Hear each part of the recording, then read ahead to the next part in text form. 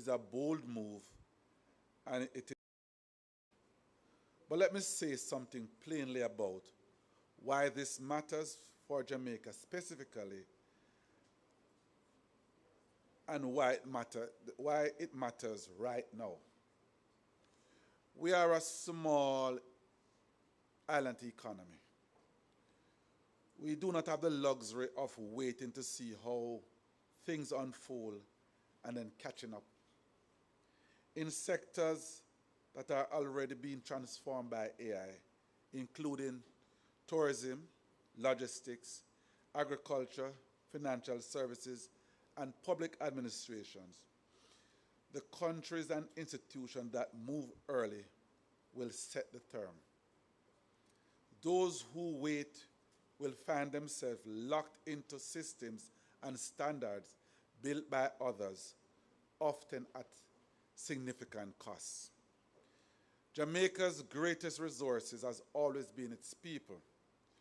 Our competitive edge in a world shaped by artificial intelligence depends entirely on whether our people have the skills, the tools, and the exposure to work with the technology rather than simply be displaced by it. Every young person who leaves an institution like EXCED with a working knowledge, understanding of AI is one more person that can contribute to solving Jamaica's problem with Jamaica's thinking.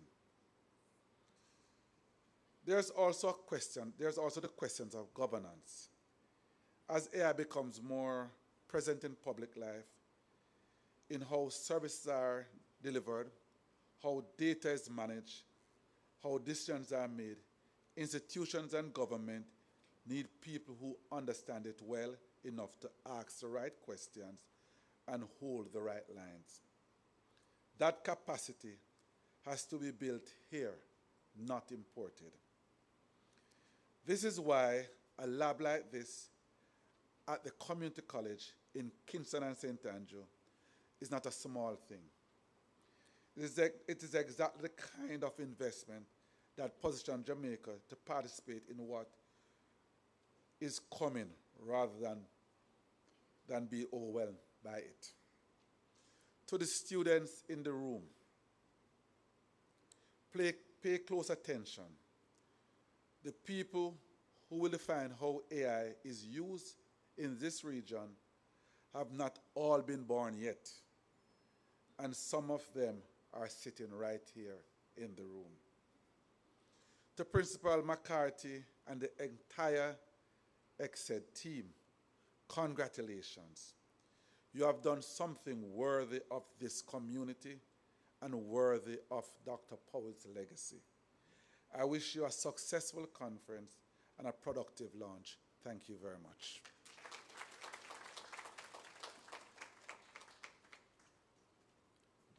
Thank you so much, His Worship the Mayor. Now, when we leave here today, we will ensure that we demystify AI technologies to enhance productivity. What will we do? Let's go. You can repeat after me. We're going to be demystifying AI technologies to enhance productivity. So what will we be doing? Demystifying. So the mayor's speech was very profound. It's clear that we need policy directions to drive these technologies as well, and we must keep up with the time and ensure that we're doing just that. You agree with me, right? Right? Yes. Good. At this time, I now invite Dr. Damian Black, Commissioner and Executive Director of the Jamaica Tertiary Education Commission. Please.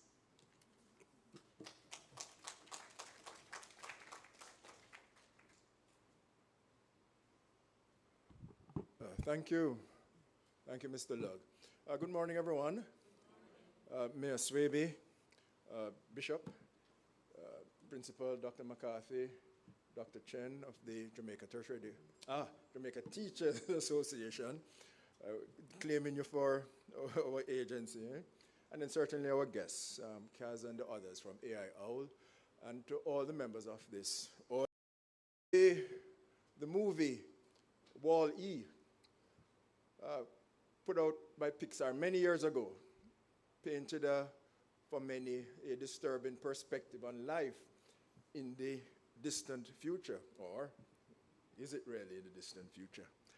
It really speaks to humanity, the human population, having transitioned to a spaceship, Asium. And on that spaceship, the picture of human beings floating around on hovercraft, being fed and maintained by intelligent systems and robots. And effectively, they became overweight and incapacitated, not able to do anything for themselves, unthinking. And then eventually they wake up, and begin to take control. Now, as we think about artificial intelligence, that movie of over a decade ago was either quite prescient, a wise perspective on what is unfolding, or overblown nonsense. You know, the perspective that we take to a vision like that is critical. And certainly as we are here today, we want to note that. There clearly are some concerns over AI, its use and application. We have heard ethical concerns over the use by militaries in the US, Palantir, Anthropic, and how the technology is used, surveillance of populations, the governance and control of military systems. We certainly note the construction of data centers, massive undertakings, and the consumption of water, power, the impact on communities, many of whom are struggling to retain and hold their land and property and their way of life. We note as well the use of AI tools by students and faculty. And critically, you know, in an education institution like this, persons wonder, you know, what is happening, how are they using these tools, the extent to which they are learning. Will they learn? How will that impact their ability, having graduated, to serve a meaningful, productive life, and essentially to contribute to their own well-being and that of Jamaica? The impact of AI on jobs. Recently, we heard of the Eric Smith, who was speaking at the University of Arizona, their graduating class. He's the former CEO of Google. And during his speech, as he spoke to the rise of AI, the students booed him, and he had to stop his speech and to leave. So there are concerns over the impact of AI and the extent to which it will impact, redirect, drive, or mash up society and human social interactions. So this conference is therefore quite important. And we want to acknowledge the theme there, demystifying AI technologies to enhance productivity.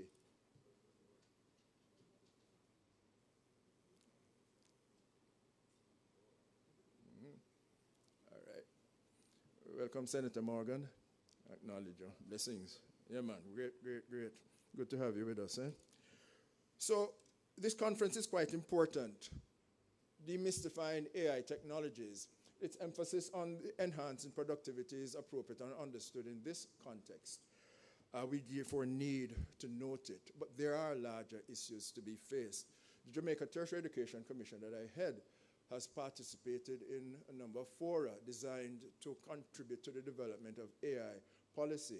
While I served on the governing board of UNESCO's International Institute for Higher Education in Latin America and the Caribbean, we were able to speak to the development of UNESCO's AI guidance globally, but particularly with respect to higher education. And then recently, like many of you here, we contributed to the development of the draft policy and the guidance for AI in Jamaica. And so all of us here are involved, are present, are functioning at a very critical stage in human experience globally. How do we proceed with the impact of this technology? It is moving so fast, critically, that we really are challenged to even think about regulating. It is beyond that in many respects. Therefore, I want to commend Excelsior Community College on the development of this initiative, on the development of its AI lab, and being able to partner with entities to provide, to offer opportunities for professional and personal development as we all seek to engage with AI. I certainly have seen a couple of the courses that I'm going to be taking. So we do note this, but I commend this conversation, critical as it is, for all of us here as professionals within the higher education space. So I would bid you every success today. God bless you all.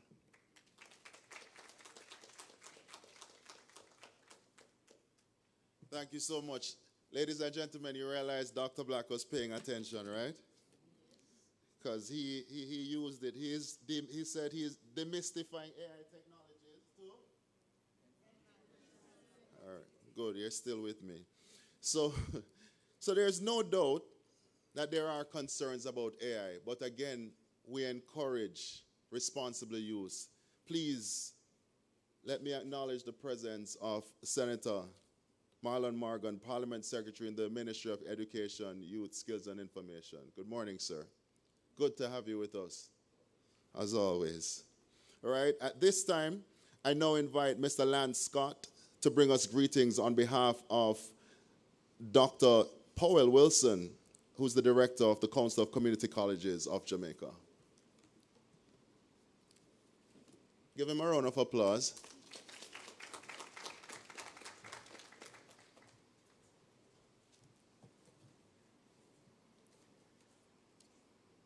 Thank you, Chairman. I want to stand on the shoulders of the Chairman this morning in respect to the protocol, but I also want to, on behalf of the Executive Director of the Council of Community Colleges of Jamaica, I want to send special greetings to Senator Marlon Morgan, His Worship, Councillor Swibi. Also, I want to greet persons from the Ministry of Education, particularly in our presence we have Dr. Robinson. Special greetings to you. And I also want to greet principal of this excellent institution, ECC, Dr. Philbor McCarthy. Special welcome to Dr. Black from JTech, and also Bishop Christine Gooden-Belguche. I want to give special greetings to all the members of the Excelsior Community College who has played a critical role in today. But beyond that, our guests from AIOL and Hocking College, welcome. Welcome to Jamaica.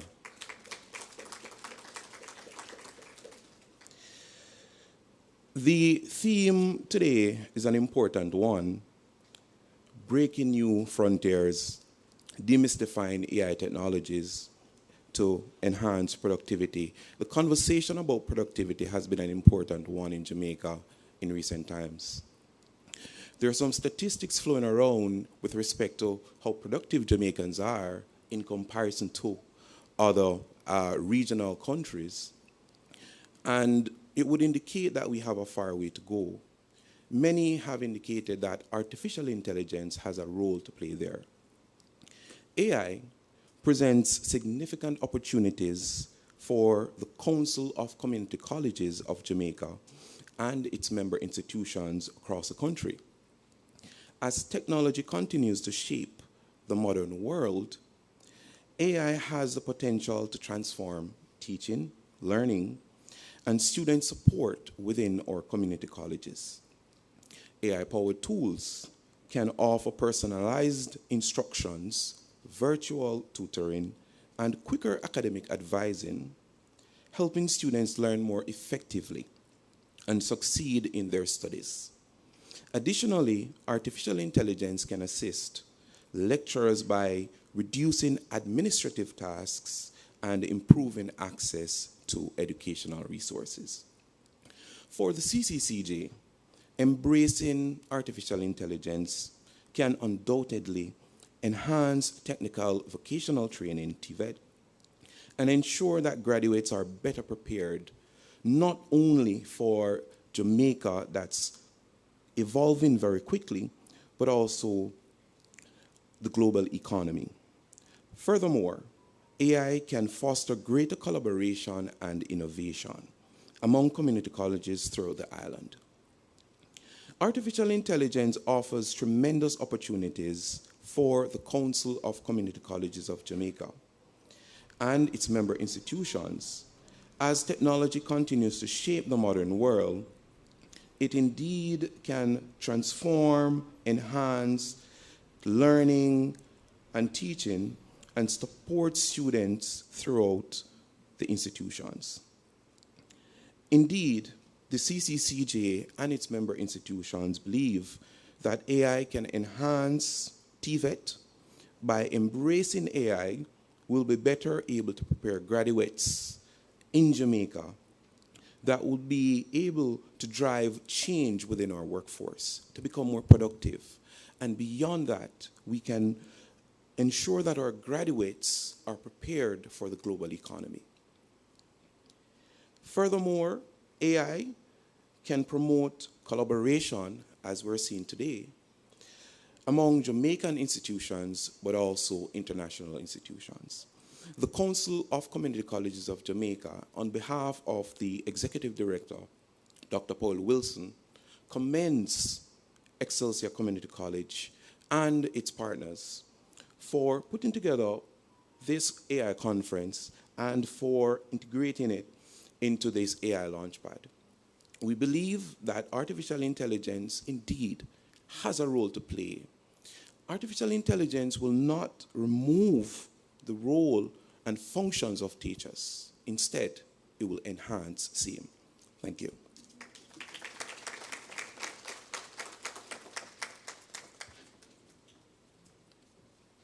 Thank you so much, Mr. Scott.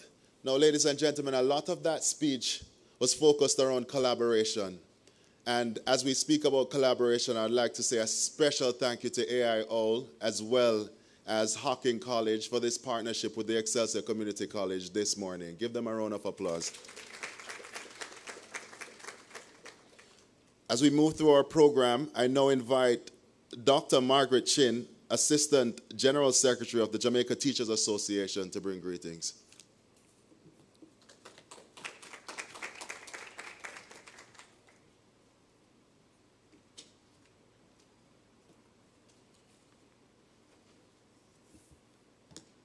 His Worship the Mayor, Councillor Andrew Swaby, Principal of the Excelsior Community College, Dr. Philma McCarthy, stakeholders in the tertiary sector, conference organizers, distinguished guests, our fellow educators, all good morning.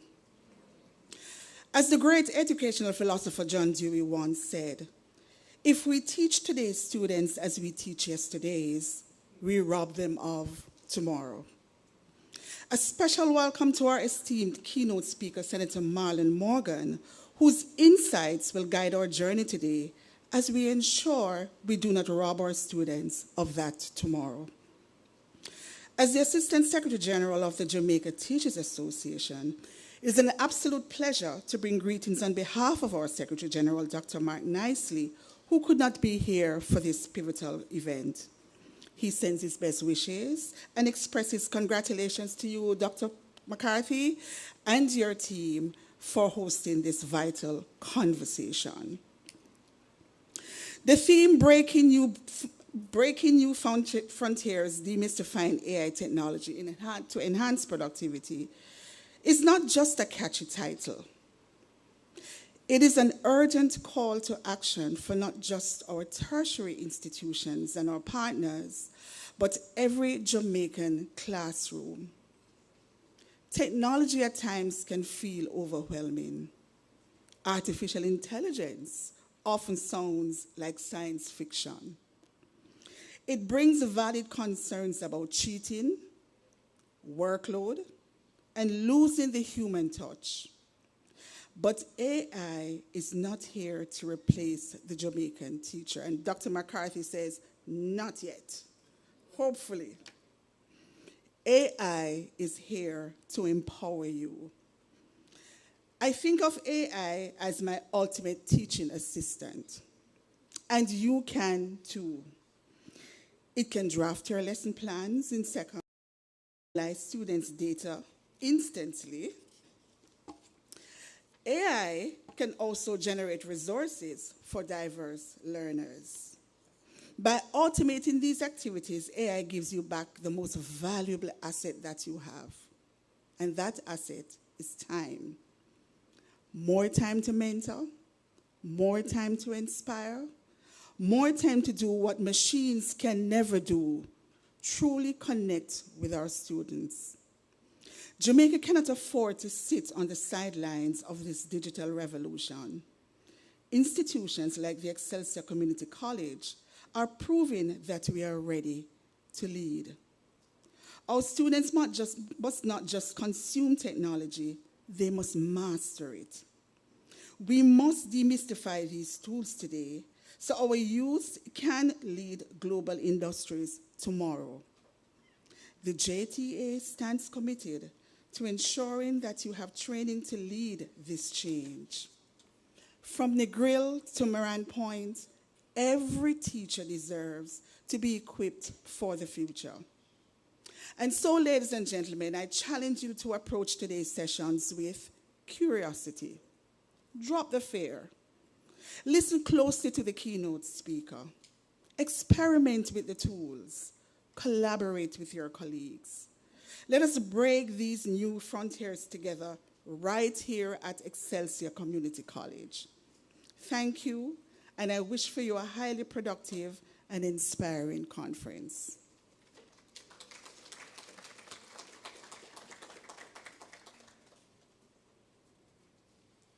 Thank you, Dr. Chin. So AI is good, but there's something about the human touch. There's something about the human touch. As we move through the program, ladies and gentlemen, the future is not waiting. It's already unfolding around us. The question before us is not whether artificial intelligence will shape our world, but how prepared are we to shape the impact for the benefit of our people and of our nation? At this time, I invite Cass Maxwell, co-founder and CEO of AI Owl, to bring our featured address, and that's titled Beyond Productivity, AI for Innovation and New Enterprise. Cass.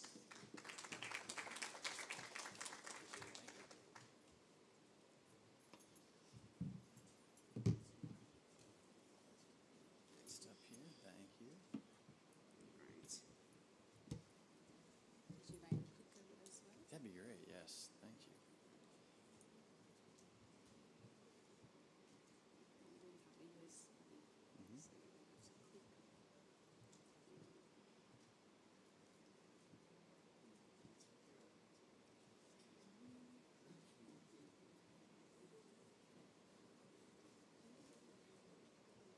Is there anything I need to change on my side?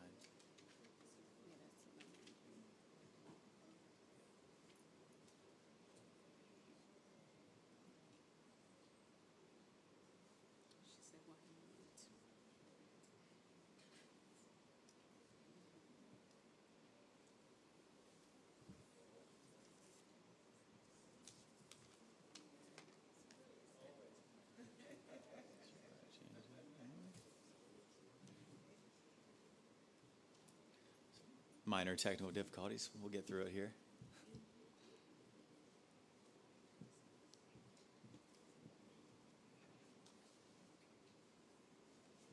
Make sure my output is.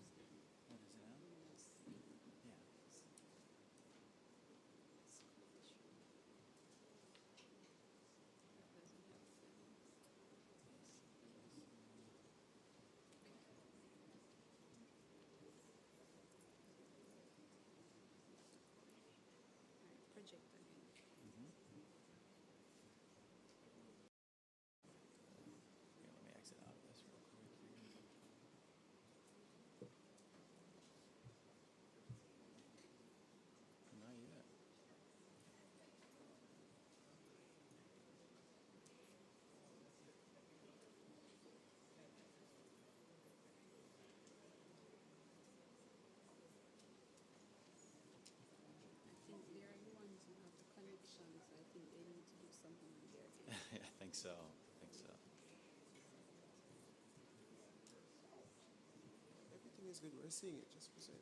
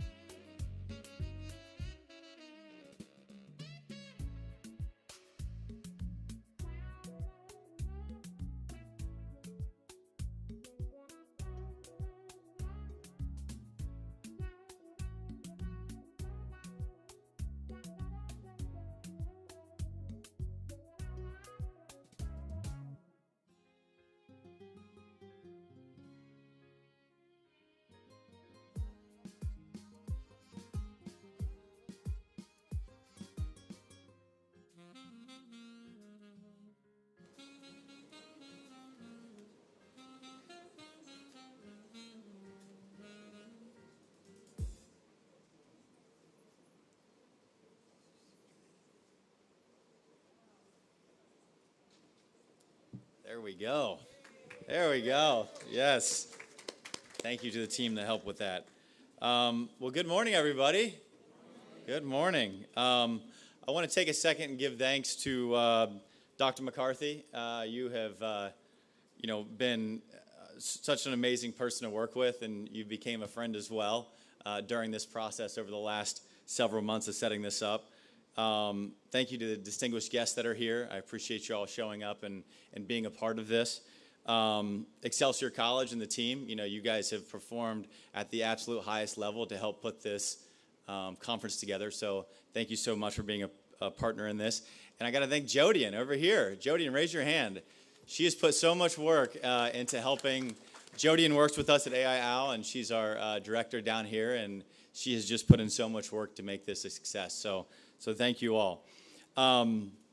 First and foremost, we're so excited to be a part of this, right? I mean, we're doing some amazing work in the U.S., and we're really hoping to bring that same energy and same message down here and help everybody kind of, get on that AI roadmap and get us all equipped on what we need to move forward in this kind of crazy new world. So without further ado, I will jump to my next slide. So got off the plane, and Mr. James, who was driving us in, he was so nice to give us a tour of the region as we were coming in, and he pointed out that your harbor is one of the 7th largest natural harbors in the world. And I heard that you Kingstonians are very proud of that, right? And so got to looking at that, and I was like, how does that, how can we apply it to AI? So, for centuries, Kingston Harbor, it's been Jamaica, it's made them a crossroads of movement, trade, and connection. And so, in my eyes, AI kind of creates that new kind of harbor. We have, it's going to be a gateway for skills, a gateway for new companies, higher value work, and for Caribbean leadership. And we're going to talk a lot about that today. And so the question is not whether AI is coming, it's whether Jamaica becomes a port of innovation, not just a passenger in somebody else's economy. And I feel like you guys are obviously ready for that. The energy that we've had in the last 2 days around the training of over 90 people, which a lot of you are probably in this room, has been great. So thank you for being a part of that. So why this matters, right? Why does this all matter? AI is bigger than productivity. And you're going to hear someone say today, and this man right here, he's going to be saying it's not about the access to the tools, it's about what you can do with the tools. Everybody has access now, right? You can go to the library. You can go, in the U.S., you can go to McDonald's and get Wi-Fi. Like, everybody has access to the tools. It's now about what you can do with those tools. AI is reshaping work, business operations, education. Hopefully the last 2 days, the people that sat through that training can feel that. Entrepreneurship, myself and Dr. McCarthy was talking about Excelsior College. Business is their largest portfolio here. And so how can we use AI in business and foster not only the business but entrepreneurship, within this organization and across your country? And of course, that all leads to economic development.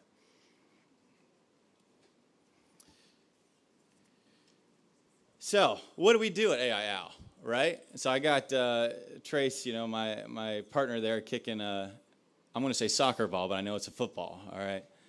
I heard I was going to get yelled at if I called it a soccer ball. So I usually do an American football field to explain it, but I decided, obviously we're not in America right now. We're in Jamaica. So I brought up a football field here, and on the left side, you'll see emerging technology, right? So you'll see the cell phone, you'll see internet, you'll see the automobile, you'll see AI. On the right side of the field, we have full societal integration. So that's everybody adopting the technology. That is the end of that bell curve. And in the middle, that 100 to 130 meters in the middle, that represents time. So that's how long it takes, for emerging technology to get to full societal integration. Our theory at AIAL is, well, what if we could take it to 50 or 50 meters, right? What if we could compress that time and have society adopt technology faster? Because we know when a society adopts technology, it makes better life expectancy. They perform better militarily, and they perform better economically. And so our goal is to take that, 100 to 130 meters and compress that into a 50-meter timeline, right, and help everybody move along the way. So Jamaica's AI opportunity. Just a little statistic I pulled online. AI adoption in the U.S. sits at about 50 to 60%. Now, when I say adoption, that means someone that just got on ChatGPT and gave it a prompt. That's what they're considering adoption. Power users are about 1% of the population. So when we think about where we are on the roadmap, nobody's there yet, right? Everybody's at the absolute beginning of this, and really no one's behind. And so where I see Jamaica positioned is you may look at the size of your country and the population size. Some may look at it as a disadvantage. To me, I look at it as an extreme advantage. Right now, I don't know if I need to take, you guys got that? Okay. Right now, I can drive 4 hours in any direction and reach every piece of the population on this country. I can't do that in the U.S. You know, if I want to go to Alaska, I got to hop on a plane, I got to fly, 7 hours to get to Alaska to reach that population. Here, you guys, you can get there in 4 hours. And so when you think about mobilization and getting people on the same page, to me that is a gigantic advantage that you have to get everybody in the same place, thinking the same thought, and moving forward in that direction. So, I thought about that last night, and I was like, that is just such a big advantage. So let's move on. Beyond efficiency, new enterprise, right? So we all know AI, it's lowering the barrier for entrepreneurship, small business, it's enabling things to work faster, research, new services, all of that stuff moves so much faster with AI.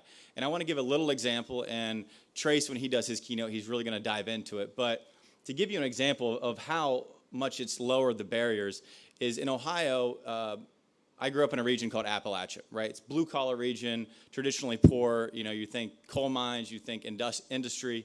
And we engaged with the high school.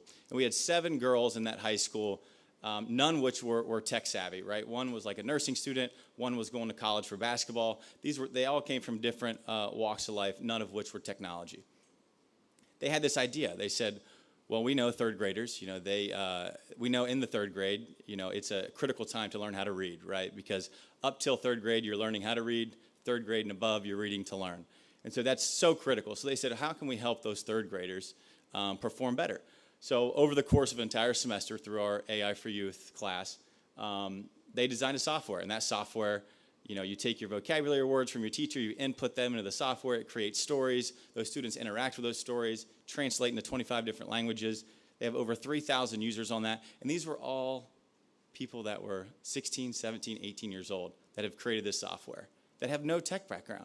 And so the barrier to entry is so low. And so when we think about what our students can do, what our adults can do, I mean, the sky is the limit. And we're going to talk a lot about that over the next 2 days. Now, you're probably thinking, raise your hand, AI is going to take my job. We've all heard that, right? Raise your hand if you've heard it. Everybody's hand should go up because we've all heard it.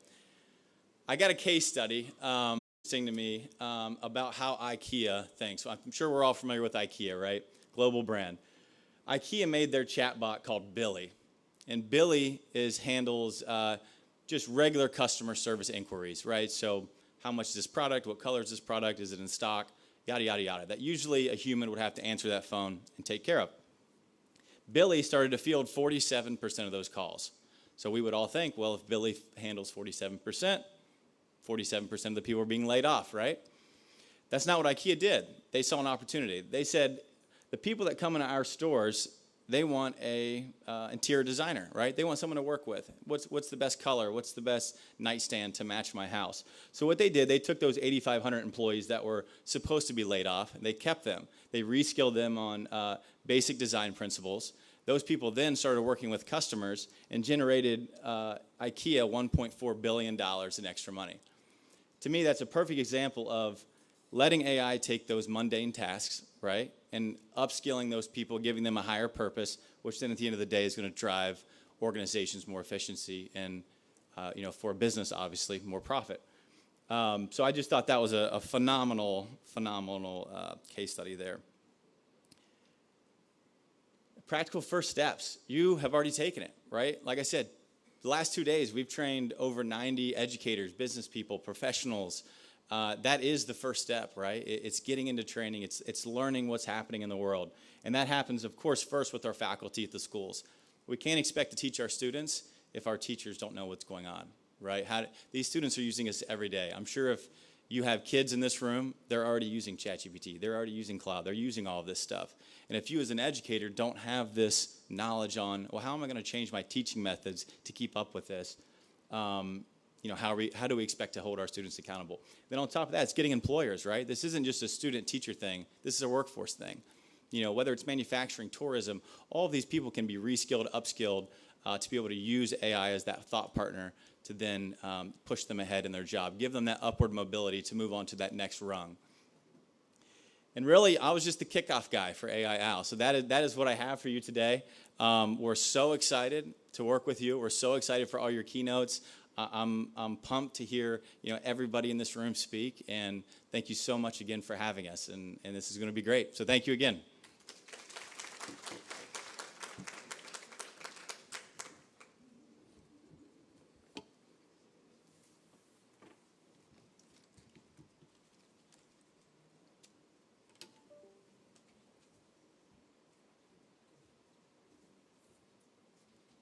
Thank you so much. Ladies and gentlemen, please give Mr. Maxwell a round of applause. Please allow me to acknowledge the presence of my media colleagues from Nationwide News Network and the Jamaica Information Service, JIS. Thank you so much, Mr. Maxwell, for that presentation. Again, we hear it, right? There's something about the human touch.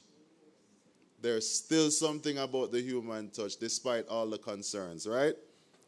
So as we move through the program, we turn to one of the most critical conversations. Oh, pardon me. I'm in a rush, it seems. We now go to a musical item from Wings of Sound Chorale from the Excelsior Community College.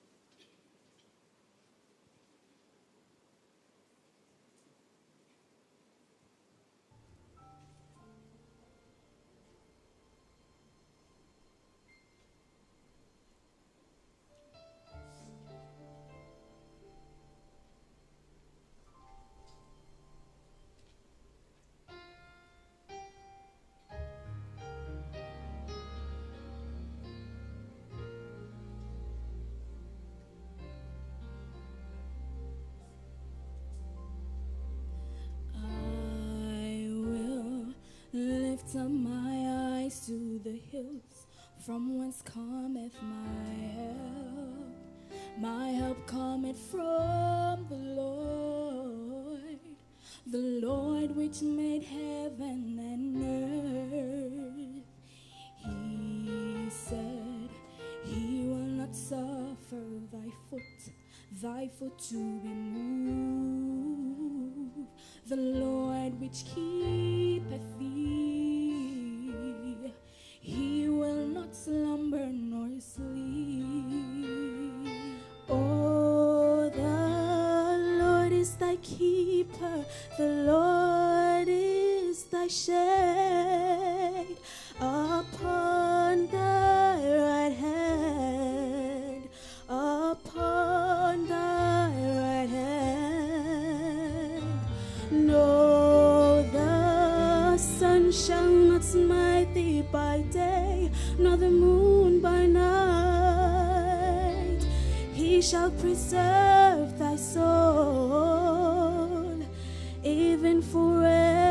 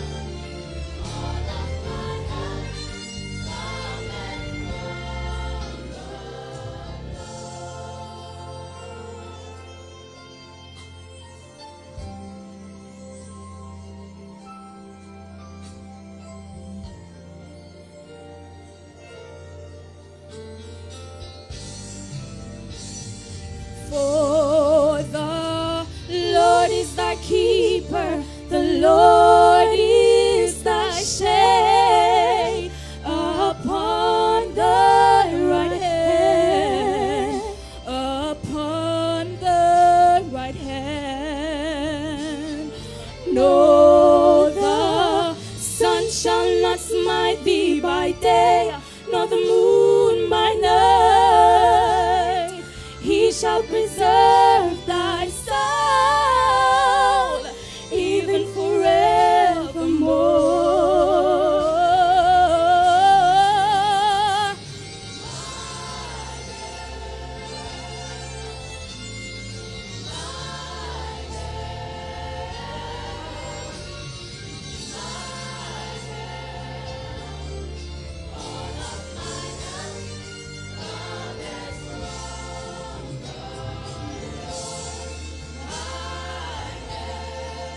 Yes, my help,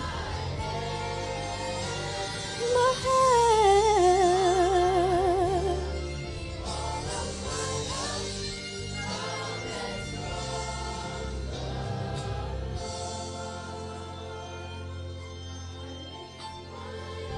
I lift mine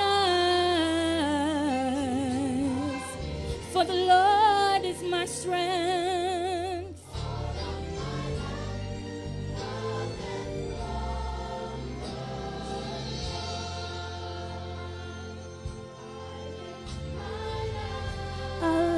My eyes to the hills,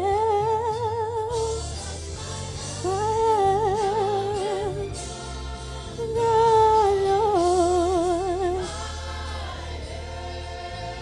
my help. Yes, He's my strength.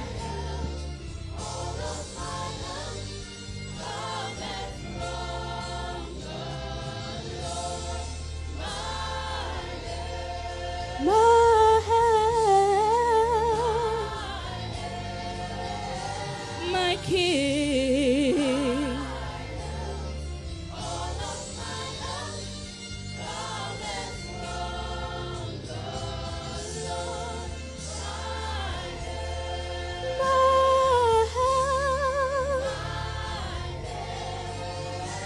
from the Lord.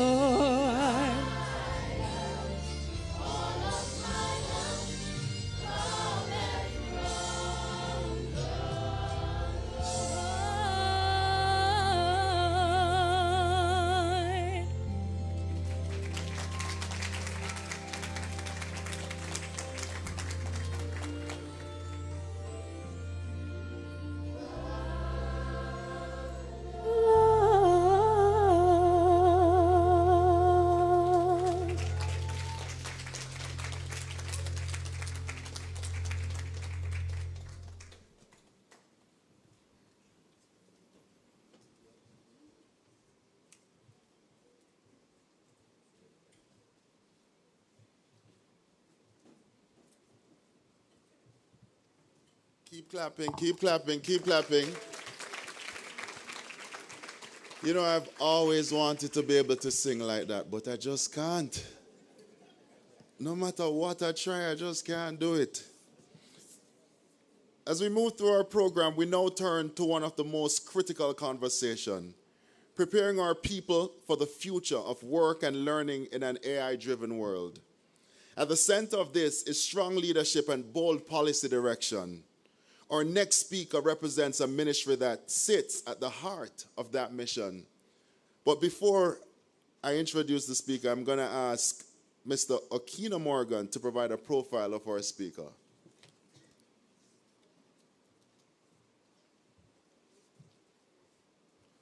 Good morning, ladies and gentlemen. Senator Marlon Morgan serves as Parliamentary Secretary in the Ministry of Education, Skills, Youth and Information. He is a communications specialist with considerable experience in public policy development, having served in several senior positions across government for close to 2 decades. Senator Morgan previously served as a Senior Technical Coordinator and Director of Executive Services in the ministry, where he, among other things, undertook research, prepared cabinet submissions, and provided support in policy development and the implementation and monitoring of programs and interventions aimed at improving education outcomes. Senator Morgan is a professionally accredited director, certified by GovStrat Limited, and possesses a strong command of corporate governance. The Government of Jamaica's corporate governance framework, public bodies management and accountability, public procurement, and corporate communications. He has served as a radio broadcaster and newspaper guest columnist. Senator Morgan is passionate about Jamaica's economic and social development and has rendered service on a number of boards of the following organizations: the University Council of Jamaica, the Hart Trust NTA, the Caribbean Examination Council, the Michael University College, National Products Limited, the Public Broadcasting Corporation of Jamaica, the National Council on Technical and Vocational Education and Training, the National Education Trust, the Spectrum Management Authority, the Agro Investment Corporation, the Quarries Advisory Committee, and the National Council on Education. Senator Morgan is married and is a former Vice President of Generation 2000, the G2K, a graduate of the University of the West Indies, Mona, and a proud Kingston College Old Boy. Ladies and gentlemen, Senator Marlon Morgan.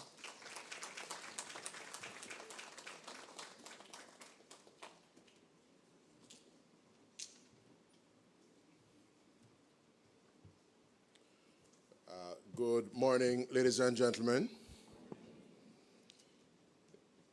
Let me stand on the protocols established earlier and greet you all very well. I was really inspired by the rendition from the Wings of Sound Chorale, the youngsters who really settled our hearts and ministered to us through song. And for me personally, Psalm 121 was my grandmother's favorite psalm, and that rendition is particularly close to home. She would refer to it, ladies and gentlemen, as the guiding psalm.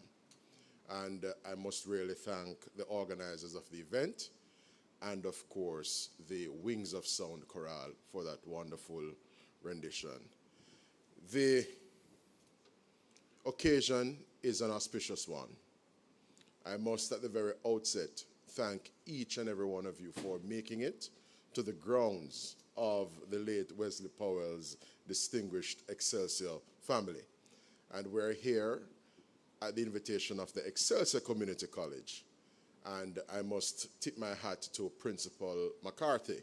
Fillmore and I would have worked collaboratively when I served as a civil servant at the Ministry of Education. And here we have come full circle now that I'm in another incarnation, nonetheless in service to education. And it's good to be in a room with people with whom I am particularly familiar and people with whom I would have worked over these many years. Let me take the opportunity as well to, while I would have indicated that I'm standing on the protocol already established, I must also salute and tip my hat to the first citizen of the municipality, my colleague, His Worship the Mayor, Andrew Swaby. Good to have you, sir. My apologies for getting in late and would have missed your greeting and your welcome. So we thank you for hosting us, sir, in your wonderful municipality. And let me also specially recognize as well the head of the Jamaica Tertiary Education Commission, the very industrious and diligent Dr. Damian Black, my good friend and colleague, and a lady with whom I'm very familiar as well, the erudite and distinguished Assistant Secretary General of the Jamaica Teachers Association, Margaret Chin, right? And I am also mindful that a number of guests are up on our shores here in Jamaica from overseas. And let me thank you wholeheartedly, ladies and gentlemen, for making it here. And I must thank the organizers, because as you can appreciate, Fillmore, these things can't just happen without the support and the pouring in of like-minded and well-wishing partners. And so I must especially recognize Hocking College and, of course, AI Owl for their collaboration and what it is that we will be doing here on the grounds of Excelsior Community College over the next 2 days. So I am delighted to be here, ladies and gentlemen, and at the very outset, I bring warm greetings from the Honorable Minister of Education, Skills, Youth, and Information, Senator Dr. the Honorable Dana Morris Dixon, who regrets that on account of prior official commitments, she is not able to be with us this morning. But nevertheless, she will 2 days of immersion, 2 days of rich discourse, and useful exchange of ideas and experiences, which will help to shape scholarship and administration of education here in Jamaica, particularly where this most important phenomenon, artificial intelligence, is concerned. So she has asked that I assure that this conference holds a very special place in the ministry's agenda, because the work being done here, Mr. McCarthy, right on this very campus, ladies and gentlemen, right in this moment, is exactly the work that will define Jamaica's future. And what a morning to have all of this unfolding. As I look out into the audience, I'm recognizing educators who have shaped minds, administrators who have built institutions, and I dare say policymakers who have crafted frameworks, and indeed industry leaders who have taken risks in this country's potential. I see in the room, ladies and gentlemen, something quite remarkable. I see Jamaica's readiness, Jamaica's enthusiasm, and it is not a readiness that is perfect in all respects.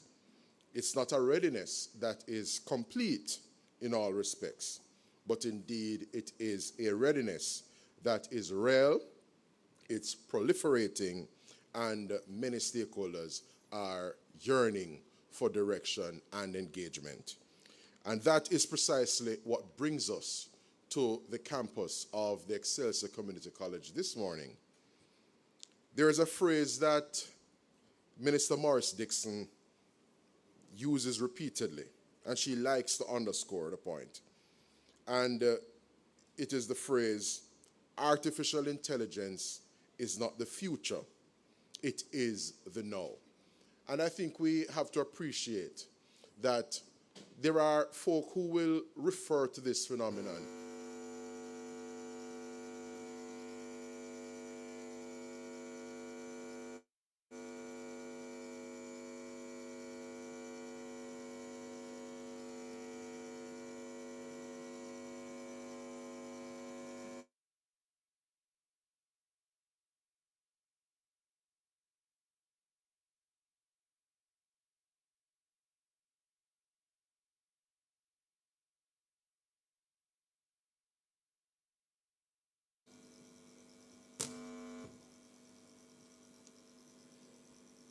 All right, we'll remain calm and get it resolved as we did earlier with the team from AI Owl.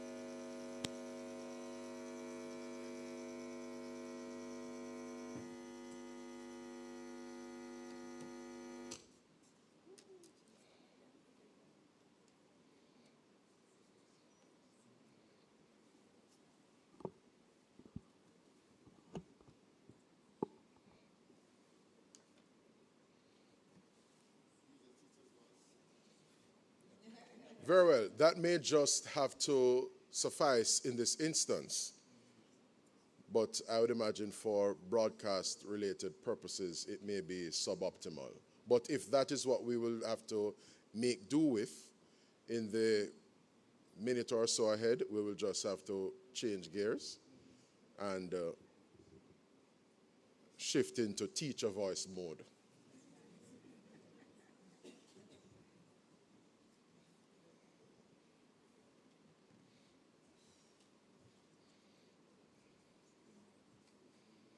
Audio check, 1, 2.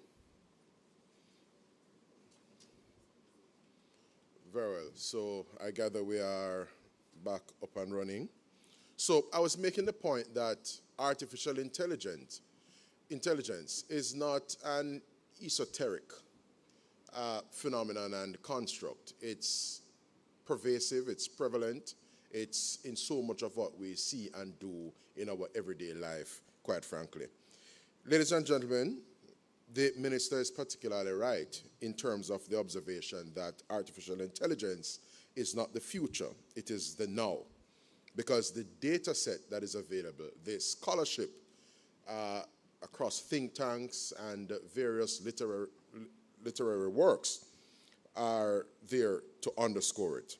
Just last week, the Sir Arthur Lewis Institute of Social and Economic Studies, SELISES, which is domiciled on the Mona campus of the University of the West Indies, published the first national public artificial intelligence readiness study of Jamaica. And that particular publication aligns nicely and is well timed in relation to our undertaking here over the next couple of days. Because based on a survey of over 1,000 Jamaicans aged 18 and above, the study offered us something we never had before, a citizen-level baseline of how our people know, understand, utilize, trust, and expect to benefit from artificial intelligence. So it was a useful establishment of a baseline. The findings were both encouraging and sobering. Jamaica scored 60 out of 100 on the Public AI Readiness Index, placing us in what the researchers call a developing and transitioning category. That score, 60 out of 100, tells us something quite important. We are not standing at the doorstep of artificial intelligence revolution, nervously peeking in. We are already inside those doors. Jamaicans are using AI every day in education, at the workplace, in communication, in everyday life. Many of us use it without even knowing, quite frankly. But the study also shows us where the cracks are, because we would be deluding ourselves if we thought that everything is hunky-dory and there are not opportunities for us to seize. Formal training in AI, the study finds, remains low across the population. Trust in artificial intelligence systems is conditional. Resilience against deepfakes and AI-generated misinformation is still weak, and the benefits of AI are not spreading evenly. Indeed, younger Jamaicans, particularly students and tertiary educated professionals, are those in digitally active environments and are far ahead, while other adults, lower income households, for example, and communities with weaker degrees of connectivity are being left behind. The SELISES researchers put it plainly, and I'm quoting from the study here: AI will not automatically benefit everyone. The challenge is no longer simply one of technological access. It is a challenge of widening capability, deepening trust, strengthening governance, and ensuring that AI tools do not become another mechanism through which inequalities of yesteryears are reproduced in the modern dispensation, albeit in a more intelligent form. That's the end of a quote. That sentence should sit with all of us for a moment, because for those of us in education, the teachers, the principals, the deans of discipline, the faculty heads, the administrators, the curriculum designers who are in the room, that challenge is not abstract. It is your daily professional reality. I want to speak with some candor, ladies and gentlemen, about the government of Jamaica and specifically the Ministry of Education, Skills, Youth and Information, which has already begun to do a response to this moment. In August of 2023, the Office of the Prime Minister established what was referred to as the National Artificial Intelligence Task Force. The mandate of the task force was quite clear. They were charged with undertaking research, engaging stakeholders in consultation, and producing at the end of the exercise evidence-based recommendations for Jamaica's national AI policy and strategy. By September 2024, the task force had delivered a comprehensive set of policy recommendations, 9 key focus areas ranging from AI for innovation and economic growth to legal and regulatory frameworks to the ethical foundations of artificial intelligence. These are not ideas sitting in a document gathering dust. They are being acted upon, and this and the rest of the world can be assured of that. Within our ministry, we have moved from conversation to implementation. During the summer of 2024, the Ministry of Education, Skills, Youth and Information developed an AI in schools policy designed specifically to ensure that as we embrace these new technologies, we protect the core values of our education system, the warmth of human understanding and human interaction, the personal touch, Dr. Chin, of a dedicated classroom teacher, and the lifelong mentorship that no algorithm, ladies and gentlemen, can replace. You simply can't take the place of that mentorship and engagement one toward the other.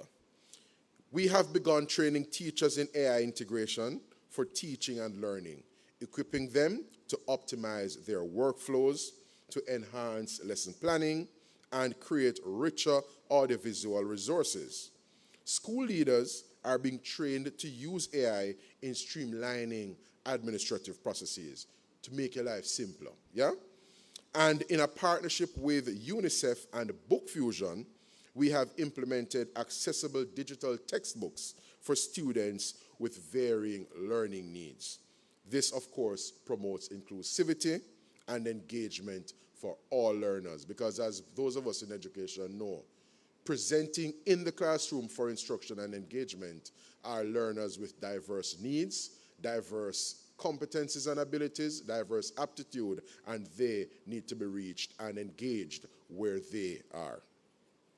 We are also piloting AI tools in schools to assist with the marking of papers, not to replace, of course, teacher discretion and the teacher judgment, but to free teachers from administrative burden so that they can go on to do what no machine can do, which is, of course, to connect with students as human beings in a human-to-human kind of way.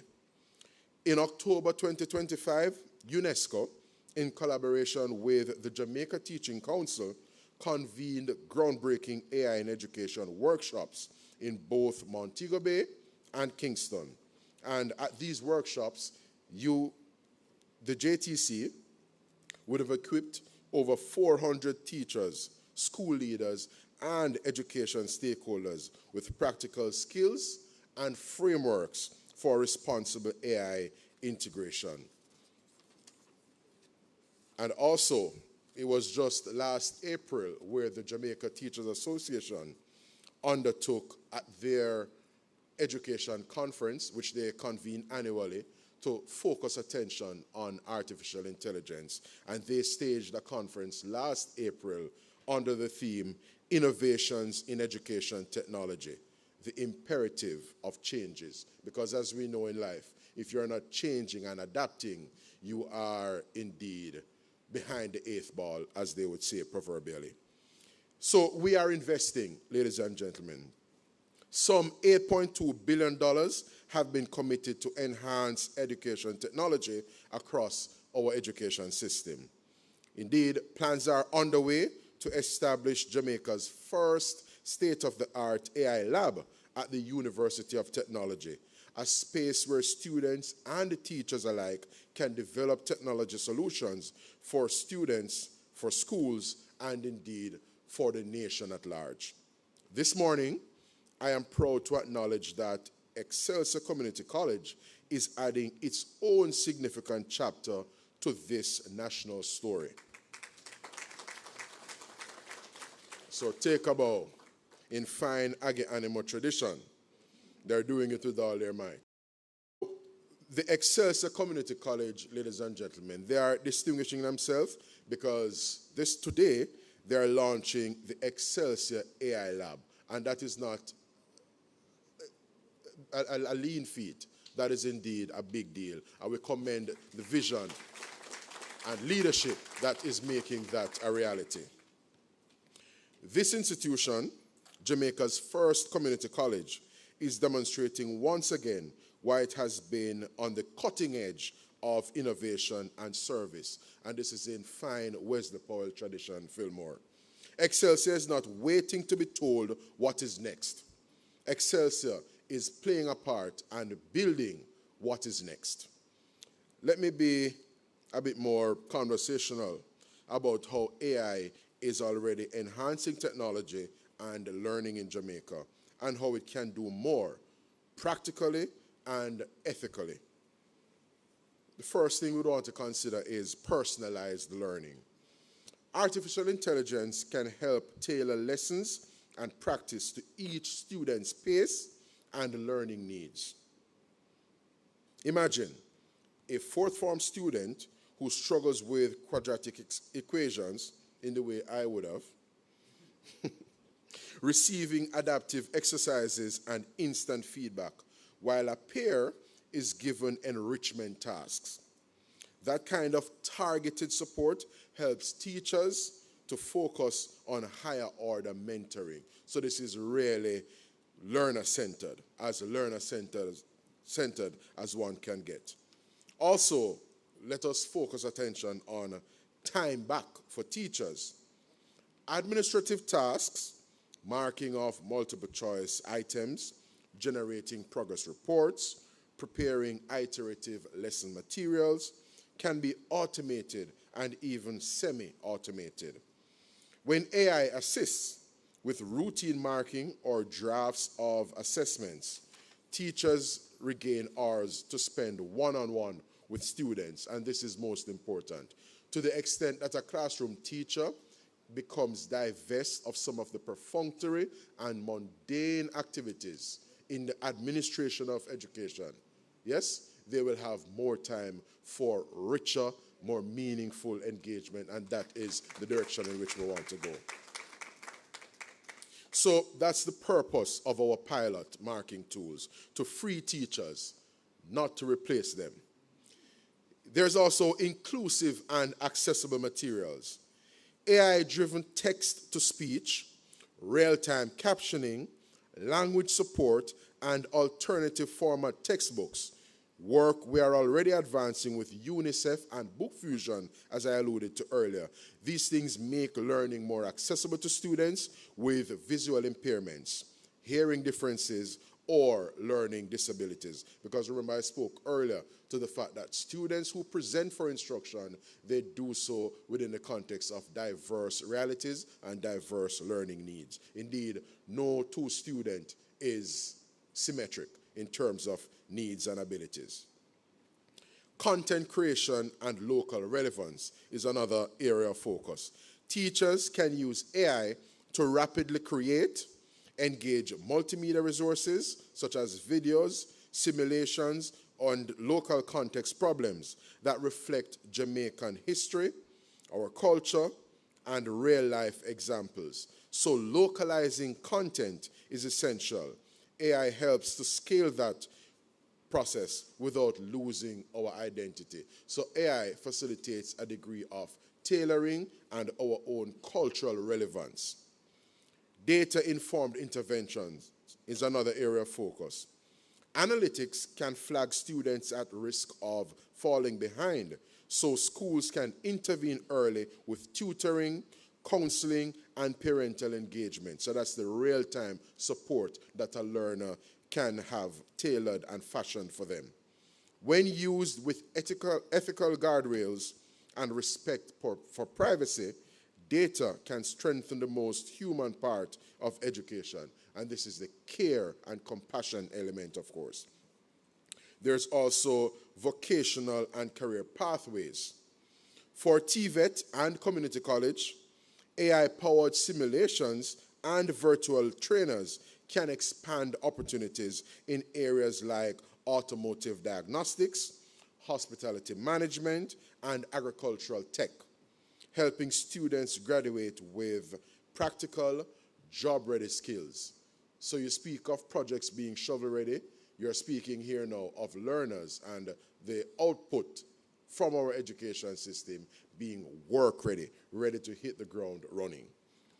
Professional development is another area of focus.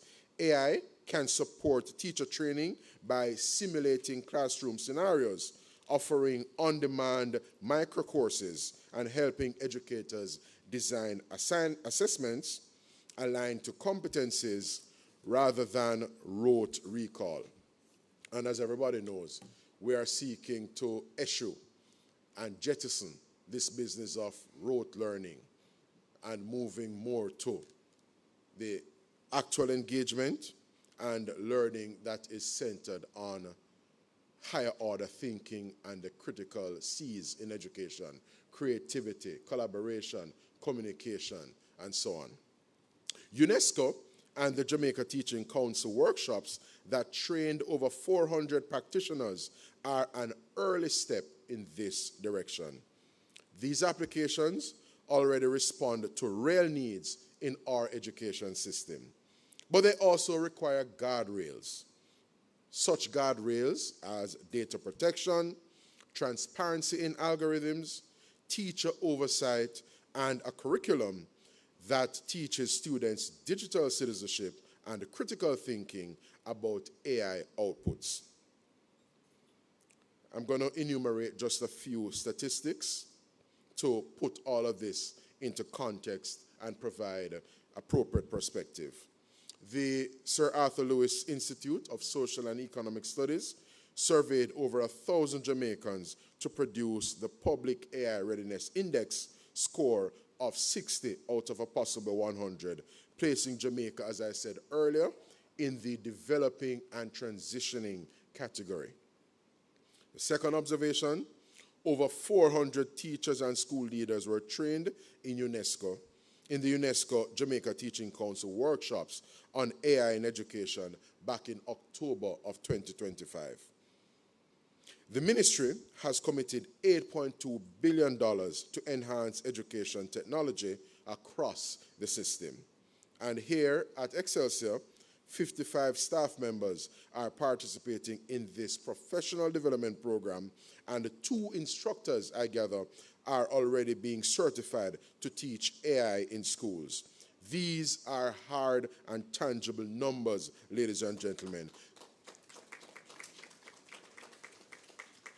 These are incontrovertible and undeniable evidence that policy, training, and institutional energy are converging. They are aligning for the benefit of our people. These figures matter because they show both progress and the distance we must still travel. We have momentum, but momentum without equity risks widening gaps we fought very hard to close. Now I want to speak directly to the educators and administrators in the room. Educators and administrators, of course, carry a particular weight of responsibility in this moment. The Salises study found that higher education institutions are becoming part of the national infrastructure for AI readiness, Dr. Black. The report puts it this way: universities, colleges, teacher training institutions, and TVET systems quote, can no longer treat AI simply as a subject to be studied or a tool to be tolerated. It is becoming part of the institutional responsibility to prepare graduates, workers, and citizens for an AI-mediated society, end quote. Let that sink in. Assimilate that for a moment, ladies and gentlemen. You, as educators and as administrators, you are not just preparing students for jobs. You are preparing citizens for a society that is becoming fundamentally reorganized by artificial intelligence. That's the reality of this moment. This conference brings together educators and leaders from Jamaica and the United States, from the Excelsior Community College, Hocking College, and AI All, to build practical competence in a rapidly changing landscape. Over the next 2 days, you will examine how AI is reshaping leadership and governance, curriculum integration, workforce development, and data protection and ethical use. These are not theoretical concerns or theoretical constructs.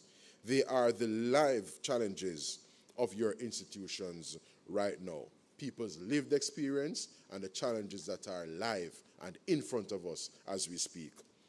The ministry is watching this conference with great interest and optimism because the insights, Fillmore, garnered here, the models piloted here, and the partnerships forged here will inform national policy.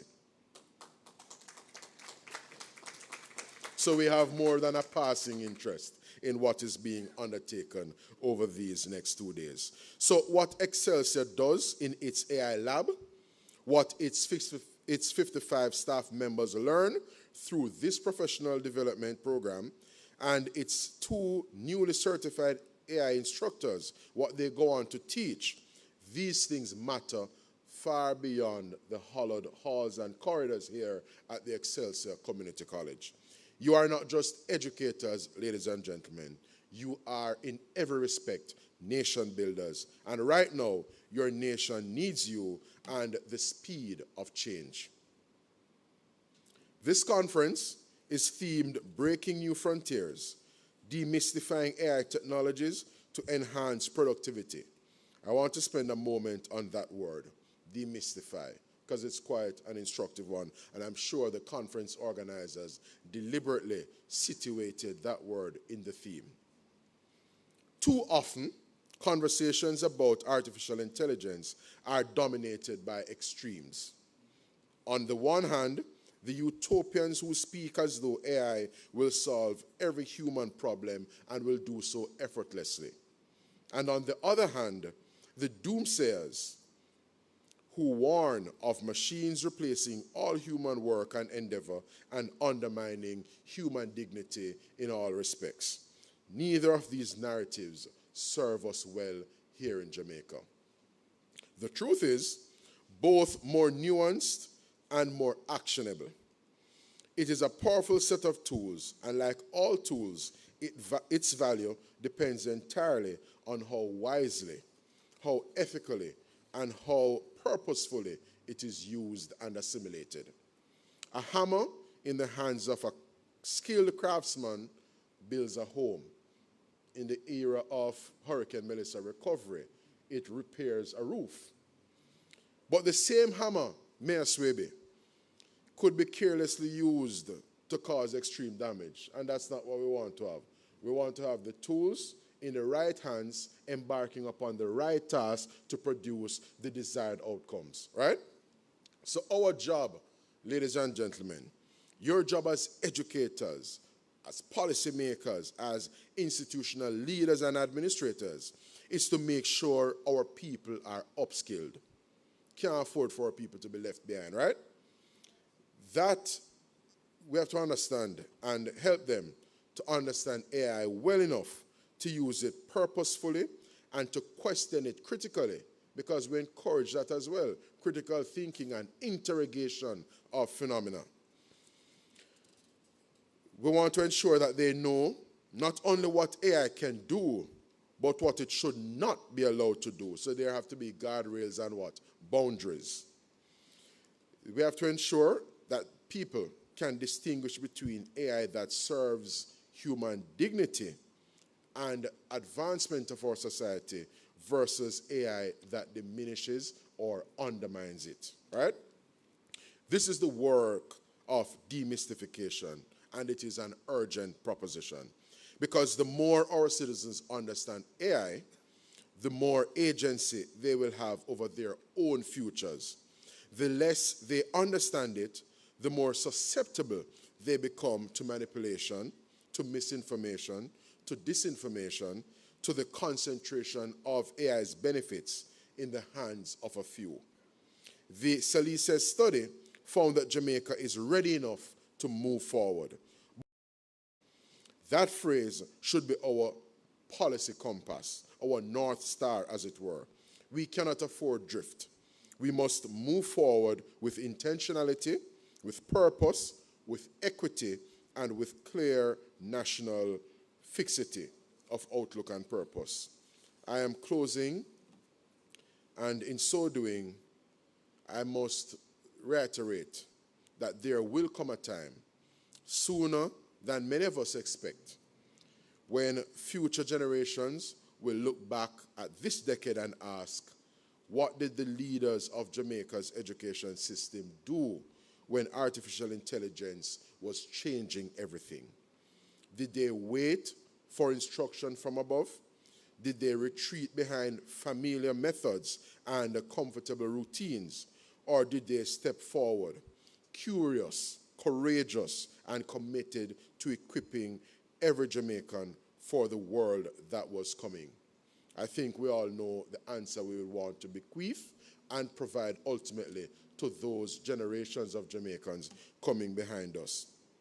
The rendition done by the chorale earlier underscored that all of our help comes from the Lord. Everything comes from the Almighty.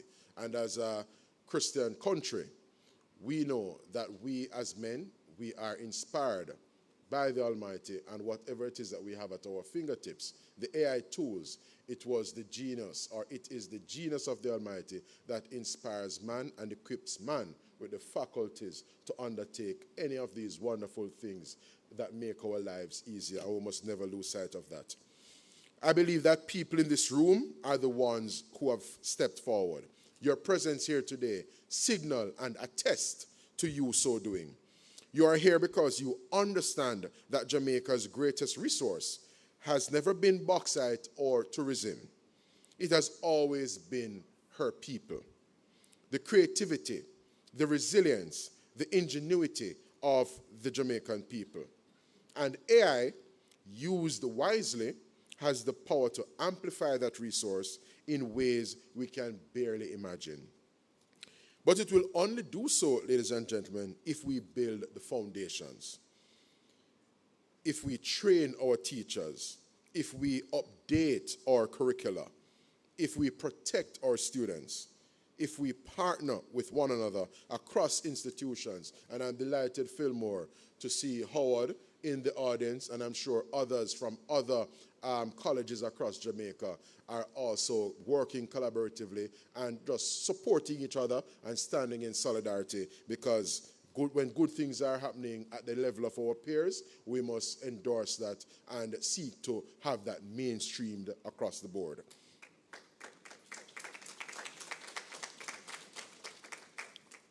The Ministry of Education, Skills, Youth and Information is committed to walking this journey with you. We are committed to policy that enables and protects. We are committed, ladies and gentlemen, to investment that reaches those who need it most. And we are committed to listening to the insights of practitioners like those gathered here today, because we don't profess to be the repository of all the expertise, all the perspectives, and all the skill sets. To Dr. Fillmore McCarthy and the entire Excelsior Community College family, I want to thank you wholeheartedly for your visionary leadership and for embarking on this undertaking. To AI All and Hocking College, thank you for choosing Jamaica as a partner in this critical work. To every speaker, facilitator, presenter, and participant who would have descended on the halls of the Excelsior Community College to come and share and to learn. Jamaica is better and is going to be better because you are all here. I declare, ladies and gentlemen, this conference open in the name of all that education has always stood for, the belief that the human mind, given the right tools and the right environment, can do extraordinary things. Jamaica forward, education forward. Let us break new frontiers and let us partner in doing so together. Until next time, ladies and gentlemen, may God bless all of you and may He continue to bless Jamaica, land we love. I thank you so much for having me.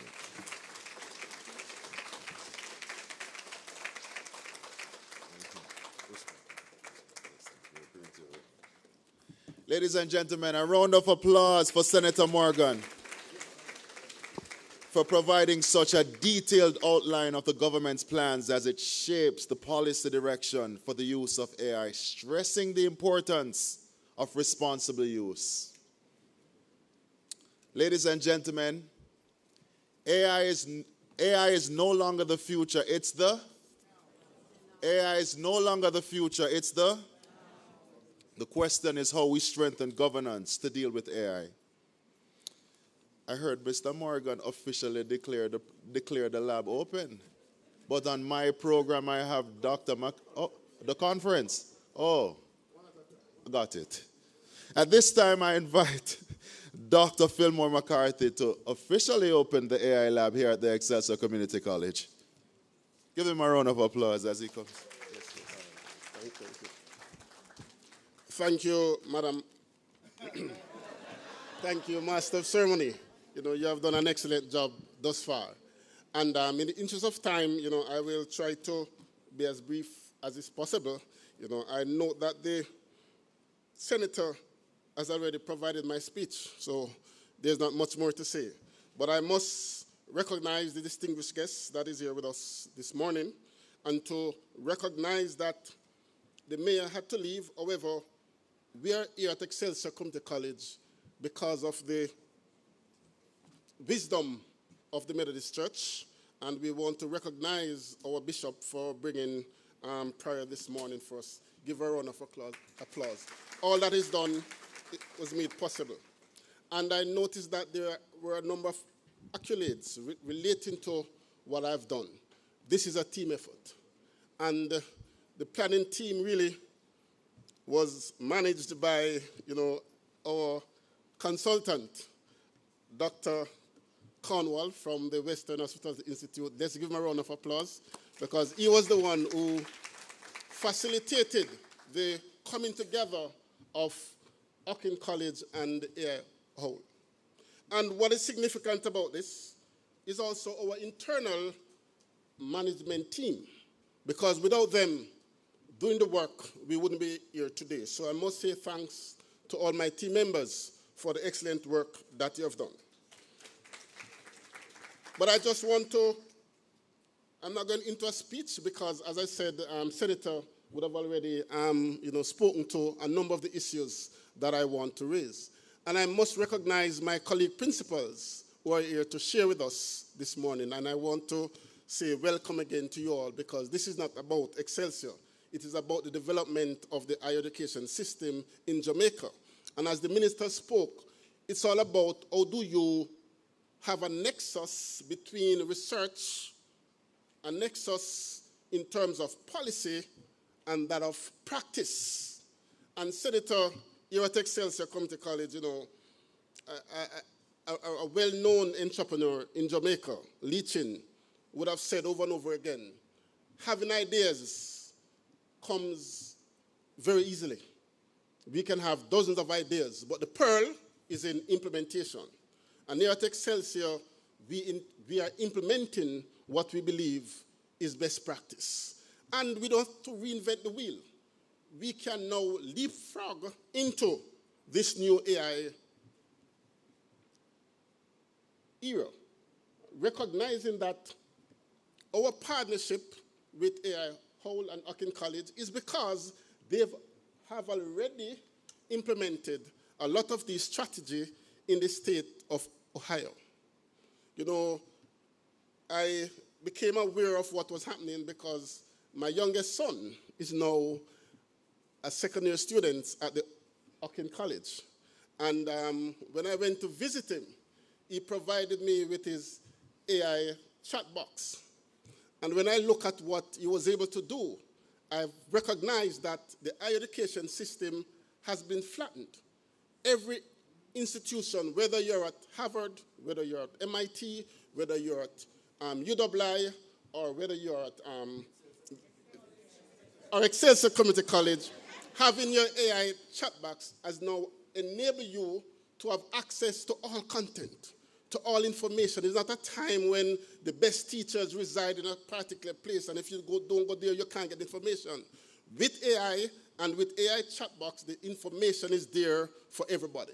And you can become your best self by enabling yourself to get access to information, and that is what this is about.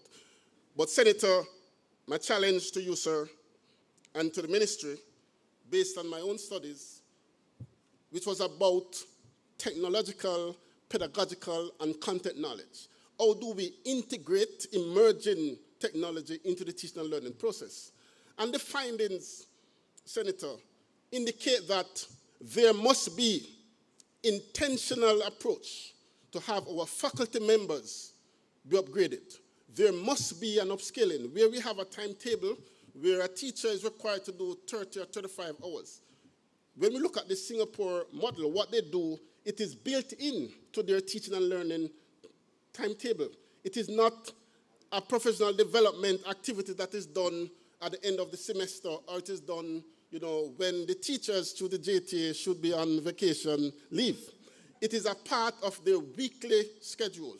It is a requirement that 160 hours of professional development practice must be done each year by each lecturer, each tutor, to remain licensed and to remain applicable within their government system. Just let's ask the question, how can we implement that in our system? How can we have a mandatory professional development activities that is built in the timetable? So whether you, instead of having 18 contact hours, we would move it to maybe 15 and make 3 of those hours mandatory. We have about 18 colleges across the island. Why can't we set up a situation where every region is required to take 1 day professional development? AI is just one of the tools. There are other tools that are required for persons to become effective human beings. Can we consider those practices and to develop policies that will facilitate those? Sir, it is with that in mind that I commend you for the excellent work that the ministry is doing. And I commend you for highlighting what they have done. And today's event into tomorrow is really about practicing that and to provide opportunities that will enable us to do better and become more productive. With that said, colleagues, let me thank you all for being here with us. And I do know that you will enjoy the rest of this afternoon presentation into tomorrow. God bless you. Thank you for being here.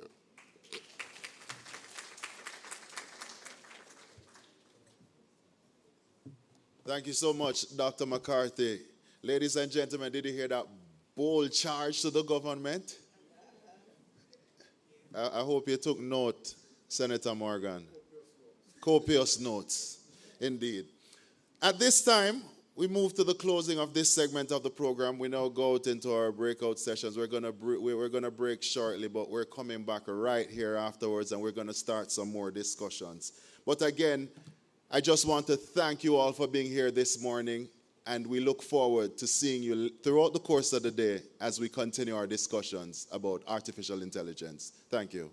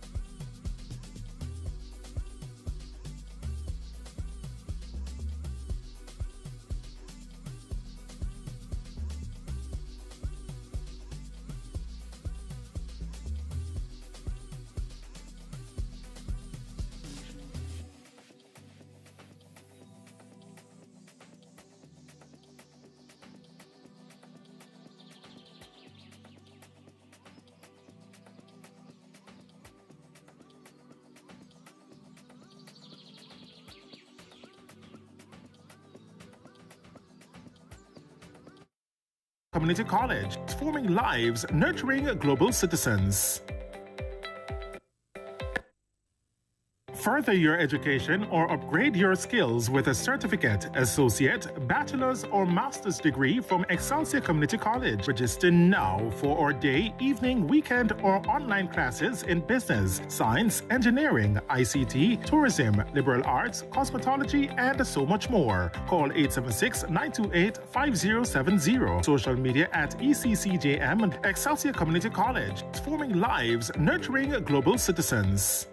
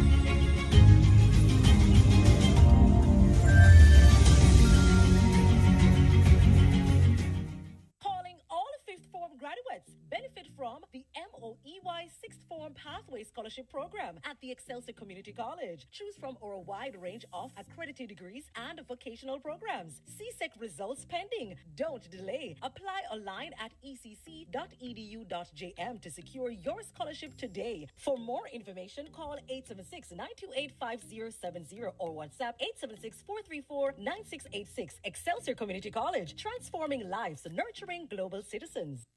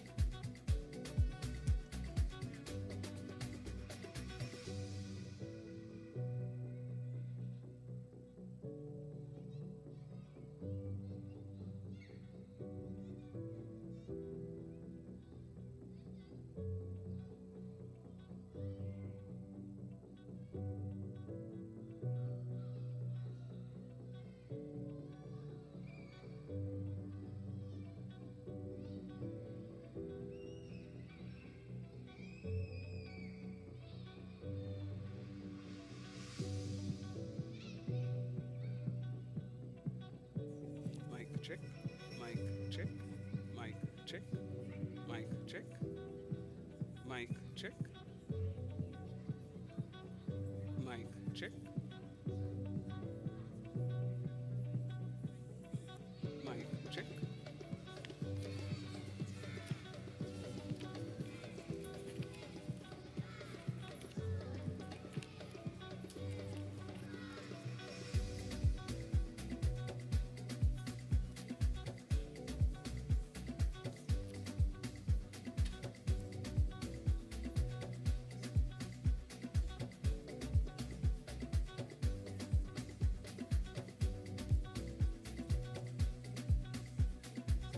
Mic check, mic check, mic check, mic check, mic check, mic check, mic check. Okay. I'm a little low. See what to shout. Can you turn it up a little then? The volume, okay. All right. Mic check, mic check.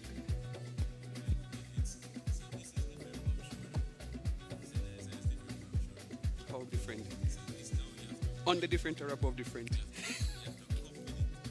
All right, no problem. I'll try. All right, no problem.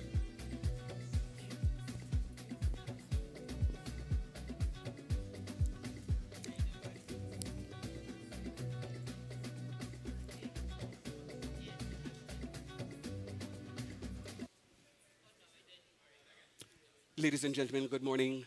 We are about to begin the second half of the program, and I'm inviting kindly for you to take your seats so it is that we can hit the ball.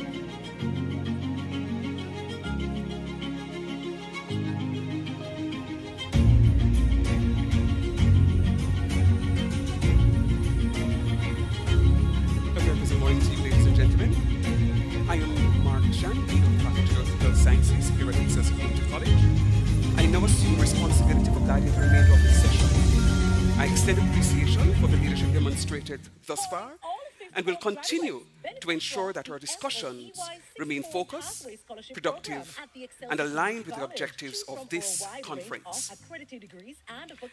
Artificial intelligence, the gateway to AI technology, what educators and leaders need to know. To secure your scholarship today. For more information, call 876-928-5070 The presentation will be presented by Ms. Hannah Guada, and on behalf Excelsior of Community Dr. College, transforming lives, nurturing global citizens. College. Dr. Betty Young is an accomplished higher education leader and innovator who has served as president of Hocking College since 2015. She is recognized for her forward-thinking leadership, commitment to workforce development, and pioneering role in integrating artificial intelligence into higher education. Her presentation will be presented by Ms. Hannah Guada, Vice President of Students Affairs, Hocking College, Ohio. Ladies and gentlemen, please put your hands together in welcoming Ms. Hannah Guada.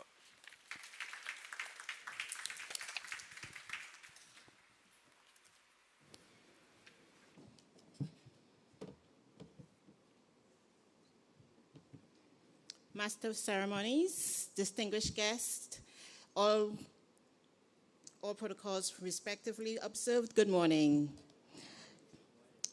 It's really a great honor for me to stand here in Dr. Young's stead. She's unable to attend and she sent her apologies for that. She has a family medical emergency that would not allow her to be able to be here today. But she has been a pioneer as it relates to AI technology in, I would say, in the United States in general, because in 2023, she went to the board and she said, there's this new thing, AI, and I don't know what it is. I know enough to know that I don't know, and I need time to explore and know what that is all about. So they gave her 90 days sabbatical to go learn about AI, and that is how she built a relationship with AI Owl, because they became her tutors. And it's really critical that leadership understand that they don't know what they don't know in order to be able to help our students as well as to help our nation, because that is really what education is about. Education is really about ensuring that the workforce that we need to move the work, to move the people in the nation, we have that. So it's really about, when you think about it, it's really about our GDP. Education is really about providing the workforce for the economy to move. But it is a pleasure for me to be here in Jamaica. If you ask some people, I'm an honorary Jamaican. I am originally from the island of Trinidad and Tobago, so I'm not new to the Caribbean. But Jamaica is known for its vibrant culture, its music, and global influence. But most importantly, it's known for its resilience, its creativity, and entrepreneurial spirit. And that spirit is exactly why this conversation about artificial intelligence matters here. So let me start with a story. My son, his girlfriend, and my grandbaby, I just had one, he was born in November, my very first one. They came to Jamaica on Monday. Yeah, thanks. They came to Jamaica on Monday. And before they even left the airport, their phone knew where they were going. It provided them with routes. They didn't know that the hotel was going to pick them up, but it provided them with routes to get to the hotel. It told them about some of their interests. It also told them about possible restaurants that they can eat at in a particular area where they're going. Not one time did my son and his family thought that they were interacting with AI. But AI was actually giving them those recommendations. And that is the world that we're living in. Things happen so quickly, so instantaneously, and you don't even know where it's coming from. How many of you have Netflix? So when you're watching a movie and that one ends, does it give you recommendations of something else to look at? Yes? That, believe it or not, is AI, right? Google Maps. Some of you, you're using your Google Maps or Waze, because we like to use Waze in the Caribbean, right? And it gives you directions. And then all changes because there's traffic somewhere, there might be construction. Guess what? Who told you that? AI. We don't think about it, but every one of us, we're using it every day. I got a bank alert when I run my card. I get a bank alert. Guess who's sending that bank alert? Definitely not the teller, right? It's AI technology, and AI technology is embedded in every aspect of our lives today.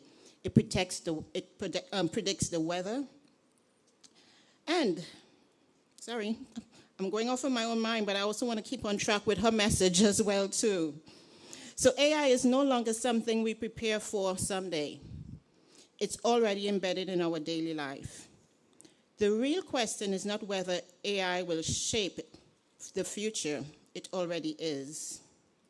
The real question is, will we shape how it is used, or will we simply react to it? Now let me bring this closer to education. Imagine a student in rural Jamaica. So yesterday I had the pleasure of going up into the mountains to St. Elizabeth, and I also went to Manchester. So just picture a student in one of those towns there. I was in Santa Cruz. Maybe, maybe Portland. Sitting at a table at night.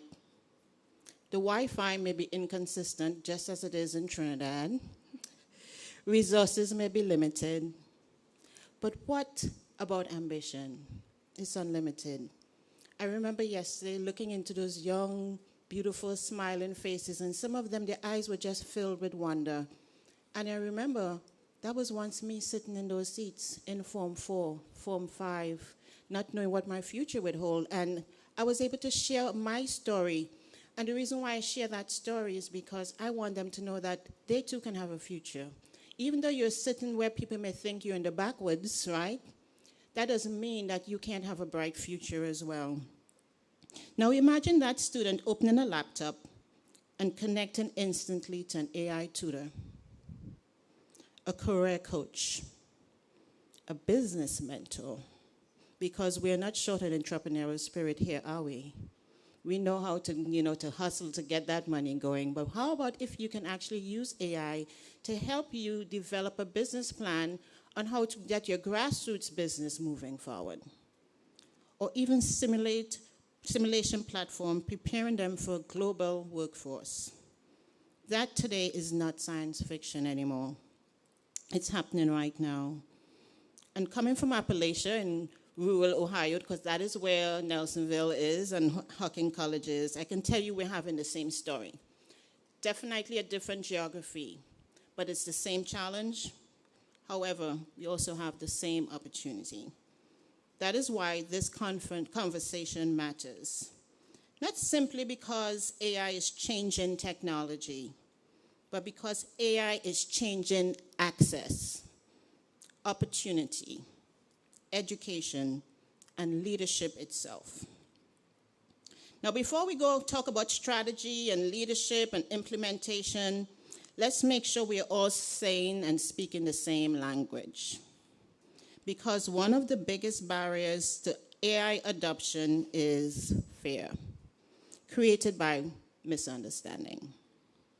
When many people hear artificial intelligence, they imagine robots replacing humans. Who remember the movie I, Robot? Also another one that was scary as anything else, Eagle Eye. She took over the whole thing, and it's just like she was trying to get rid of humans, right? But most AI today is much more simpler than that. At its core, AI is technology designed to recognize patterns, analyze data, and generate predictions or responses. That's as simple as it is. In many ways, AI is less about thinking and more about processing information at incredible speed. And the truth is, most of us already use AI every day. We talked about Google Maps, Netflix, banking alerts. Who uses Alexa? When I first started using Alexa, she did not understand a word I was saying. We were very aggravated. Or social media algorithms. You start watching one thing and they keep popping up on your screen every time. Every time it's like, oh my God, I'm possessed with things going on in Trinidad and Tobago right now. So every time I turn on, it's like, I need to stop.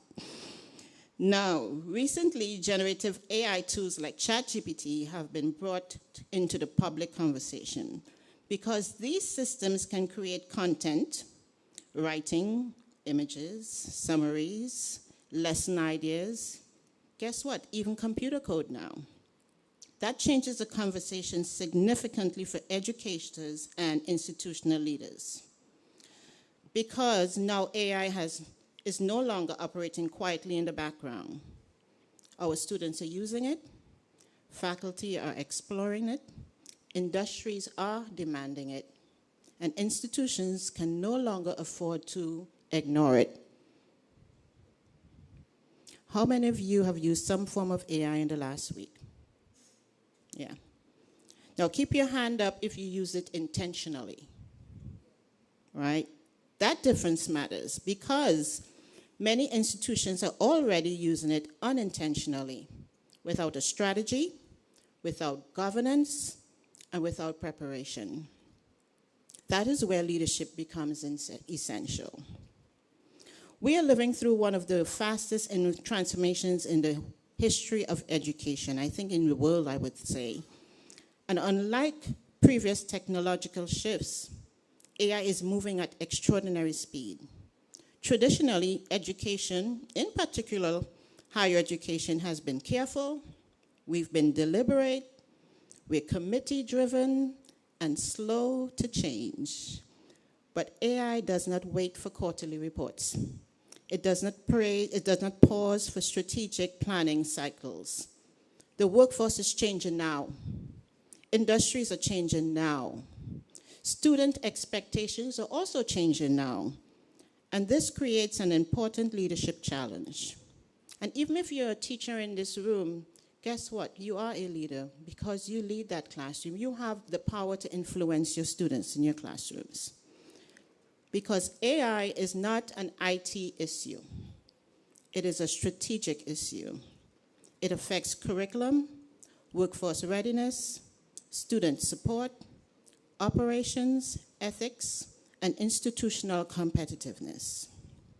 Recently, a faculty member sent Dr. Young an email because, you know, not everyone is on board, right, with AI when you bring a new technology. Not everybody adopts it readily. If AI can write essays, what are we supposed to do, was the question. And her response was, maybe the better question is, what should students be learning that AI cannot do? That question changes everything. Because in an AI era, information alone is not enough. The value now shifts towards critical thinking, judgment, adaptability, problem solving, and creativity. For instance, yesterday when I was at one of the schools in Santa Cruz, I shared with the students that if the world is changing quickly, employers want you to be able to adapt and be flexible quickly as well. No longer can you sit and try to figure out, you know, what's next. You have to be able to be adaptable. They want you to move quickly. And that is some of the things that we're seeing. They expect you to work in what? Teams, collaboration. Because even in America now, if you're looking for a grant to do some sort of outcome, they want to see where you're collaborating with other companies, other nonprofit organizations, because funds are limited. AI can create content, but it cannot replace wisdom. It cannot replace ethical decision-making either. And most importantly, it cannot replace human leadership. So at Hocking, we've had to rethink how we prepare students for a rapidly evolving workforce.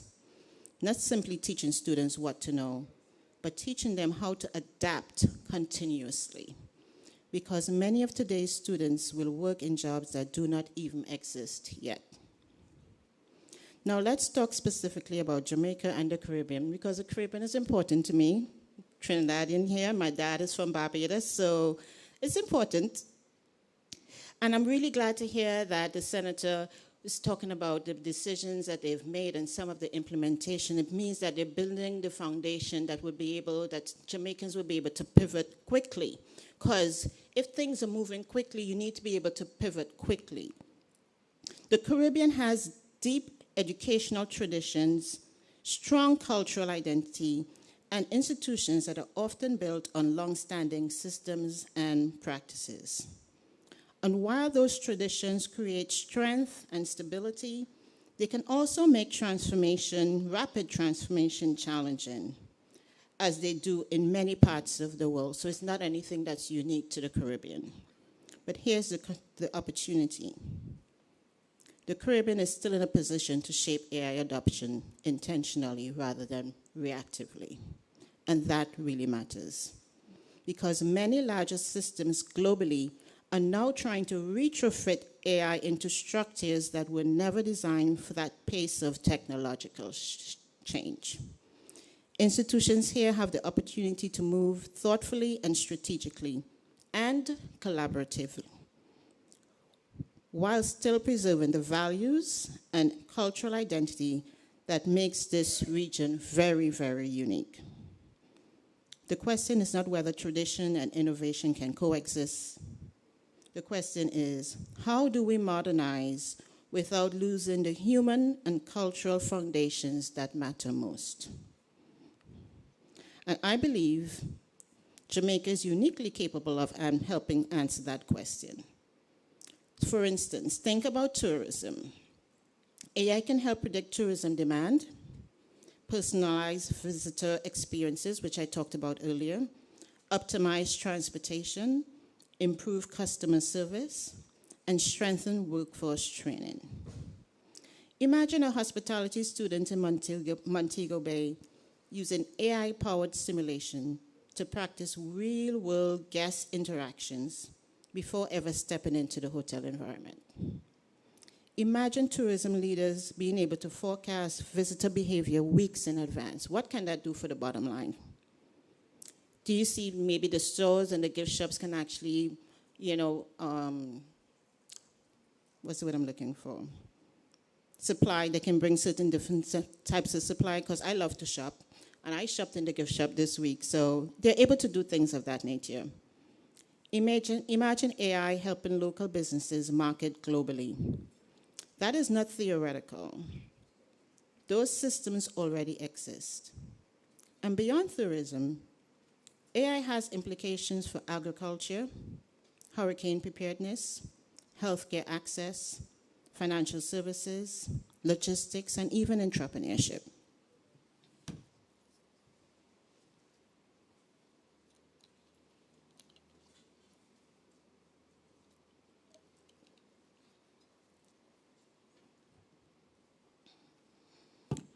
The Inter-American Development Bank has warned that automation will reshape many jobs across the Caribbean.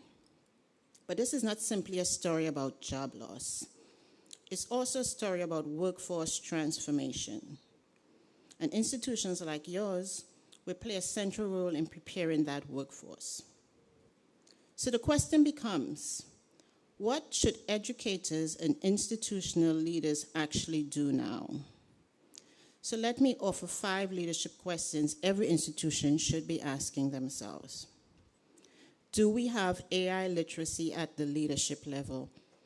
If the leadership is not prepared, how can they lead? So Dr. McCarthy did an amazing job by preparing his leadership here. Leaders do not need to become programmers, but leaders must understand what AI can do, what it cannot do, where it creates opportunity, and where it creates risk.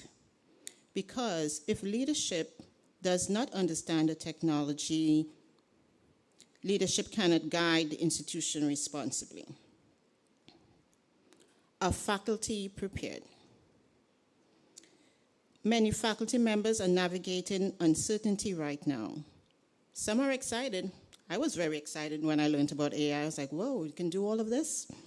Some are cautious, and I've had a lot of people who are really cautious. Does it really teach writing? Does it really teach critical thinking? They're thinking of all those things, and it's okay to do that. And yet some are overwhelmed by it all. Institutions must invest in faculty development, training, and even experimentation. Not perfection, experimentation, because waiting for complete certainty is not a strategy. The next question, are students learning responsible AI use? Students need more than access to tools. They need digital literacy, ethical reasoning, critical evaluation skills, and an understanding of how AI affects society. So currently I'm working on my dissertation, and the university where I go to school, they actually encourage us to use AI. I'm currently in a class, AI for researchers, and they show you exactly how to use the AI tools and how you document that you're actually using it. And using the tools have actually helped me to think more critically about my topic. So I started with one topic for my dissertation topic, and now my problem statement look light years different compared to when I was thinking about it, because now I've seen where there's cross intersection and different, and now my chair is like, wow, Hannah, this is a total revolutionized problem statement, right? So my problem statement, I'm looking at how does loneliness, right, amongst female leaders, how do certain factors affect loneliness among female leaders from a transient, because there's two types of loneliness. There's transient loneliness, and there's also what you call trait-like loneliness. And now my research is like, wow, even I myself is very impressed with it. And I have to thank AI for that. Between Chat and Claude, they really revolutionized my study. All right, leadership question. Are we redesigning curriculum for the future workforce? Curriculum can no longer remain static for years at a time. I remember when I was in college, I had an instructor, and I met a friend of mine. He's like, is she still teaching that same class and that same lesson? And I was like, oh my God, from since back then? He's like, yeah, same thing over and over and over, right? We can no longer do that. We can no longer teach the same lesson over and over for years. We need to change. AI allows industries to evolve faster than traditional academic cycles. Institutions must become more agile. Programs must continuously align with workforce demand, and this is particularly important for career and technical education institutions like ours. And the fifth question, do we have governance and ethical guardrails? Because innovation without governance creates risk. Now, as exciting as this is, we all need to be honest about challenges. AI is powerful, and sometimes it can also be confidently wrong. I challenge my Clara every day. Are you sure? You know, and she's like, you're good to push back on that. And this is exactly why human oversight matters. There are several critical risks institutions must address. First, we must address bias. AI systems learn from data, and if the data contains bias, the system will produce it. Second, privacy and data ownership. Who owns student data? How is it stored? Who accesses it? Third, transparency. Can we explain how decisions are really made? And fourth, equity. Because AI is not automatically equalizing. If access to technology is uneven, then AI can widen existing educational gaps. And how that looks for us at Hocking College is that every student walking through the doors must have a laptop. Everyone, regardless. And there are some basic standards that they must have. The next thing we do at Hocking College is that we, with the help of our friends, we were able to acquire an enterprise system of ChatGPT. We're the only, I think we're still the only community college that has an enterprise system. What that means is that it's not open to the public. Everything you do in that system is secured.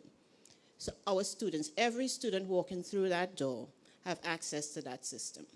It's part of their tuition, and it's much cheaper than it would have been if they were going to buy it on the open web themselves. The staff and faculty have also done that as well, too. We also have access to that as well. So far, I think we have about, Cass might be able to tell me better than I do, we probably have about 80% of our faculty and staff trained in AI technology. I use it every day for, I think, about 70% of my work. Not necessarily to produce the actual work, but it creates the foundation for me to begin to think, review, ask questions, then do more research to make sure that what I am presenting and it's accurate, because we are responsible for the output, not the AI, we are, right? So that is one of the ways that we're equalizing AI technology at our college. If access to technology is uneven, then AI can widen existing educational gaps, especially in rural communities, especially underserved communities. That means institutions must intentionally design for inclusion. We cannot automate inequity. Leadership today requires balancing innovation with responsibility. and institutions that do this well will build trust. Now, despite everything we've discussed today, I believe the most valuable skills of the future will remain deeply human. Let me ask you something. Turn to the person next to you and answer this question. What skill do you believe will matter most in the next 10 years?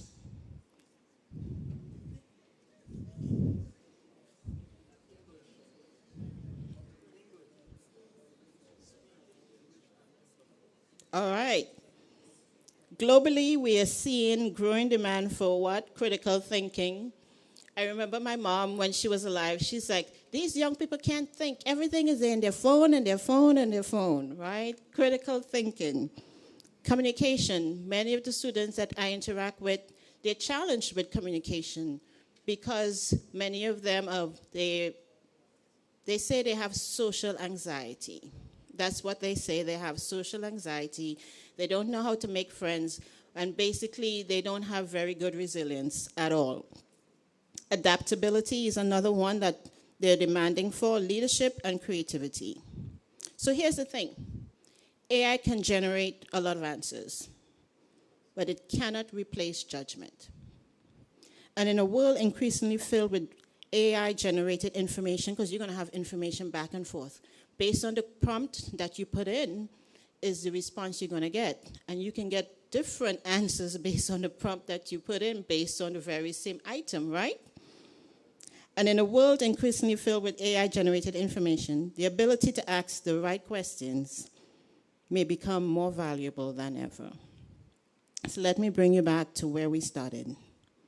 That student in rural Jamaica. That student in Appalachian, Ohio. They're not waiting for us to figure it out. They are already living in the future. And this moment, right now, is not simply a technology test. It's a leadership test. A test of whether institutions are willing to evolve, adapt, and prepare students for a changing world. At Hocking College, we believe leadership should be grounded in common sense, courage, and clarity. Leadership that says we will not wait, we will not fear change, and we will prepare our students for what comes next. So, artificial intelligence is not just changing the future. It is revealing who is prepared to lead it. And if we lead with common sense, courage, and clarity, then the gateway to AI will not be something we walk through. It will be something we open for everyone behind us. Thank you.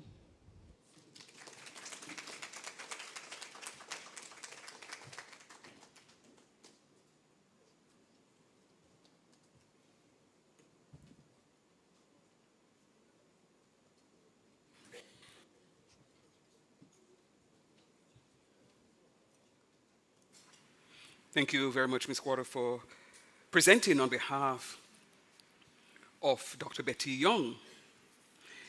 As I sat there and I reflected on your presentation, I remember, and I'm hoping the Jamaicans can support me on this, picture it. The year 1999. This is December 31st. It's winding down to midnight. Can anyone recall? As a past banker, I can tell you, we were on edge. We sat and we looked and we wondered if successions of zeros will wipe clean all of our records. It didn't matter to me because I had no money. But we sat, we watched, we looked, and we recognized that the technology was way ahead of us. Picture this. A few years later, when online banking was introduced to Jamaica, can anyone recall? Me now go to bank. Me now go to machine. They're going to thief my money. Sorry, I'm not going to speak that dialect for my foreign people. We're not going to the ATMs. Because what is going to happen is that when we insert our cards, we're not going to get the correct amount, and our bank reconciliation is not going to be the same. And a lot of people refuse to use point of sale. What is that? No. Look at where we are now in 2026. Artificial intelligence. At a click of a button. And I like in particular the presentation just now, because no longer do we have to reinvent the wheel. We can now get a good start, and then we can put the fillers in. So ladies and gentlemen, please put your hands together again for that presentation. It was well received. At this point in time, we're going to be having yet another presentation, but I'm going to say to you, I would assume that my presenters met our timekeepers and that you have a wonderful relationship with them. Am I correct? Today is a day filled with lots of plenary sessions, and we really want to get through all of those sessions. So I'm going to ask that we're guided by our time slots. Now, Mr. Trace Johnson, he was born in Newark, Ohio. He serves currently as president of the Johnson's Family Office. Trace is a prolific inventor whose innovation includes industrial equipment, sensor technologies, water recycling systems, software, and manufacturing methods that have been implemented in industries worldwide. Ladies and gentlemen, I'm going to invite you to put your hands together for Mr. Trace Johnson. He'll be looking at the art of developing AI core skills competency from AI readiness to real execution. Mr. Johnson. Well, thank you, everyone. Let's not all hold their breath while I plug this in. Feel free to breathe, and let's all take our time. How do I plug this in? Oh, you got me? All right. Super.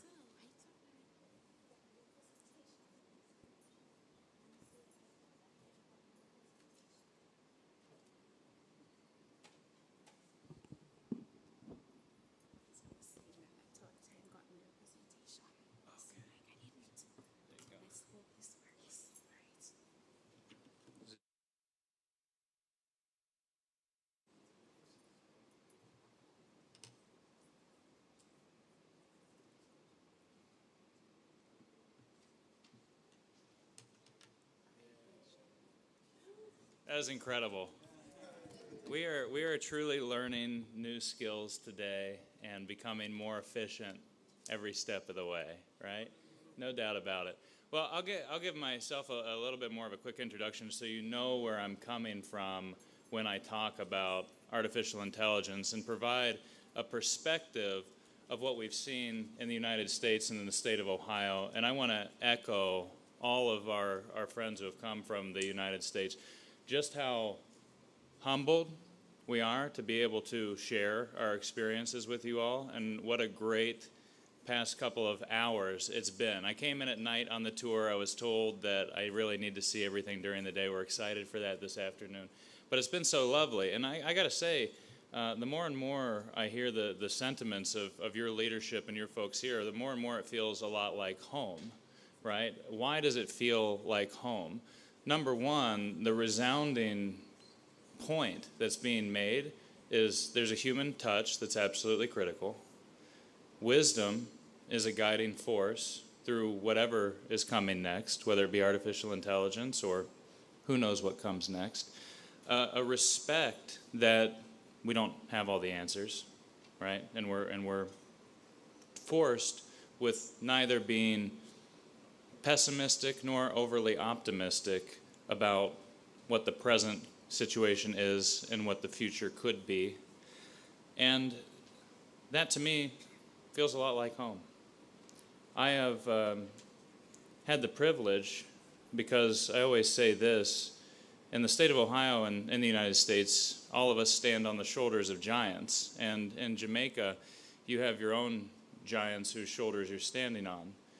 People who have set up a framework of policy and places and an environment in which you can excel and have the opportunities to better your lives. And we talk about tools and the great reference to a hammer and the choice of how do we use that hammer, right? And the way that we've articulated AI to folks in the most practical terms is that we're creating a new tool belt, right? A digital tool belt. And if you look at the PC, we've had a tool belt for quite some time. It used to be Microsoft Office suite, right? PowerPoints, it was Word, it was your email, it was whatever those things might be. And the reality is, those tools are just changing, right? Those tools are just changing, and how we utilize those tools is going to make up what our world actually looks like. So, in looking at this and going from readiness to execution, and I'll say this, thank God we're human, right? Thank God we're human, because we've been given some special and inalienable gifts. The gift of discretion and the gift of gut. What feels right, right? Determines for us what are problems to us, right? What's worth solving in this world? And there are just plenty of those to go around, right? I think there was this joke, it was rather scientific, and it was, even if you had solved all the world's problems, you'd still be left with the problems of why you were able to solve them, right? We'll never ever run out of them. And this opportunity is to use that new tool belt in order to use our discretion alongside it to make a real impact on our own lives, and by way of impacting our own lives, the society writ large. So I want to talk a little bit about this idea of the human-machine partnership, and this goes along with our demystification effort today. The reality is that we've had technology that ends up resulting in a human-machine partnership since the beginning of time, right? That's how I feel, and we've structured an environment within our own company to accelerate the emergence of a new technology and then ending up in a human-machine partnership. And I'll give you an example. Let's just talk about the automobile. I didn't see a lot of horses and mules running around Jamaica when I got here. You go back to my home, we don't have horses and mules running around either doing the work. And when the automobile and the internal combustion engine came into being, right, it was fundamentally formulated around the issue of, I want to move from point A to point B more comfortably, out of the rain, maybe a little cooler if we had some AC, be nice to listen to the radio, but I can also get there faster, right? And the way I'm sure that many of us got here today, as controversial and upsetting as that was to the stable folks, the people who grew the grain or imported that grain to feed the horses and the mules and all that good stuff, the reality is that at the end of the day today, we all got here in a human-machine partnership. When you put your hands on the wheel and your feet on the pedal and you turn that thing on, you're partnering with a machine. It's been knocked around, right, over the course. You know, things are very chaotic, and then they get bottlenecked. Let's put it that way. That's the way I see these things working. And in fact, and the reason I say this is a theory that works for me, if I look at like the beginning of time, we just look at what I'm doing right now. I'm talking, right? I'm talking, and the reason I'm talking is so I can tell you something. Maybe you believe it, maybe you don't believe it, that's fine. I'm sharing my opinion so that maybe you don't have to waste the time of doing the same mistakes I did, right? Maybe you don't have to waste that time, or maybe there's something that I've learned that you can learn from, which will accelerate your process into doing whatever it is you're going to do. And then, how am I doing this? Over a piece of technology. It's pretty incredible. It literally plays out every single day. And now we have this opportunity to create that same human-machine partnership with artificial intelligence, right?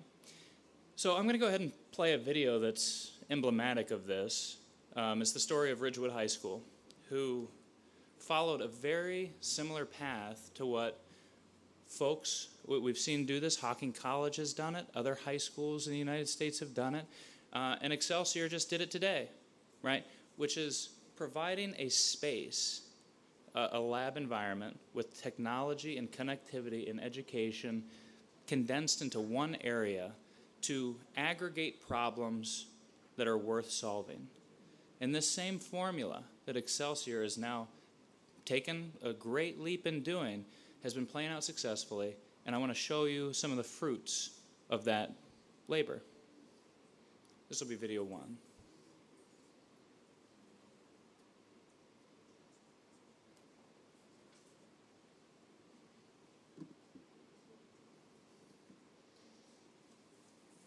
The future is the race between the growing power.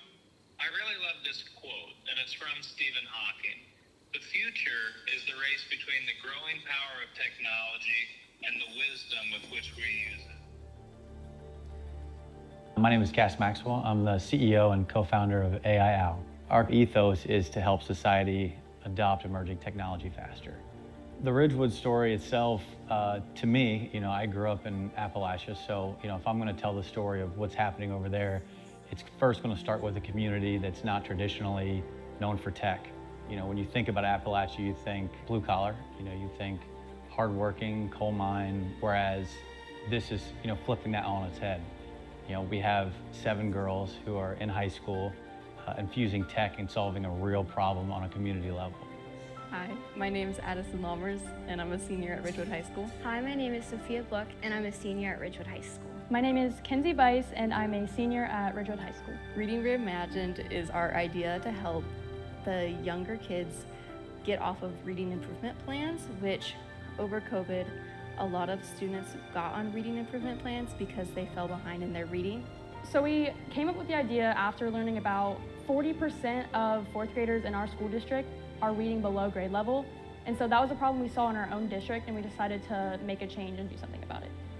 It's important for AI Owl to invest in these communities because traditionally these communities don't have, whether it's the budget, whether it's the teaching force, to be able to bring these cutting edge technologies into these communities. And so as we look at AI, we understand that it's really the great equalizer. We can take someone in a less affluent area, tool them with AI, have them use it as a thought partner, and they can compete with these schools with the bigger budgets.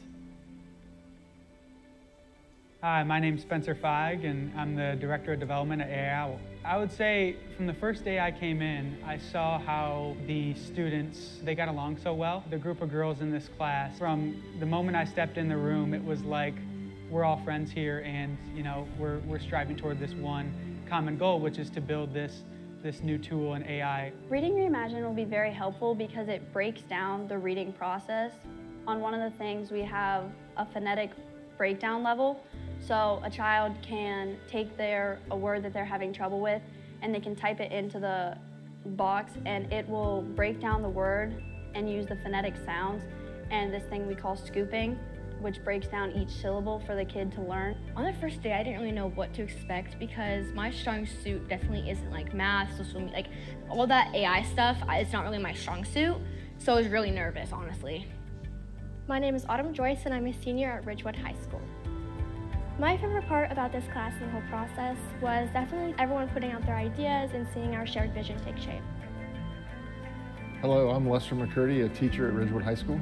Connecting the class with the students was just a matter of, I had to learn it to be able to teach it, and I actually literally told the girls on the first day that I'm going to learn this with you in some cases.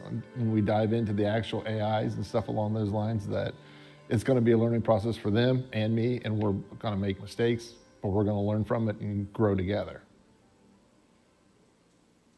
My name is Kira Schrock, and I'm a senior at Ridgewood High School.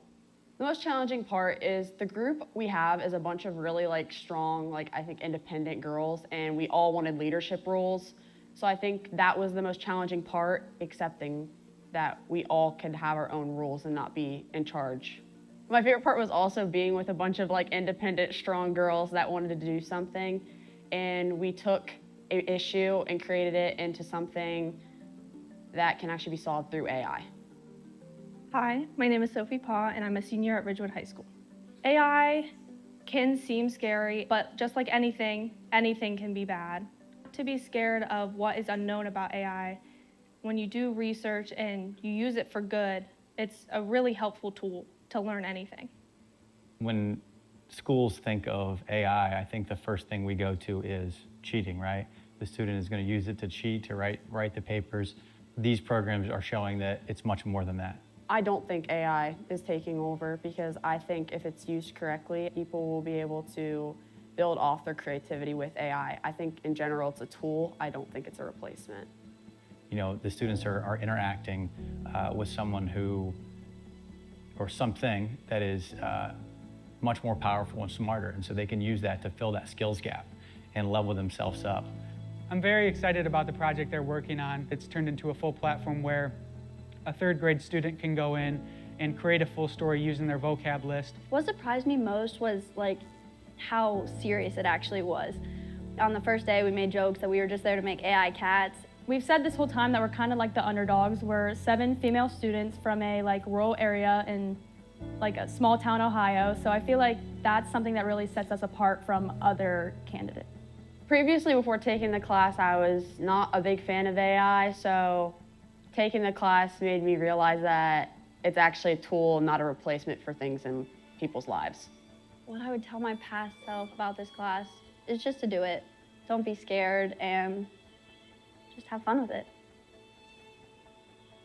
Words of advice for the younger generation that might want to take this class is to not hold back. You can do a lot of things with it. You can do so much more than you actually think you can. I would say to be as involved as you can, because there's so much happening all at once, especially if you're working with a group, and there's so much to learn from it. As soon as you start to not be as involved, you don't really know what's going on. You know, when you know more, you can do more, right? And so I think this shows that when these students are using AI, and they have someone there beside them that they can, once again, knock down these technical roadblocks or brainstorm with to understand, you know, how do I get to the next horizon? I think it shows educators that we can now step it up. We can demand more out of our students. You know, we can update our curriculum to, you know, help these people fly at a higher level than what they already are. So I think that it's definitely shaking up the educational ecosystem. But I think long-term, we're going to see better graduation rates. We're going to see people to be able to achieve more and do more with this new technology.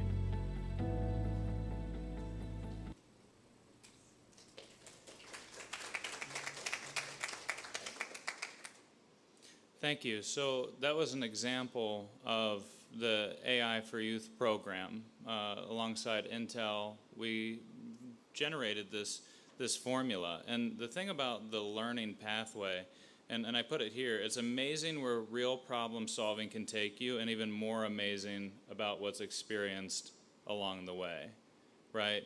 So because they focused in on a real problem, youth literacy, and I'll get to that problem here in a second, but because they focused on that problem, it's a real problem, the goal and the reward system, the flag was planted on top of a hill, and all that effort to problem solve and figure it out is an incredible bit of momentum for people to focus on and eventually get there.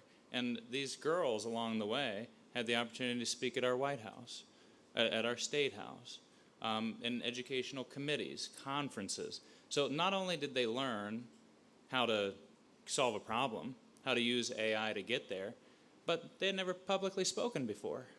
Right? And now they're up in front of conferences. They went on the news, all these different things. They've traveled, right? All these different life experiences that genuinely create a system of experiences and a sense of gratitude that betters life, right? It really does.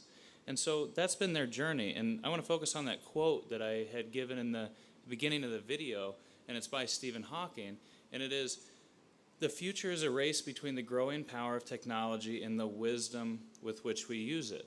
And this hits at the core of the educator's role in all of this. Now, how would a bunch of high school girls understand that a problem that's worth solving is third grade literacy? I can tell you right now, their teacher told them that that was a problem, right? They oriented that group of students, learned about the AI as they needed to along the way, but essentially was the one who planted that flag and then made sure that there were no landmines in the way, right? That they're not leaving their network exposed because they have a little bit of cybersecurity knowledge, that they're not creating something that would be inequitable, right? The teacher has that visionary responsibility and wisdom to guide these students toward a problem worth solving. And when you orient around that and set up an environment for that, the learning extends so far outside of the classroom that it becomes immeasurable. It becomes immeasurable.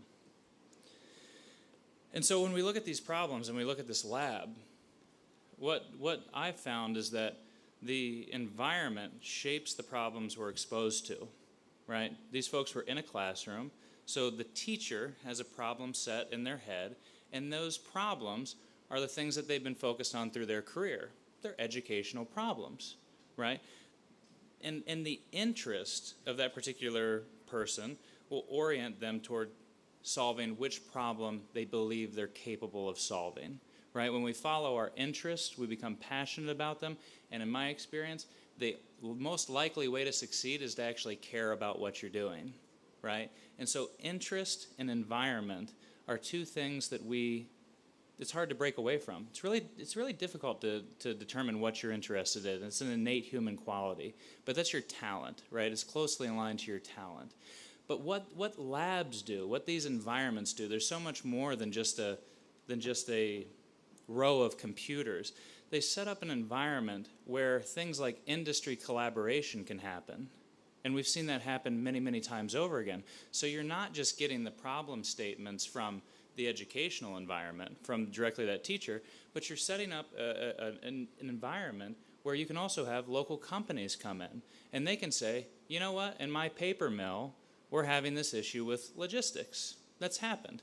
Do you think, students, based on your incredible ability to solve problems, that you might be able to solve this one? And the answer is usually, we'll try, right? And they'll get there. And along the process of trying, these businesses have an unbelievable opportunity for talent identification. If a student solves one of their biggest problems in industry, you think they're going to get hired, right? And that's an opportunity for these folks based on the leadership setting up an environment for this collaboration to take place.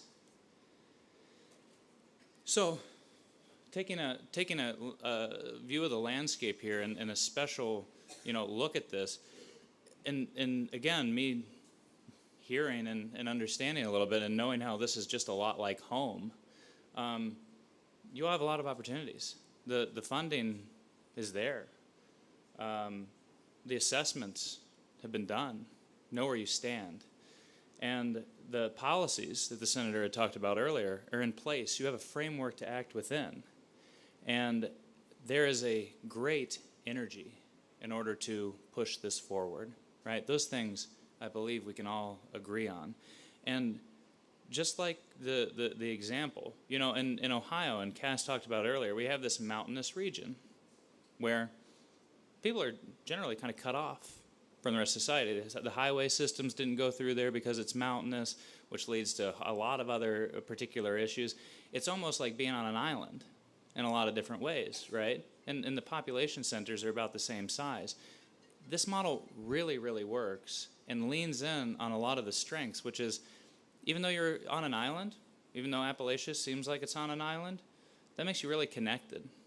The ability to passionately grow and share information through a system of tightly connected nodes is pervasive. It can permeate very, very quickly and present an opportunity for leadership in that space. That's what we see when we look at the outside looking in, third-party perspective, just sharing. This can really, really work. And again, this is what I'm talking about with these, when we call it like workforce ecosystem, we're talking about the lab environment. Whether or not you have new computers there or not, it's about setting up an environment for collaboration with industry partners, governments. We've had local governments come into their schools and say, hey, look, in a lot of cases, we operate like a business too. We provide water services, and we want to figure out how to bill those more accurately. We have all kinds of different services we offer our community. What can we do in an area that's traditionally more left behind, like government, right? Sometimes it's slower to adopt emerging technologies and things like that, sometimes. even they're coming into these environments and leaning on this phenomena of wisdom and ability from the educator and the student with a lot of energy and interest and passion in solving and being a part of the world and solving real problems. So I want to talk a little bit about, this framework and pathway that we've set up.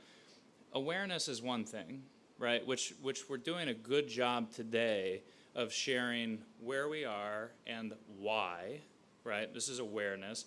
And that fundamental ethic that you can ascribe to or not, that this is just not that different than the things that have already happened in the past, right? And just like the humans that we are, we like to mythologize. We create heaven and hell, really and truly. We create a vision of the future where all the problems are solved, and we create a vision of the future where everybody's a zombie, right? I mean, we're really good at doing that. And the reality is that our interests should be in line with neither of those things. Just like to live and live well, right? So I think that's where we are, and that's great. We're exploring. We're exploring along the way. That's why we're having this conference. And then we're ascribing that to the workforce, right? How do we ascribe that to the workforce? We say pick real problem sets and figure out all the things you need to do to solve that, which are going to extend far beyond the classroom in the pursuit of actually solving that problem. You're going to go out to talk to people with subject matter expertise. If you want to know the problem that's happening at the paper mill, you're probably going to have to talk to the person who actually does the work manually right now, right? If we want to create an AI system that automates logistics, students are going to have to talk to people who have been in the logistics field for a number of years. It's the merger of wisdom and technology, right? That's workforce readiness to us. Operational execution, making sure that the connectivity and the tools are available, because those things, the tool belt's going to grow, right? You might say Claude, ChatGPT today. By the time it's all over and you get to the end of solving a problem, you're probably going to have to try and fail with 10 other AI theories in order to get there, right? That's just the reality. And you might have to generate your own code and your own software in order to get there, and that's fine, Organizational transformation is just the emergent phenomena of this particular process of planting the flag on the hill, doing whatever it takes to get there, making sure that somebody responsible in the room so that you're not stepping on landmines while you're trudging up the hill. That's important, right? But the rest of it's just a natural phenomena of working together towards a common goal, right? That's organizational transformation. It becomes a part of the culture. It becomes productive and innovative at the same time, right? And the boy I wish theory is this thing that it's an observation of something that, as an inventor, having done it professionally for my entire career, is when I hear that, any wish, right? People are actually telling you the problem that's worth solving. You hear that enough times. Boy, I wish third graders could read better. Boy, I wish we could handle logistics better at the paper mill. Boy, I wish. Boy, I wish. That's the gold, right? You aggregate that enough, you realize that this is a problem worth solving. In an entrepreneurial spirit, students may realize this is something that people are willing to reward. And through that phenomena, you have the emergence of entrepreneurial behavior, right? You have new industry sectors and small, large, medium businesses that can emerge from setting up this environment well.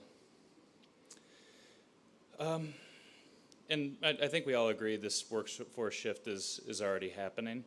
I think maybe some color that I might be able to add to this, this transformation is that, and Cass said it earlier, like only 1% of the people in the United States are really self-automating at this point, right? You might be getting on GPT and then still copy and pasting that over and then reformatting it and all these different things, right?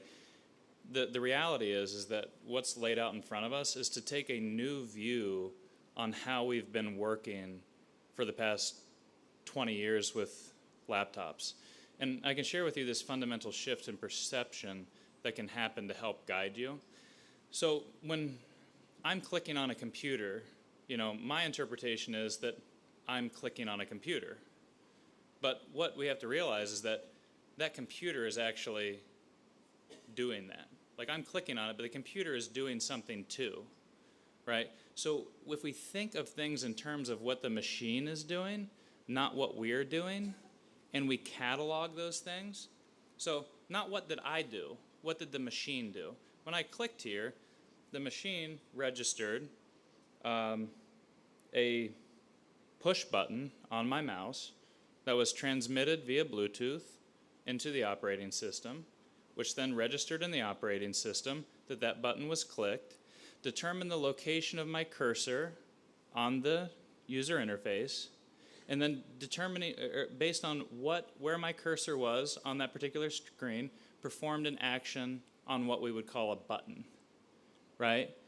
If we look at the way that we are interacting with machines that way, this is when we begin to work with the AI to automate so that we don't have to click on that or the 1,000 other series of clicks that we make throughout a day.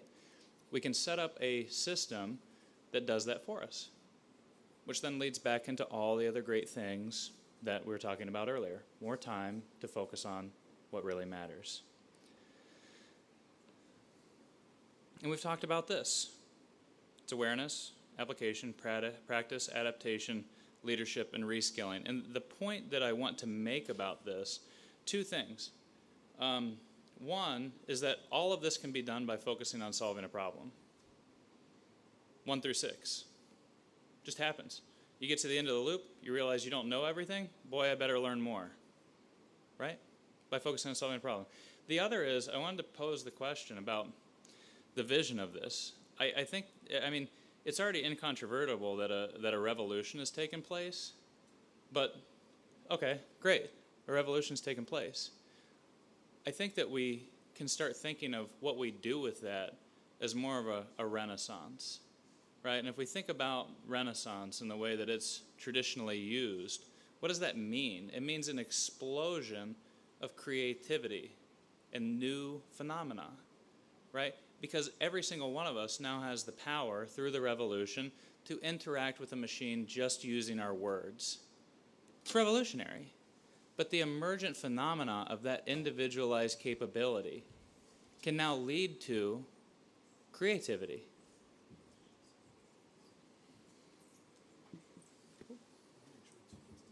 I think it's getting windy. It actually felt pretty good. So where we make the mistake a lot of times in this is getting too narrowly focused, right? Trying to master the expertise of singular tools instead of taking the thing at which we're trying to get to and then looking at which tools are going to fit into that, right? The issue with focusing on any one given tool is that the capabilities of any one given tool don't necessarily align to your problem statement. Like, I can tell you right now, if my problem statement was, boy, I need to write an address or have that help me, I wouldn't choose GPT anymore. I'd choose Claude. That's today, right? Tomorrow, it's very, very different, right? So focusing on singular tools in this shifting environment, it wastes a lot of time, to be honest. It really does. Ignore the workforce structure that already exists, right? The reality is that this overblown notion of how the workforce is just going to transform and the jobs that are there aren't there anymore, therefore I think the conclusion is, like, why try, is another great misnomer. The reality is that we have work that needs to be done presently, and AI infusion into the work that exists. Not trying to forecast out and say, what is the job market going to be like in 10 years from now? 10 years too far out, right? We have work that needs to be done right now, right? Right now. And there's just so many things that go along with that. People just get overwhelmed when they start thinking about, boy, I'm not going to have a job in 10 years. They start, thinking about their role and not what they need to focus on at the moment. There's a fundamental disconnect that happens with the learning because there's still so much to do right now, right? And so that's what we preach. And I have one more example here that I'll show of just another, and I think kind of wild, say that a little bit, tongue-in-cheek based on the subject matter, but something a little bit wild that, again, students were able to do with a collaboration with Hocking College to fulfill a boy I wish statement. And the boy I wish statement was, I'm a zookeeper. I took a risk on my education by getting it in zoology, right? I mean, a lot of people who get into zoology, maybe they don't find a job. They took a big risk, right? But they did that, and they're in this world where they can now interact with the coolest animals on the planet, but they found themselves not interacting with the coolest animals on the planet. They were doing paperwork instead. So they said, boy, I wish I didn't have to do this paperwork. And the students set out to solve that issue. And we'll play this video.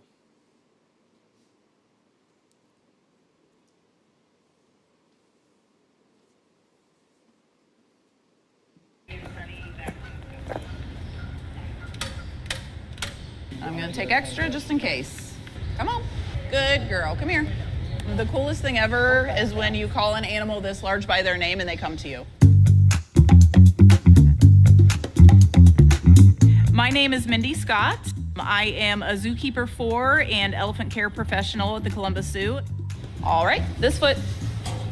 We do what are called well-being assessments on each and every elephant in our herd. Good girl. Everything we observe, whether it's during the day while we're here, those overnight camera watches, everything plays into their well-being. When we fill out these forms, we look at each category and we give them a score, so it's very empirical. Now we can start talking about the Columbus Zoo project a little bit. So basically, me and Gabby are working really hard on the Primalytics software, which what it does is takes zoo footage and uses AI to analyze it. My name is Cass Maxwell. I'm the co-founder and CEO of AI Owl. We focus on upskilling the workforce with artificial intelligence. And so our goal is to take all of that into these type of communities like Appalachia, like urban areas, and make sure that it's not just the rich suburbs that get it, but everybody gets it. A lot of people go to a zoo, they think of no way AI could possibly be used at a zoo. Hey, lady. They basically told us that their zookeepers are constantly bouncing around. Yeah, Johnson is secure. Trying to watch the animals, fill out all of these charts, and they just can't be everywhere all the time. Frankie! And I think that's the beauty of solving these problems with AI. You have to interact with the world in order to solve the problems in it. This AI technology is going to allow us to be able to collect more data points. And then spit out that data in a very consumable way so the zookeepers can then analyze, be proactive. I'm going to get some treats ready. And allow them to do more of what they do best, which is care for the animals. Good boy. Come here, bud. The scale of this project is big. Good. Not only does it help out the Columbus Zoo, but also helps out all institutions that care for animals around the world. Hey, bud. Good boy.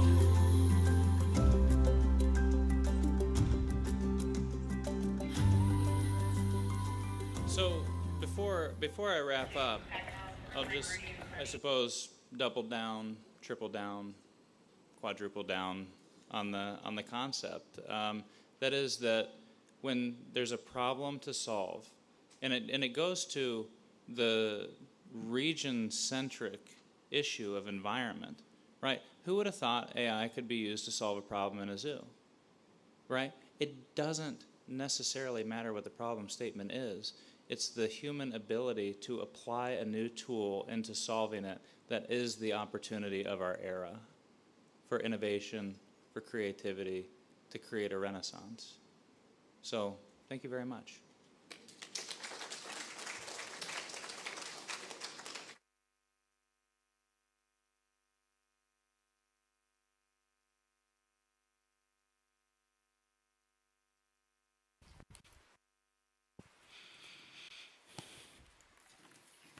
Ladies and gentlemen, I invite you to put your hands together again for such a stimulating presentation. So Trey spoke about human-machine partnership. And I sat there and I struggled. Because picture this. Last Thursday, my team and I went to Clarendon, which is another parish of ours, to my overseas members. Is there anyone familiar with Waze? Any of my foreign people? Waze? Yeah, man, absolutely, yeah. So I engaged her, and I said to her, right, good. So I engaged her, and I spoke very nice words to her. And I said, it would be lovely if you take me to this place called Milk River. But in the back of my head, I knew something was not right because I'm not sure if she understood my language, this human-machine partnership. So I went through the toll, 1, 2, and something inside of me said, you know what? Don't go through that part of the toll. Speak with an agent. And I spoke with an agent and I said to him, direct me to Milk River Bath. And he says, okay, no problem. When you go through the other toll, you're going to make a left turn. I said, okay, fine. Then I went back to Waze. And she says to me, exit to your left. Okay, fine. She was doing well. But when I got to this Y, she says, turn right. Now, who do you believe? The her or the him? The humanness says, turn left. But the Waze says, turn right. No, I wanted to follow her. But something said to me, turn left. I drove in oblivion. At one point in time, I decided that I'm going to turn back. But something says, continue. Then I went over a train line and I saw the silhouette of a human being sitting off the train line. And I spun around and I said, I'm trying to find Milk River Bath. Am I on the correct path? And she says, yes. The human-machine partnership. We have to verify the information that is given to us. Don't take it verbatim or else we're going to be in problems. So Hannah spoke about it, and Trace, you continued in that realm. And I thank you for the presentations thus far. AI is here to stay. Whether or not we are ready for it, it is here to stay. So ladies and gentlemen, I know lunch is on its way. However, it is my distinct pleasure to invite Dr. Jason Frigg, who is the Chief of Staff at AI Owl and Khan Academy, who will be presenting to us this morning, adopting AI in primary and secondary schools and building AI pathways across education and workforce. I'm not going to preempt him, but I'm sure there is going to be a question of mine that Jason better make sure that he answers, or else he will have to surrender his passport and other travel documents. Jason, I invite you to come forward.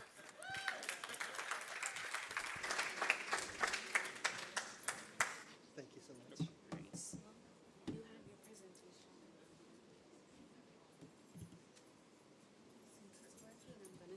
Take a chance to see if it works.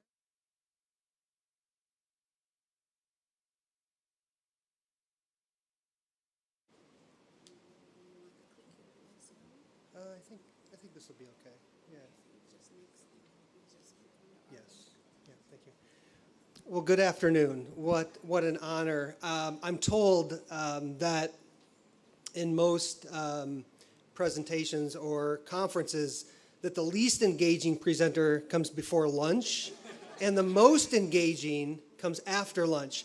There's some truth to this. I don't know on my side, we'll find out here in a moment, but you're going to have an opportunity to hear from my good friend Brian Gonzalez right after lunch, these concepts up, and we'll be incredibly enthusiastic and engaging. But I'm also aware that I'm standing between you and lunch.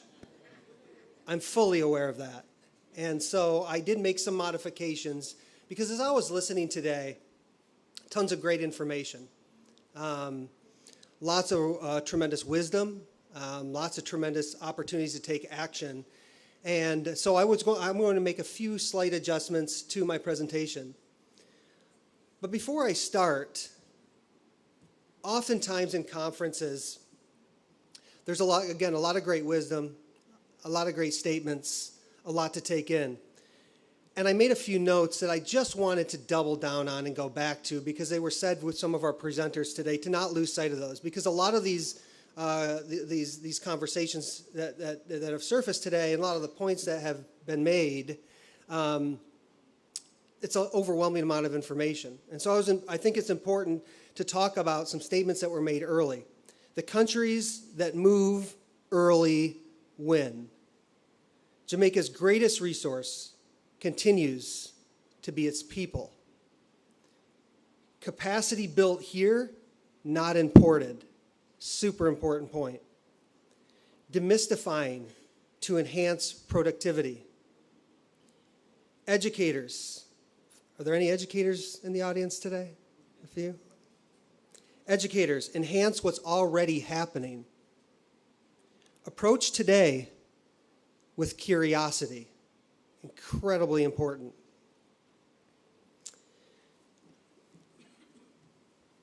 And as I jump in, Trace touched on this as he started, but I really want to emphasize this. We are deeply, deeply grateful for this partnership, for this opportunity to engage with you, for this opportunity to have conversation. Because if you were to speak, and I know we'll have some opportunity a little bit later today and even tomorrow, we're going to have an opportunity to have some informal dialogue. And I think what you'll find is that we're learning as well. And so as we approach this conversation, we approach it in a humble way. We're deeply, deeply grateful for the opportunity to engage with you, to learn from you. We hope that there's some information we share that you learn from us as well. And one of the other key pieces in opportunities like this is you've heard a lot of information. I know for a fact that there's a massive amount of wisdom sitting in the chairs in front of me. I have no doubt about that. So I'm going to attempt, as we engage in conversation, to at least engage you with 2 questions to talk with somebody about. Because with this much wisdom in the room, it's important for you to have an opportunity, while it's brief, to be able to reflect on what was talked about and to be able to share out. And again, there may not be a lot of opportunity to do that, but I'm always aware in a room like this that there's a lot of really interesting stories, powerful human wisdom and experiences, and we know that Jamaica is doing so many incredible things.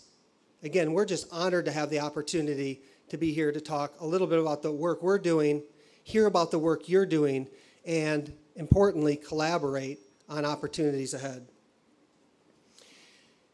Couple of things before I get started. I want to share briefly a little bit about my background for only one reason. It's really set the context for why I'm thinking about this space the way I think about this space, because all of us come into this conversation based on our backgrounds, experiences, and it shapes how we talk about whether it's AI or any other particular topic. I began my career in the classroom, teaching primary students. I quickly had the opportunity to become a school administrator in the U.S. at all 3 levels, in elementary, middle, and high school. I will say, any leaders in the room today? Any school leaders here today? It's one of the more humbling experiences that you'll ever have. Any sort of leadership role, you'll find out what you don't know really quick. But what a tremendous opportunity to start my career in the classroom instructing, and then have an opportunity to lead. After that experience, I had an opportunity to work for an organization called College Board that delivers the SAT. Anybody familiar with the SAT? SAT, yeah. I spent about 7 years talking about the SAT. Wildly exciting experience. Anybody that's talked about standardized tests for a period of time. But that was another experience that really helped shape how I think about the work that we're doing today.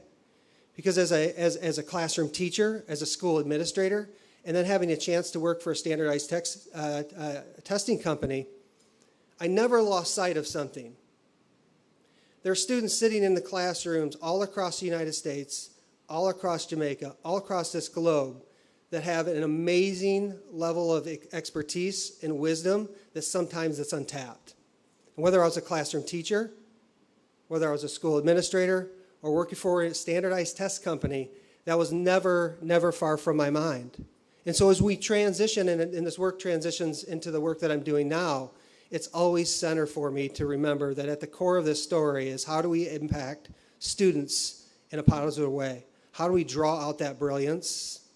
How do we take, as Trey said, take an idea or a question and allow a student to transform something? And then just before I joined AI Owl, I worked for an organization called Khan Academy. Anybody familiar with Khan Academy? Khan Academy, a few round of applause. Yeah, I would give Khan Academy a round of applause for sure. How fortunate I was to work for Khan Academy. And I want to do this, I want to talk about this as the launching point because I'm only going to work through a few slides.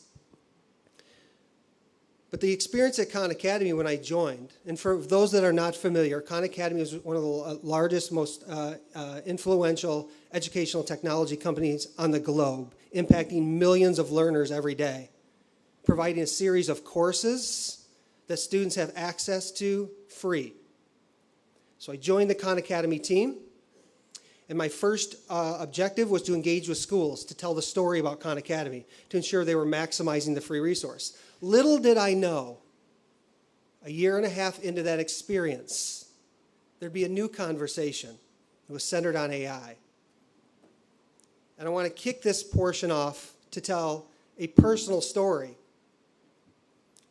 Because when I joined the Khan Academy team and worked and was engaging with schools, I had no idea that this emerging technology would only enhance that opportunity. So there was a day that I was at home, and I was having a conversation with Sal Khan, and it was the first time I was introduced to another tool that Khan Academy has called Khanmigo. Anybody familiar with Khanmigo, AI one-to-one tutor? And so Sal was talking about Khanmigo as an AI one-to-one tutor that rests on top of content. I physically stood up off the couch. I didn't know what all of it meant, but I knew this, that something was different. I thought about those students that didn't have access to a tutor. I thought about those students that didn't want to ask a question because they were embarrassed. Maybe that doesn't happen in Jamaica, but it does happen across the United States in classrooms. Anybody have students in front of them that don't want to ask a question? But just access to a 24/7 tutor. I knew something was different. Stood up off the couch, immediately thought about the students I had engaged with, whether it's a classroom teacher, school administrator, or any other work that I've done. And for all of you that engage with students, I think the same holds true. What an opportunity we have. So what was interesting about that moment is as I was having a conversation with Sal, I heard a car pull in the driveway. The door opens. I hear some footsteps across the floor. Now those footsteps happen to be my son, who is attending a local university, who a moment ago you saw on screen, Spencer. He comes in the door, thrilled. He said, "Dad, you won't believe this. There is this thing, it's called Chat Something. I never have to think. I never have to write. It's a miracle." And his level of enthusiasm. I bring this story up often. One, I'm glad that it happened in the sequence it did, because imagine on a call with Sal Khan talking about this opportunity to transform really with an AI tutor, and my son at a local university, his first reaction, and again, maybe this only happens to students in the US, maybe not Jamaica, I don't know, maybe not, but his first reaction was, I never have to write, I never have to think. I mean, now you have to go to school again. It's incredible. I bring that story up as a center before I jump into a couple slides because I think it represents a couple things. I think it represents for all of us sitting in this room, whatever role in which we play, whether we're leading on a national stage or we're leading in a classroom, we have life, wisdom, and experience whatever role you've played, whatever jobs you had, and we bring this experience to this conversation. Then you have what I'll call, let's call it youthful exuberance, right? Maybe the first reaction was how to take a shortcut. I thought it was actually pretty interesting the way he had framed that. But I bring that story up because the blending of those two is awfully critical. And anything I have on the slide, I think, pales in comparison to kind of these key points. We have an obligation to lead. We have an obligation to impact the lives of youth in a positive way. And it's our job to figure out how to help those students harness that. And I'll close on that portion with, of course, I'm a proud dad to see Spencer on that screen. But a little over 2 years ago, he showed up on the scene with zero background or understanding. And then in a conversation with my friend Trace at a dinner, I said, Trace, Spencer just was denied the opportunity at the university, I'll leave that nameless, at the university to join the business school. And that same day I said to Trace, what would you do with a 20-year-old who is really just trying to figure the space out? He said, send him to Newark, and the rest is history.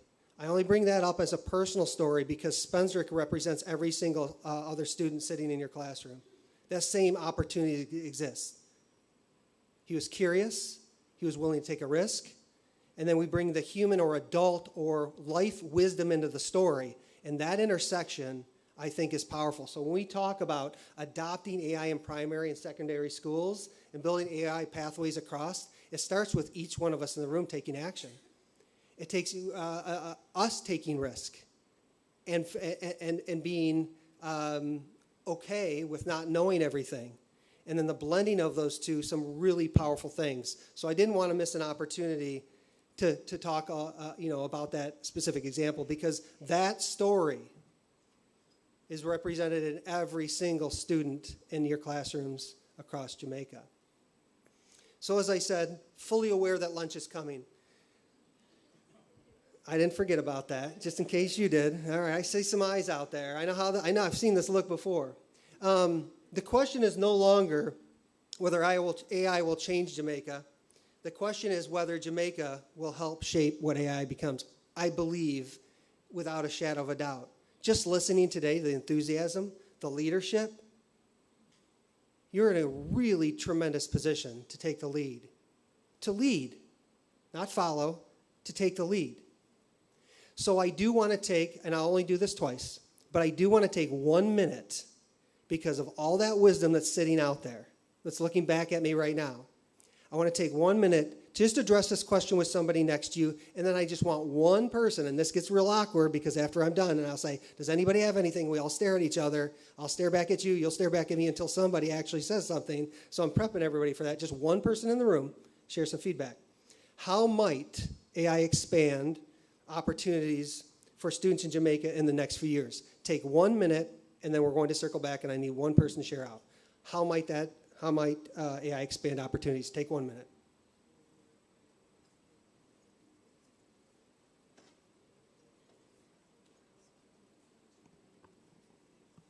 Talk to your neighbor. Looking for one person in the room.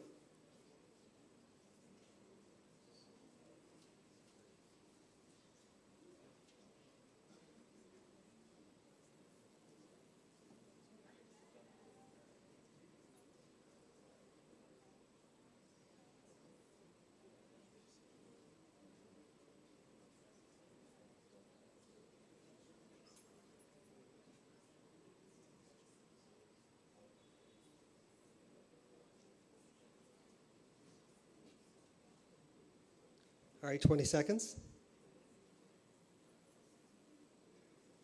10, 9, 8, 3, 2, 1. All right. All right, one person. How might AI expand opportunities in Jamaica in the next few years?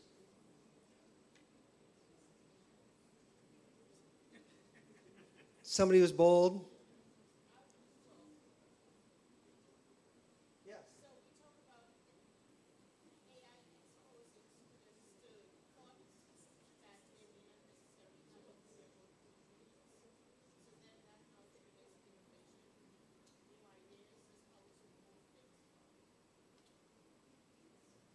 So let me rephrase. So exposing students to a diverse set of thoughts which have positive impact on those around them. Excellent. Thank you for sharing, by the way, because it would have got really awkward. But I did pose some questions throughout because I know there'll be a lot of, you know, as you leave here, you're going to be thinking about this work as well as deeply as we are. 2 quick points here. Irrelevant of what the numbers are on the screen here, we know this. In this particular piece of research that I found, 65% of today's primary work that students do will not exist. 65% of today's primary students will work in jobs that don't exist today. I don't know what that real number is, but we can suffice it to say that what we're dealing with is this emerging technology, and while we can look at one side to say, wow, you know, does this have impact on jobs? Certainly. But what's the opportunity? What might this spur on? And then the Jamaican advantage, the opportunity to be smaller in a connected system. And I'd go back to what I said at the outset. Just listening to the conversation and the leadership you have in this room, what a tremendous opportunity you have to be nimble and to move fast. I want to spend a moment on this slide and then maybe one other slide. Again, did I bring lunch up earlier? Make sure? Okay, I just want to make sure because now the looks are intensifying here. Something core, and the reason I surfaced a little bit about my background is I've worked with Trace and Kaz and the team at AI Owl. Teachers and educators are central to the story. You've heard this. A lot of the points that I made in this conversation, you hear this sort of through line and repetitive theme. But one thing that remains and will continue to remain true is that educators are at the center of the story. So there's maybe what people fear. I should have said maybe what people fear here, right? You have things like, will this replace educators, right? Will students stop thinking for themselves? Will learning become cold and impersonal?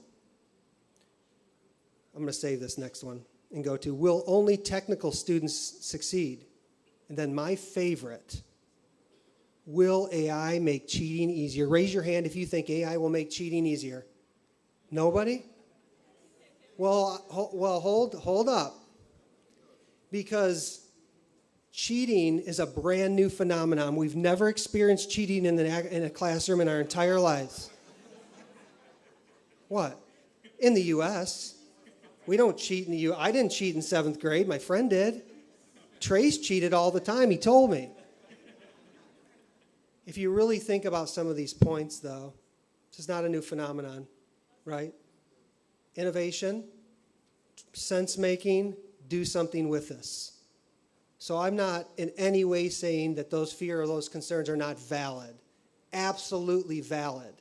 But I think if we step back and think about how we as humans engage with something new, and if you were to dial back and start to look at technological innovation, this is not a new phenomenon. What will students need? Straightforward. As Trace said, I double, triple, and quadruple down on this point. Students still need a caring adult, somebody to engage with. Students need to be creative and curious. Not a new phenomenon. We know that. Relationships still change lives. Just on my drive to the airport yesterday, received a phone call, student from 20 years ago. That student wasn't calling me to tell me how brilliant I was as an educator. What do you think that student was calling me about 20 years after the fact? Relational impact that you're doing every single day. Yes, we're talking about AI today. Absolutely. But that relational impact does not change. That engaging with students to find out the question or problem they're trying to solve still remains critical. Students must learn to be wise, responsible, and have integrity. I don't think that's a new phenomenon, new concepts we've been considering.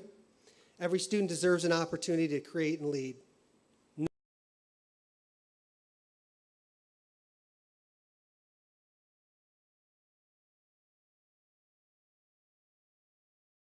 Those of you that are maybe not working directly, if there's some in the room, not working directly in the formal education system, the same concept holds true for your employees. It's the same conversation. Relationships still matter. and then providing an opportunity for them to upskill still matters. Putting them in a space where they can create and lead. The human skills premium. This is really a highlight of the previous slide, and you could fill any sort of, I shouldn't say any, you can fill many sort of terms in here when you start talking about the human skills premium, right? Communication matters. My daughter calling me the other day, working 2 jobs, has to leave 1 job. What does she say to me? Can I just send a text to my boss? What do you think I said to her? Well, I won't tell you what I said to her. But it was kind. No, go engage as a human. Show up, have conversation, engage. Trace was talking about, and I'll talk about this in 1 second just as a closing slide, but the students that we have an opportunity to work with in a partnership with Intel called AI for Youth, where they're able to create and solve problems, that is incredible. But some of the other skills that they're learning, the ability to communicate, the ability to problem solve, to analyze, to synthesize, these are all incredible skills. So my daughter did go in, by the way. She was not happy, and she did have to report that she had to stop the job. So I was pretty proud of that. And she did say to her boss said, your dad was right. And I said, don't forget that. We know this. We've heard this a couple times. The overarching theme that obviously teachers matter more than anything. We know that there's an efficiency or time saving. We've talked about that.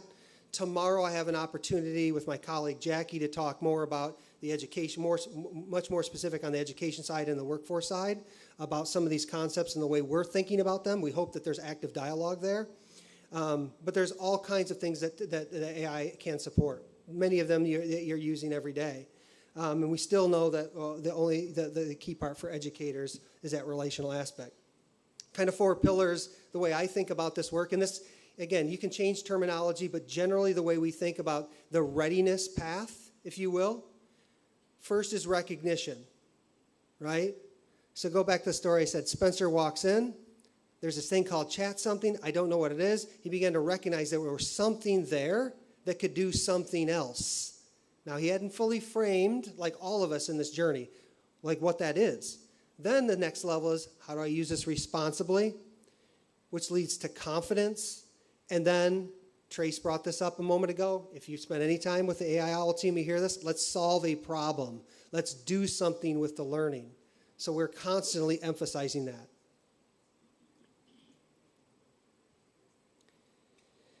I want to jump to this slide, and then I will close.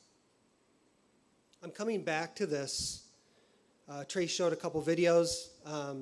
Kaz alluded to this earlier. But the point I want to make about what we've experienced of seeing students do something incredible, it's not because we're great. What our job is at AI OWL is we want to create a spark of possibility. Because when you look at the story of Ridgewood that was on here, and you didn't see, there's another story from Tip City High School. These are 2 very different schools, but the thing that remains the same is they have students that are walking through their hallways that are curious. And so through our partnership with Intel and weaving in some content, our job was to find an educator that was willing. And so the point I want to make here is, yes, the student stories are incredible. 16, 17, 18-year-old students thinking about literacy. I'm thinking back when I was 16, 17, 18, coming out of school. These are incredible opportunities with the technology. So certainly that's the center point and the highlight of this. But one other thing I don't want to lose sight of is there was a brief interaction in that Ridgewood story with a teacher named Lester. Lester's been in education several years. And when he was approached by the school to say, listen, we've got this content in partnership with Intel. You have an opportunity to engage with a group of students to solve some real problems. This is an educator that did not have any background. He did not have any understanding, but what he did have was the will. Period. He had the will. And if you were to talk to Lester today, and I heard this from him, it was the greatest year of his professional career. I'm not saying that because of AI OWL in any way. We just created the spark. It's all about an educator willing to say, I don't know the full story, but let's take my background, my experience, all my life wisdom, and then bring some of that youthful exuberance or enthusiasm into the story to solve a problem.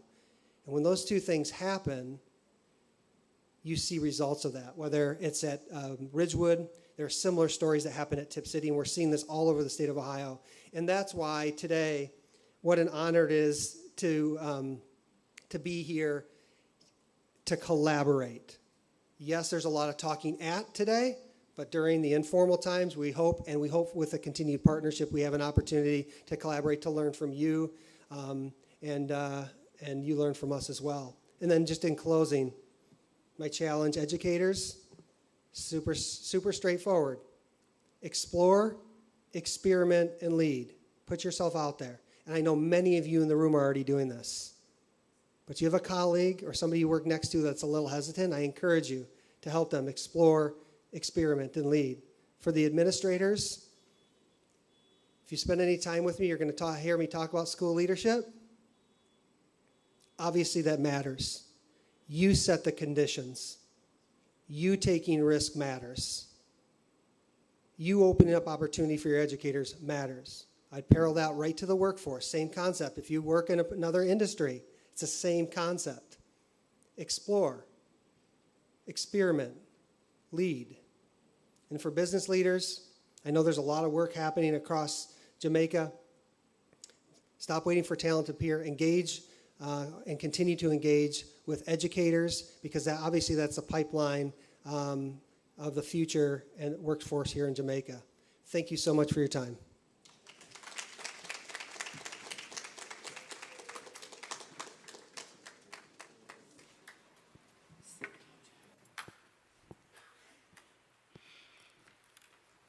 Ladies and gentlemen, Dr. Feig was on point. And I think he's telepathic, because he knew exactly what it is that I was going to be challenging him about, and he answered my question. Yeah, you know, he said to me, though, he would love the opportunity to say yes. He would love the opportunity to stay in Jamaica, but Spencer needs him most. Ladies and gentlemen, the concern is, for me, is there a replacement for us as teachers, as educators?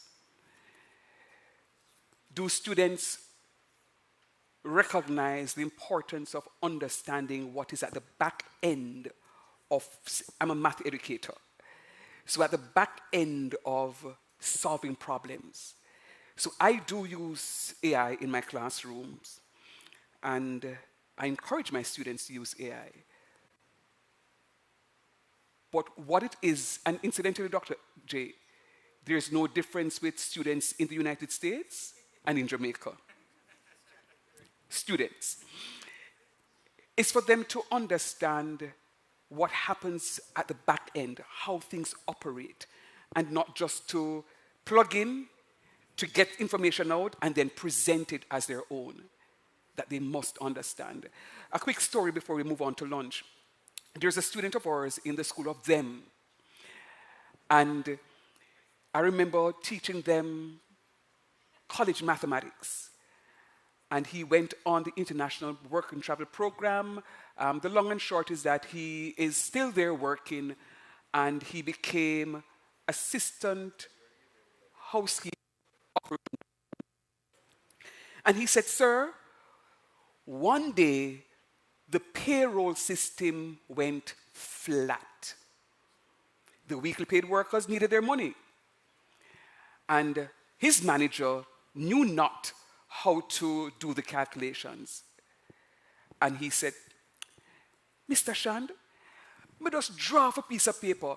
To my overseas colleagues, it means that he just took a piece of paper with a pen, and he started those calculations on his own. And he went ahead and he paid those workers manually. And he said, sir, when the system came back up, my manager sat down with the CEO and said, and he overpaid. And the CEO punched those hourly workers every bit in the system, and it came out to the T. That student was smart because he wanted more money. And then he said to the CEO, and you know, there is a hotel, he was in Aventura, there's a hotel down the road that has promised me a position. This is the basic salary, and I'm considering, and the CEO says, no, you're not going anywhere, because if you could do this in a crisis, we need you. We will top up your salary. It's just a win-win. So AI is here to stay, but we still need to know and understand what is at the back end. And as educators, we need to instill those in our students. So ladies and gentlemen, I know we have companies in our tummies. They are knocking on the walls and they are saying to us that we are now hungry. We're going to be blessing the meal as we partake, and I'm just going to invite you to join me. You may be seated, but as we bless the meal that is prepared for us to partake in. Father, we thank you for this beautiful day. We thank you, Lord, for the opportunity to partner with our colleagues, locally and internationally, as we look at information that you created for us, artificial intelligence. Father, we pray, Lord, that we'll continue to use it in the best way possible so that it makes you proud. And even now, Lord and Father, as we are about to partake in a meal, we pray, Lord, that you may bless the hands that have prepared the meal and the many stomachs now, Lord and Father, that will be partaking from it. Father, we pray that you may use it towards our spiritual nourishment and growth in your loving grace. These are other mercies we ask in your name. Amen. Ladies and gentlemen, you may go forward. My international guests will be feted in the boardroom. Thank you.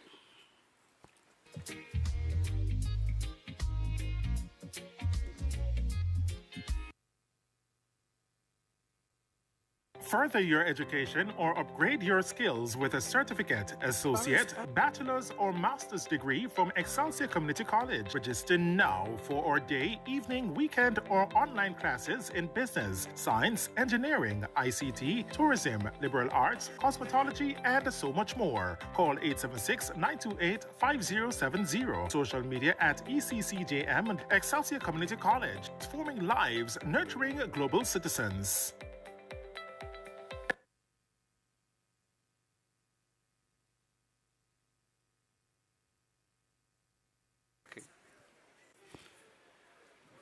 Colleagues all, I'm inviting the other guests to meet us by the 10 for lunch.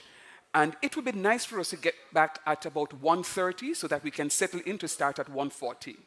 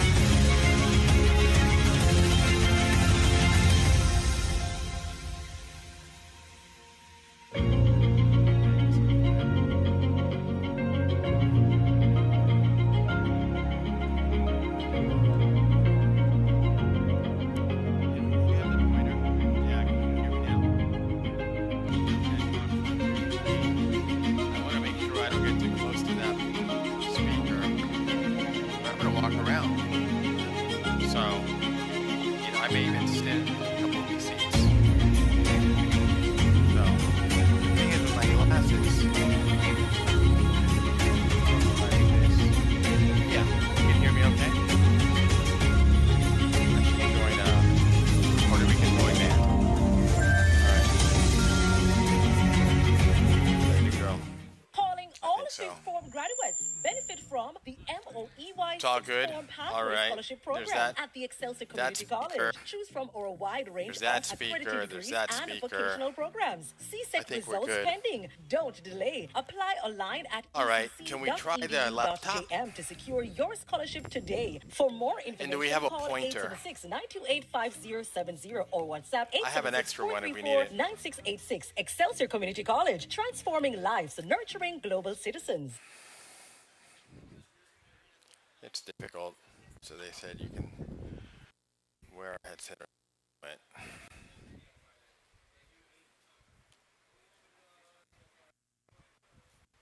Advance your career with a postgraduate diploma or a master's degree from the Office of Graduate Studies at Excelsior Community College. We offer masters Yes, in it's business already here administration, and general, ready to project go. management, logistics So I management, just wanna and make sure the human point- resource oh, yeah, how about management. connecting Master it? of Science in Management Information Systems. Postgraduate diplomas in All right. teaching and learning, logistics management, human Okay. resource.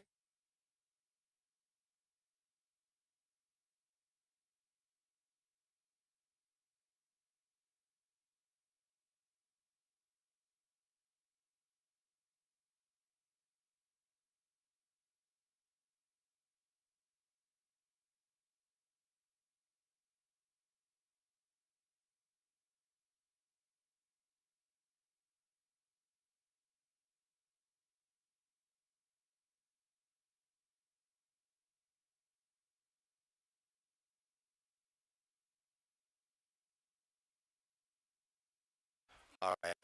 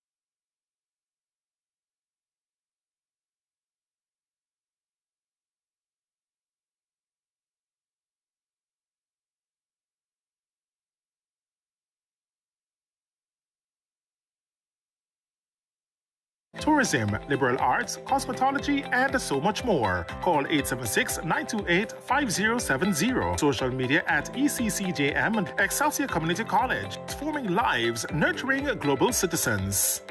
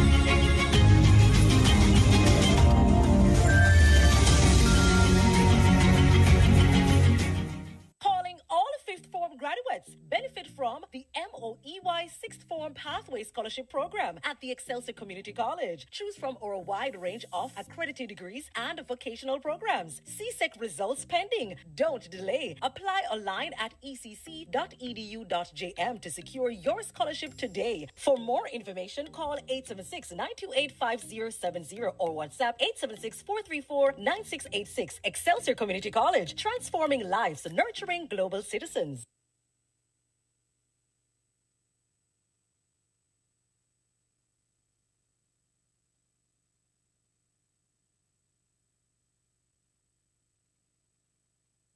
Advance your career with a postgraduate diploma or a master's degree from the Office of Graduate Studies at Excelsior Community College. We offer masters in business administration, general, project management, logistics management, and human resource management, master of science in management information systems, postgraduate diplomas in teaching and learning, logistics management, human resource management. Visit gradstudies.ecc.edu.jm. WhatsApp 876-434-9686 for more information. Further your education or upgrade your skills with a certificate, associate, bachelor's, or master's degree from Excelsior Community College. Register now for our day, evening, weekend, or online classes in business, science, engineering, ICT, tourism, liberal arts, cosmetology, and so much more. Call 876-928-5070. Social media at ECCJM and Excelsior Community College. Transforming lives, nurturing global citizens.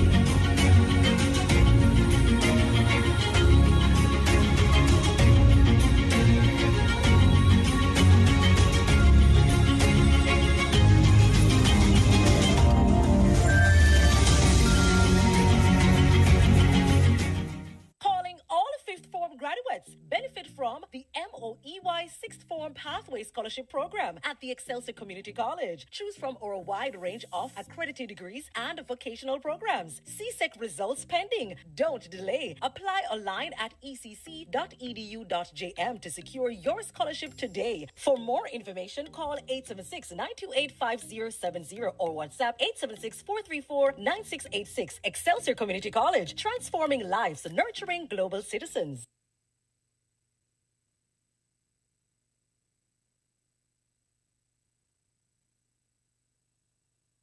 Advance your career with a postgraduate diploma or a master's degree from the Office of Graduate Studies at Excelsior Community College. We offer masters in business administration, general, project management, logistics management, and human resource management, master of science in management information systems, postgraduate diplomas in teaching and learning, logistics management, human resource management. Visit gradstudies.ecc.edu.jm. WhatsApp 876-434-9686 for more information. Further your education or upgrade your skills with a certificate, associate, bachelor's, or master's degree from Excelsior Community College. Register now for our day, evening, weekend, or online classes in business, science, engineering, ICT, tourism, liberal arts, cosmetology, and so much more. Call 876-928-5070. Social media at ECCJM and Excelsior Community College. Transforming lives, nurturing global citizens.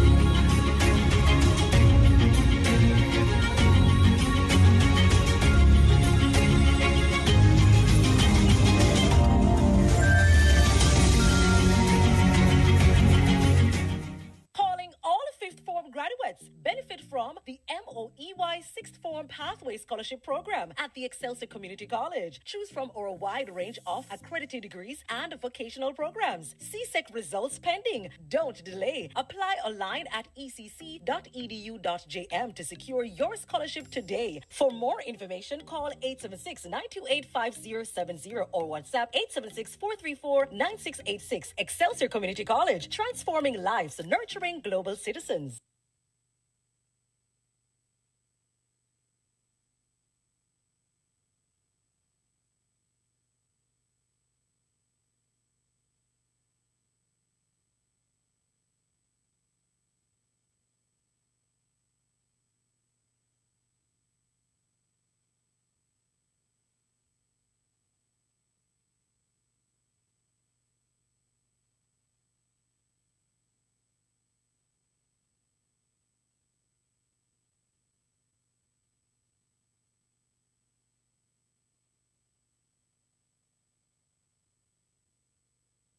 Advance your career with a postgraduate diploma or a master's degree from the Office of Graduate Studies at Excelsior Community College. We offer masters in business administration, general, project management, logistics management, and human resource management, master of science in management information systems, postgraduate diplomas in teaching and learning, logistics management, human resource management. Visit gradstudies.ecc.edu.jm. WhatsApp 876-434-9686 for more information. Further your education or upgrade your skills with a certificate, associate, bachelor's, or master's degree from Excelsior Community College. Register now for our day, evening, weekend, or online classes in business, science, engineering, ICT, tourism, liberal arts, cosmetology, and so much more. Call 876-928-5070. Social media at ECCJM and Excelsior Community College. Transforming lives, nurturing global citizens.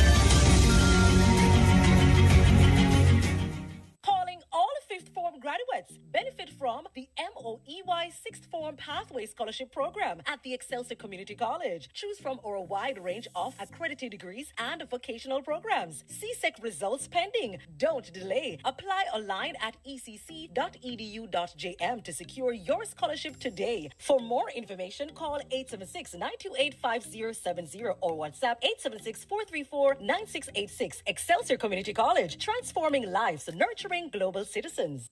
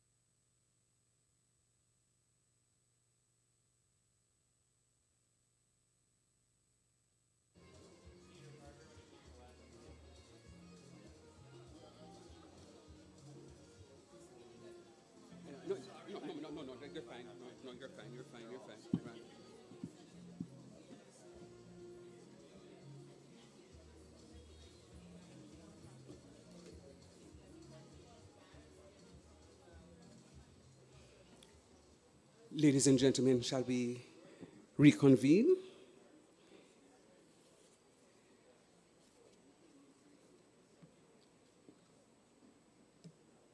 I am made to understand that Mr. Wayne Chin, President of the Jamaican Employees Federation, is unavoidably absent, and as such we'll move into our presentation with Brian Gonzalez.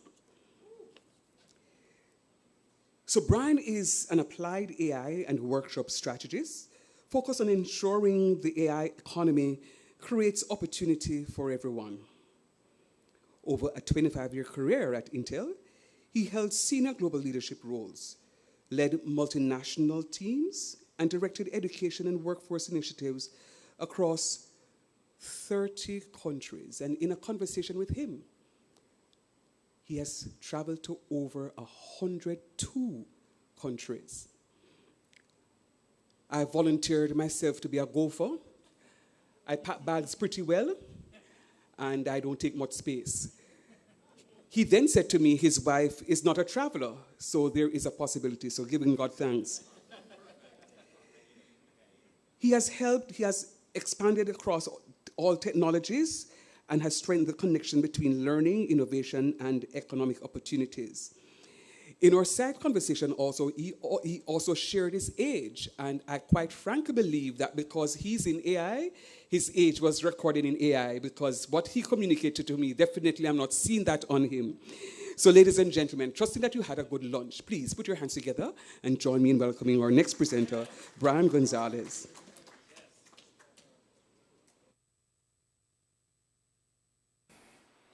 We good? All right. You know, disclosure, yeah, I'll put it a little bit there. Can you guys hear me okay? Disclosure is a dangerous thing. I should have been more careful. I stepped on the landmine. Thank you very much. So anyway, it's such a pleasure for me to be here. And again, I did travel to over 100 countries. I do count the Vatican as a country, so give or take. But it's not so much where I've been or how many times, is how many opportunities I've had to engage in learning. In every one of these countries, I know I got more out of it than I gave. So I'm still at a deficit in my older age. And when you look at all the things that I've done, I think it's more about endurance at times over many decades than necessarily achievement. But when you have that opportunity to really go out there and engage with the people, you win. So for me to be here, to have traveled from San Francisco just for the purpose to be here with you is really a pleasure for me. And I want to give great gratitude to the principal, Dr. McCarthy from Excelsior Community College, for the opportunity that he's given my colleagues and I from AIL to engage with you.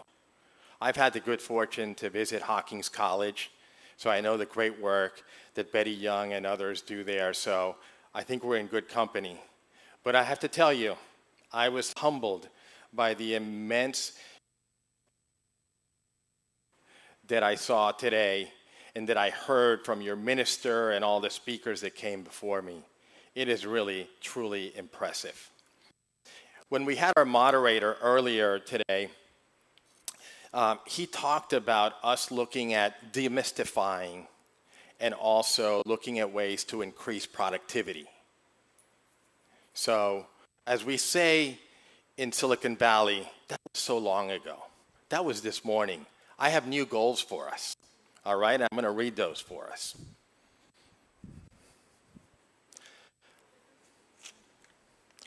I think it's wonderful that we demystify and increase productivity. We should always do that. But I think from what I've seen, the moment that you have in Jamaica right now, we have to be even more ambitious. We have to move demystification to responsible use. Start getting that engagement with the technology to a next level and with purpose. We need to move beyond productivity and enable in Jamaica the next generation of innovators and builders. And by the way, I was given a headset because my other option was to wear a helmet. So I'm going to walk around. I might sit next to you, so apologies in advance. But I think we have to look at that. I think this moment is not one that we can be too hesitant, but we have to do things with good judgment. This is a time for action. This is a time for velocity. And in Jamaica, and I watch the Olympics, I know that you know about speed. But velocity is when you take speed with purpose in a particular direction, and in this case, to meet probably the most important objective that we have, to provide opportunity here in Jamaica for the citizens of Jamaica, and also for the many visitors that will come back. Although this is my first time in Jamaica, and I've been to many countries, I tell you right now, I will be back. What I see here is just fabulous, and I want to be part of that. So it's for very selfish reasons. I want to do something that I usually never do. When either Trace or Cass speak, I listen, we engage, we have conversations. After Jason Fye speaks, I take notes and I learn. Jason said something today that I want to kind of add to Jason. You said that innovation should not be reserved for Silicon Valley. Did you say that? Did I get that correctly? I wanted to see that because I live in Silicon Valley, all right? And I can tell you the following with 100% certainty. I lived in Silicon Valley for 35 years, so that's more than some of my AIL people have been in the planet, but that's okay. We won't hold that against them. Jason, human-centered innovation only happens outside of Silicon Valley. Please note that, Jason. It only happens outside of Silicon Valley. And one of the reasons that Intel, in my 25 years there, had me traveling because we can recreate many things in a lab, but we cannot recreate this. We cannot recreate the environment where humans truly engage with purpose to do something better for the community, for their country, and for themselves. That you have to go out and do that. I traveled a lot at Intel. I liked it, but it was with purpose. I was sharing earlier that it's not because when I traveled to these countries, I was just visiting the place that they wanted to take me. They took me the places where they were having problems. So I was better able to understand what we need to do as technologists to make the technology be of more use and value. But today's presentation, although I did spend 25 years at Intel, and later on after I unsuccessfully retired, I was approached by Jobs for the Future, which is a large nonprofit that works around workforce to help establish the Center for AI and the Future of Work. So I did that for a year and a half, and I figured enough to be in the center, I need to go outside again. So I'm really excited to be here with you, and I'm very grateful for my partnership and my relationship directly with the team from AIL. So the discussion today that I want to bring, and now that you've eaten, before you get too sleepy on me, but it's going to be a little bit about cooking again. In a way that, we have to bring some ingredients together that we heard earlier. We heard Trace and Cass and Jason and Hannah and all the other speakers talk about readiness, the importance of innovation, and bringing in education pathways. That's going to all have to come together with people that are going to have these new capabilities, these new skills that they're going to bring to actually impact in potentially the workforce industry here. also think that one of the things that we don't talk about enough in AI is that AI also brings opportunities around entrepreneurship. I don't think that I would wish on anyone that they go spend 25 years in one company. I had my great experience. I did a lot of different things, yes. But the future is more about what's your passion. How can you look at that and bring value? I have had the luxury and opportunity to see these two gentlemen here sitting in the front row. Two entrepreneurs that came together with purpose and a mission. And I was a little surprised about them because in Silicon Valley, when you bring two entrepreneurs together, you know what they want to do? Go public. You know what these gentlemen wanted to do? Public good. They wanted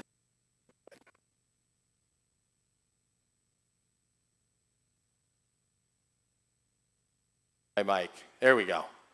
They wanted to bring in opportunity for others just like they had found opportunities for themselves. And I think that that sense of mission is what attracted me and why I'm so happy that they have found you and we're all together now in this kind of mindset of innovation. But we have to bring all these pieces together. And it's not necessarily an easy journey, but most of the most important journeys, or maybe all of them, are not necessarily easy. There's going to be some obstacles around to overcome. There's going to be some times when we're working or not, and we have to go sometimes on faith, which sometimes we can be guided on that too. So the real question for us here as I go into my presentation is, how are we going to bring this together in a meaningful way that's actionable? So we just didn't have a great conversation and tomorrow nothing happened. So I hope to share, first of all, a little perspective of what's happening around the world. So you can see and you can take note of that, and we always learn from that. I'll also share a little bit, and this is where I have to be very understanding and respectful, that I am not an educator. Although I have been with many educators and I continue to learn from the educators, you are the experts. So I'm talking to you as a collaborator, as someone that's trying to enable what you do in a way that you can do it more effectively. So I will talk in some items around education. And I also will talk about industry and business and entrepreneurship and the things that we can look at as we think about AI. But let me first start with a couple of things to set the base. Is the mic okay? All right. When you look around the world, we have a couple things that come to mind. Question of access.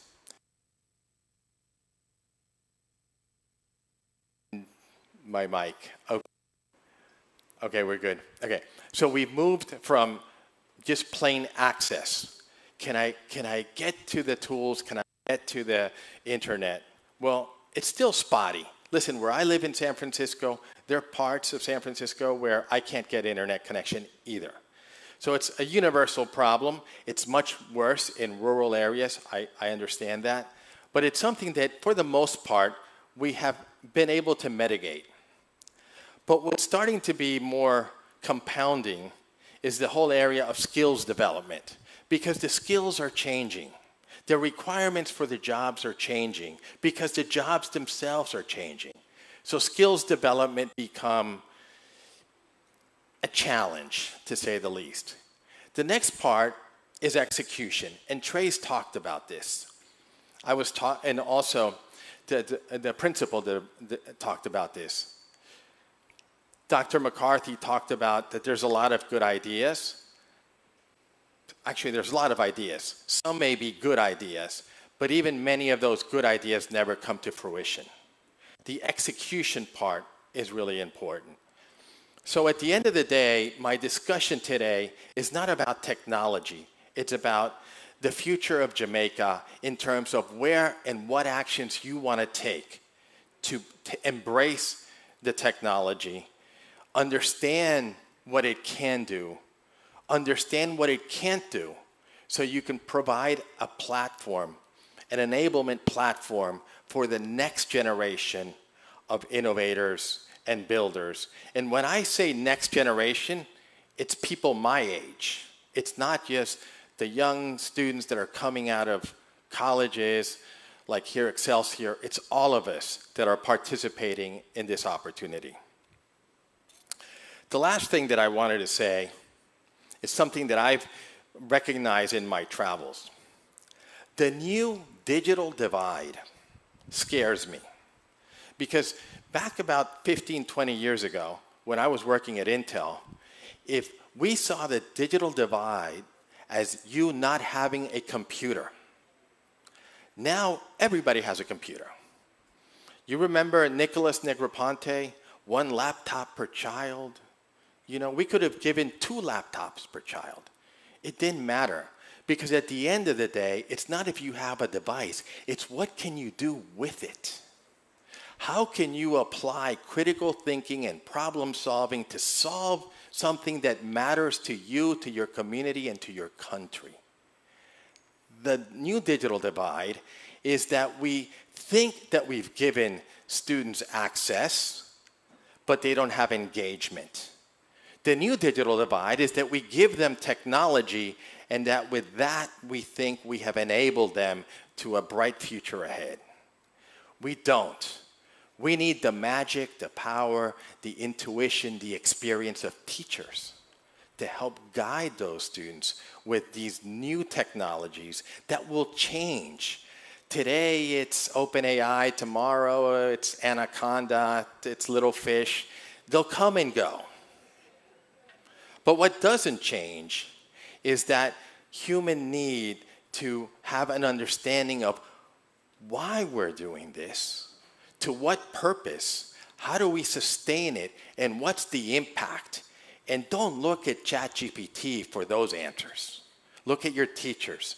Look at your community. Look at your peers. So again, as was said earlier, that doesn't change. The human contact is what's going to make a difference. The other part that I wanted to do, kind of the baseline, is that, you know, I've been around, as we all established already. I remember in the 80s where it was all about automation. Back then, they had a tool called Lotus 123. It was going to help you build a spreadsheet. This is before Excel, okay? That was the age of automation. Then in the mid-90s, we were automating everywhere because we had access. That was the age of access. We have now come to a point that I like to think of in terms, in a positive way, because I am an optimist, that we are in the age of outcomes, where the software learns you. You don't have to learn how to make a pivot table. I got to go to this menu, that menu, hit my finger like that and make sure it's not Control-Alt-Delete. No.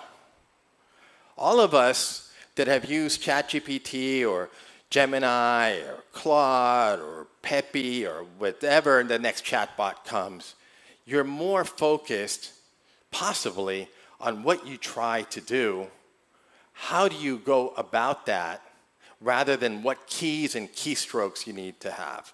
So in this opportunity that we have where the software learns us, we have to bring our very best us so it can amplify that, elevate that to a new level, right? So that's an important consideration why this technology shift, in my humble opinion, is different.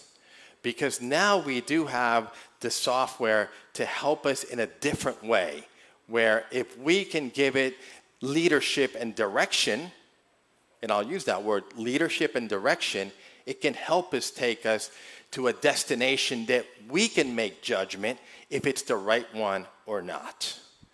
And I think that's an important difference. I promised you that I would go around the world quickly, not in my travel log, although I could show pictures, I guess, but in the last 3 or 4 years, because my engagement with AI started in 2018, before it was fashionable. And to tell you the real story, I did AI because I was working with my team and said, okay, we're going to focus on emerging technologies. Somebody said, let's do cloud. Somebody said, big data. And I said, well, why don't we do it alphabetically and let's start with AI. This is a true story. This is in 2018 before the infamous day on November 30th, 2022, which was the release of ChatGPT, and now everybody had AI. It wasn't invented on November 29th. It had been there for a while. Some of us had been working on it, but now all of us, in theory, had access. And that changed the game. Well, what will our good friends from England, we all have a common heritage to England in some way, I do, although Spain too, they decided they would ban AI in schools. Let's start with that. That was the English approach for many of the universities with AI. And they quickly decided that maybe that's not a great idea. One, students were going to schools that weren't banning AI. Just because you ban something doesn't mean that you fix the problem and that people aren't going to use it anyway. So they decided to embrace AI. So if you look now at the National Plan for AI, and they have a very good one in the UK, it really incorporates AI as a foundational piece of learning. So good for our friends in England for doing that. I think Jamaica has been doing it from the get-go. I had a chance to visit with the Minister of Education with Estonia, most recently in Oakland, because we have a project with the Port of Oakland, and they came to visit me and some friends that I have there that are doing some cool stuff with AI. And they look at AI already as a companion. And if you look it up later, Estonia is actually a small country in the shadows of Russia that's doing phenomenally well because they've empowered their citizens not only with access, but with the right set of guardrails on how they can bring and use AI successfully. So we can learn from different countries. But I'll share with you right now that we're all at the beginning of the beginning.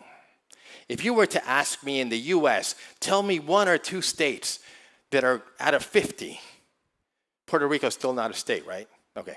Out of 50 that are using AI, I probably would say Ohio, Massachusetts, and not much more.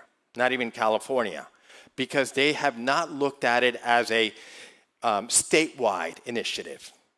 In Jamaica, when I hear what UNESCO's doing and setting these foundations for you, it's at country level, right? So you have already some advantages.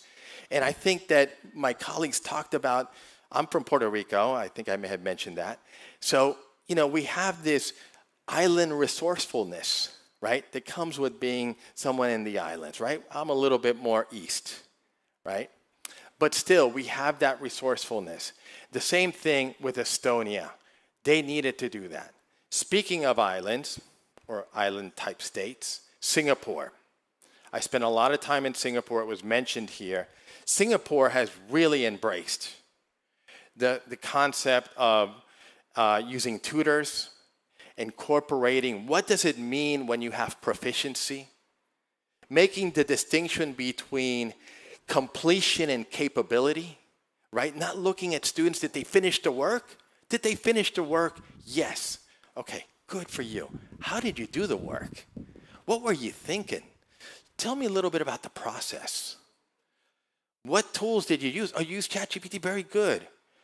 Did you ask it questions about how it came up with some of the answers? Right, you have that kind of engagement. And now that's actually developing critical thinking that you're doing while you're using a tool that some of us fear could take that away from you, right? So there are good models. There are good models. Actually, the lead, the principal engineer on my team was so wonderful in Singapore that I was convincing him to come to California. He didn't realize the price of gasoline, but that's okay. Because he never drove in Singapore. Now he had to learn how to drive. So, you know, people will make adjustments. But he brought with him a lot of expertise on how we can make this in a way that's understandable. Friend of my friends here, Anshul Sanak.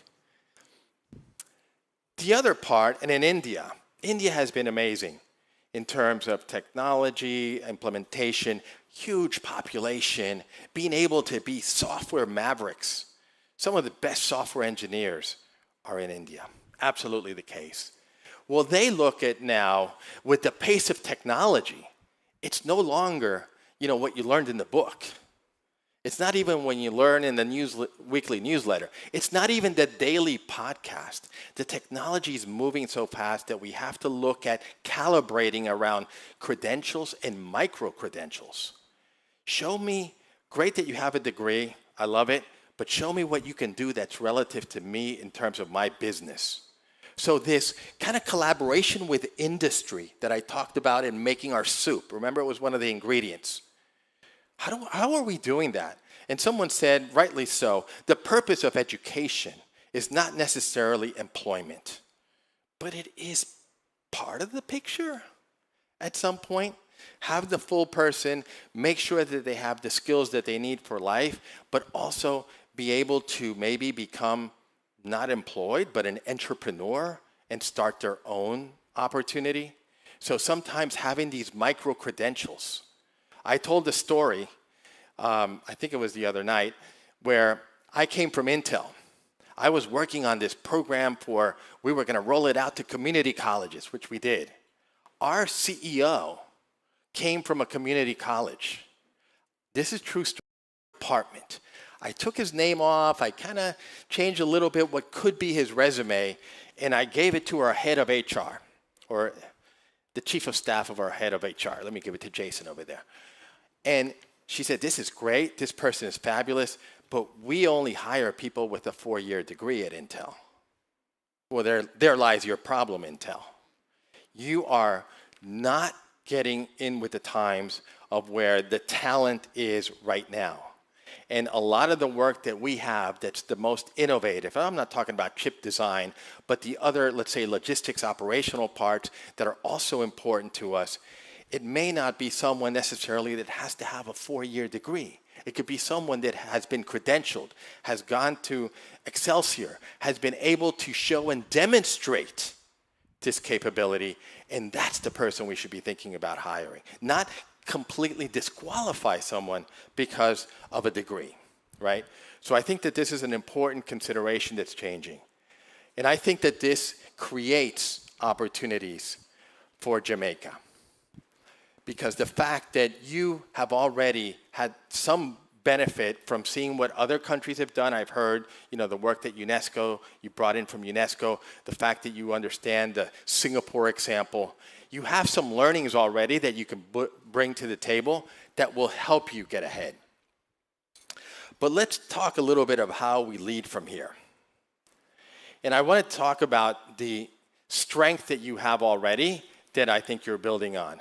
First of all, when I was doing some research, and my colleagues here at AIL know this because every time I would do more research, I'm like, did you know they were doing this? And this is so cool. And I can't wait to meet some of the folks there that are actually driving this effort forward. You have laid down, I think, the important foundational elements, looking at policy, and we heard your minister speak beautifully about the work that's happening and the other speakers earlier today from education. You have focused around also workforce readiness in programs here like they have at Excelsior. You have focused also around human readiness, but you took that to the next level because then you partnered with UNESCO.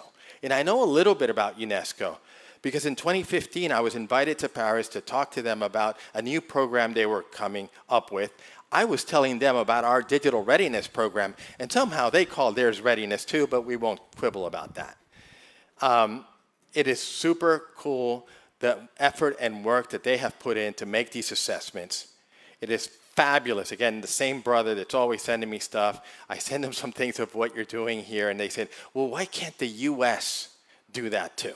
And I can't really answer the question without getting into some other leadership issues, but you have that advantage because you've been able to do that here. You're partnering with global organizations. And yes, fundamentally, you're acting locally, but you're bringing in best in class from all over the world. And I like to think that our participation is part of that wise decision that you're making, no pun intended with wise and the owl, but we'll talk about that later. The other thing is that your Minister Andrew Whitley said, which was quoted, and I'm quoting him again, Jamaica chose not to wait and see. Jamaica chose to lead. Congratulations on that. So this leadership comes, again, with responsibility. Where's my Spider-Man people over there? There we go. And I went a little maritime on this, so sorry for that, a little too bright. But I thought I'd wake you up a little bit with this. When you look at AI and you look at AI learning in the skills standpoint, which I come from, not necessarily in the education standpoint, more holistically, you have awareness. Let's say that you're at the beach. Then you get on your first little sailboat and you start to work a little bit about access. Do I have Copilot? Do I have access to this? Do I have access to that? You haven't done anything yet. You've just, getting yourself ready. The next level, which is sometimes concerns me because people stop at that. Now I am literate. I know what it can do. I know what it can't do. That's great. But what are you building? How are you applying judgment? That comes when you get to that next level, which I call fluency, or many of us call fluency. I can know the alphabet. I can know grammar. Fluent, I'm a poet. Right? I can bring this and assemble it in a way that has purpose, that has meaning to me. The next level of this, and Trace and I talk about this often, about the importance of confidence. That you need a mile of confidence before you get that last mile or last meter of capability, right? You need to feel that what you're doing is something that you can do, and sometimes you do that through experimentation and testing, but testing alone is not it. Another thing that Trey said is that you have to look at this in terms of real projects, things that matter, that you can then find ways to scale it and add value, right? And that's where we get to outcomes. So the journey is one that we have to navigate through. There's a couple of, what did you call them? Landmines, did you say? Landmines, okay. We had landmines. In the Caribbean, we look in terms of hurricanes and things like that, but landmines too. We'll have that. So we'll talk about those too also. And I've already hit this a few times, and you guys have heard it too.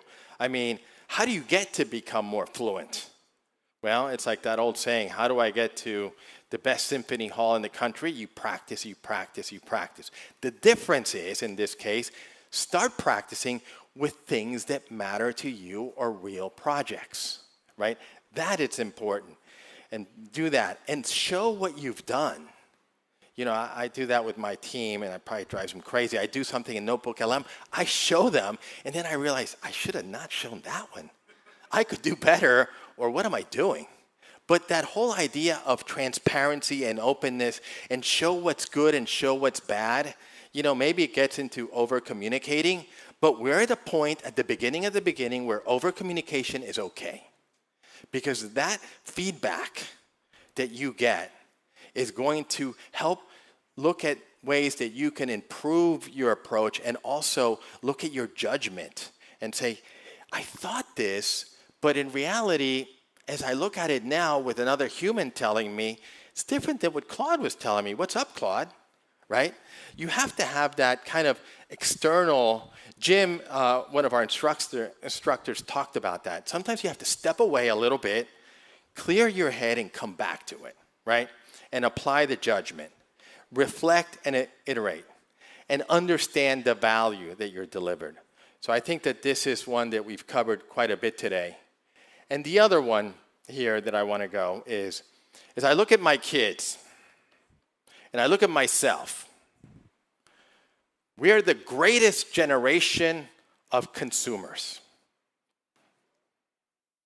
We're the greatest generation of consumers. Nothing to be that proud about. We now need to enable the next generation of builders. And I think you're doing that here. And don't confuse because you're a user, which I don't think is a good term in any industry. But in the software, I use this. Great, you're a user of Copilot. Good for you. What are you building with that that brings some value? So don't just be a user of the software. Oh, I love to use all the tools. Really? Okay, maybe you're using chat to test on Claude. Okay, but if you're just using the tools because, there's the tools out there, I'm a user. I'm moving away, Jason, from the power user term or whoever used that. And really what you want is that person with fluency that's taking and building and not so much how many times they tried, but how many times they were able to accomplish, right? And looking at that, and that's how you have to measure yourself. Because it's easy now to have chat, give me 10 versions of that. No, you want the version that you can discern is the right one for you and why, right? So the builder creates new values.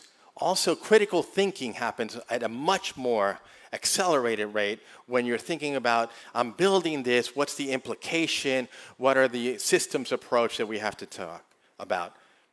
Dr. McCarthy and I were talking about the good old days, enterprise resource planning, SAP, right?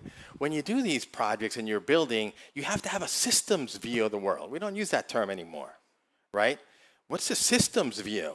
What other things are being, no, the fail is because in your pocket, that app is amazing.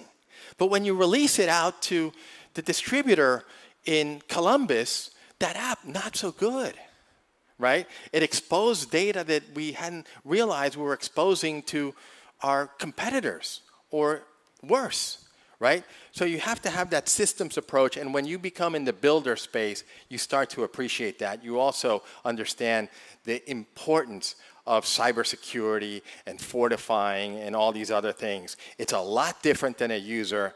It forces responsible use in a much more dramatic way, and it gets you to better outcomes. So, again, more happy news from Jamaica. I was looking and doing some research, and one of the things that you have done here, which is really cool, and it goes a little bit to the IKEA example that my colleague used.